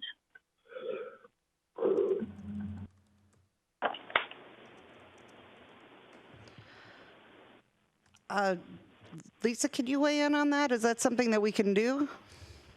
We need a second first. Oh, okay. We don't have a second. Okay, we don't have a second. So a traffic audit is more important than our. We're not deliberating the traffic model anymore. Councilmember Stewart, that was not the vote. You are reading into what people are thinking, and that's not okay. That was not what the vote was. Okay, so.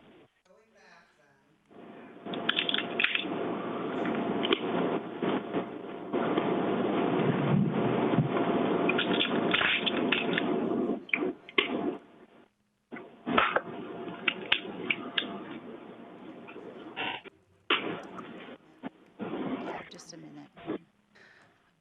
Okay, so Melanie will be sending out the original motion as amended. Which is essentially the amendment. Yes, pretty much so. This gets tricky.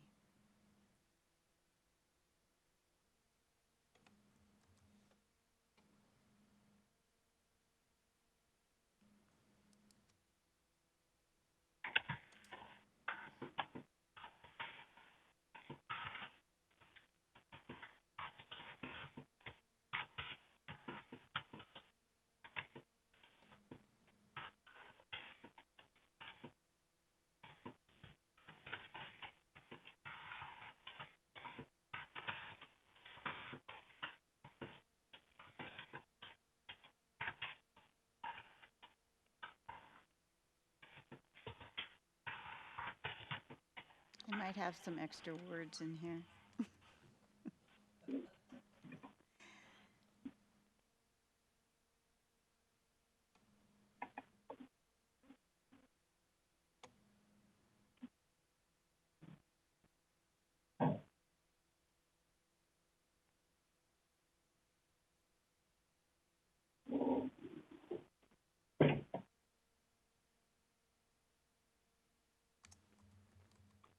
All right. So now the motion has been amended to direct the city manager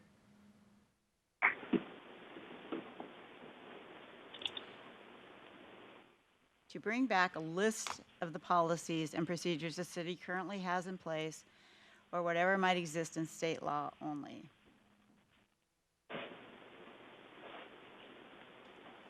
That whatever exists in state law only?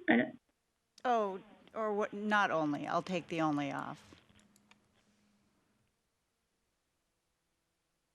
Do you want us to vote on what you just sent, or are you going to resend it?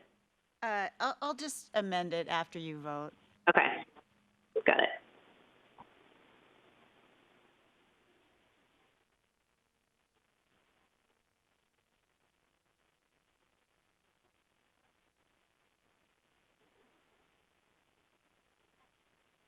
So I'm confused. I'm sorry. I'm confused at the wording. So you had already amended the motion by taking out recommendations. But then at the end, you also state that it was amended to bring back a list of policies and procedures. But isn't that what we have in the beginning? That's why I said the main motion is basically the amendment. Yes, the main. But the motion is to assess all the training and processes, not just processes and procedures, right? It's all the training and all the processes.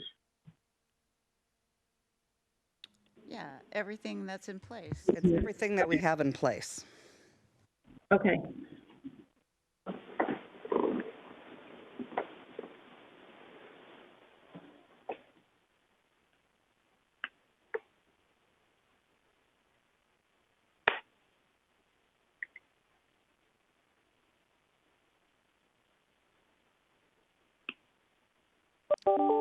Jason, did you get the vote? It's not coming through, but I'm an aye. Okay, then that would make our second vote tonight for 7-0. Excellent. You guys, we are done with new business. Okay, so we are on to council reports and city manager report. I am going to go down my list here and see if who's got a thank you, and see who has got council or who's got a council report. Deputy Mayor. No report. Councilmember Gamblin. No council report. Councilmember Ritchie.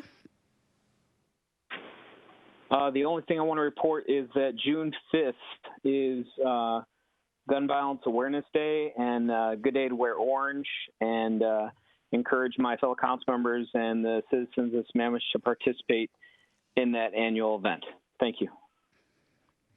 Thank you, and we will be picking that one up, and I'm sorry that we didn't get to all of those today. Councilmember Ross. Nothing to report today, thank you. Councilmember Stewart. Nothing to report, no. Councilmember Tree. No report.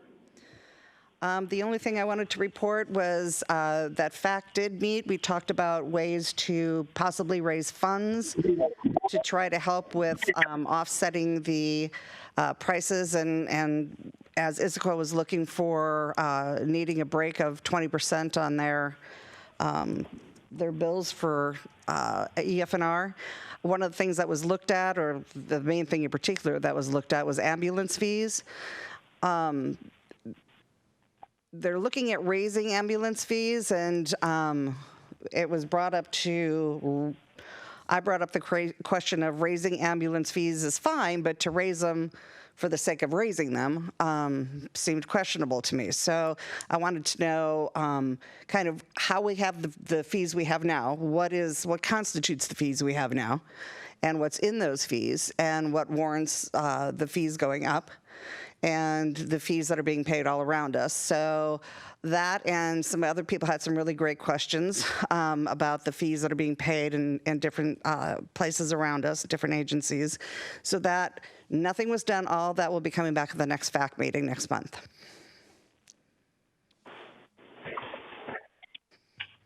And that was my report. Now on to our interim city manager. No report this evening, thank you. Mr. City Manager, I have a question, if I may. It's all yours. So at the last meeting, you said that you would come back to council with further direction after the kickoff meeting on May 20 on our plan. Is that something that we are going to get an update on? Could you please clarify what plan? Oh, sorry. Oh, come on, it's 11 o'clock at night. Can't you read my mind? Sorry about that. The plan that you were putting together, you were having a kickoff meeting for the plan for us updating our V over C into the comp plan. So you were meeting with Peter Eglick, the city attorney, and Burke Consulting Team. I think we're going to talk about that a little bit in executive session, but I don't have any update for the body right now. Okay. Okay, it is, do you think, 20 minutes, I'm being told, is not going to be enough for executive session. So before we go in, I'm going to ask that we extend so I don't have to come out. How much time do you think we need?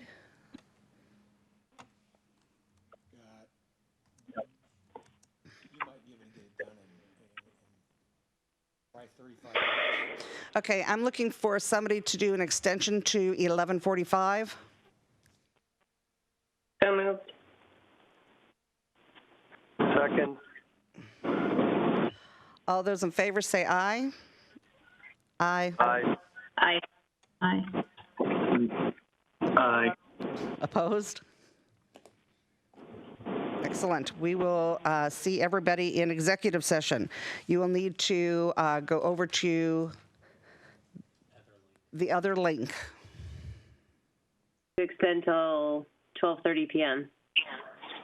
That would be AM. AM. Second. Please. I'm tired. Okay, so we have a first and a second. 12:30 p.m. We don't have to come back out and extend again. It's true.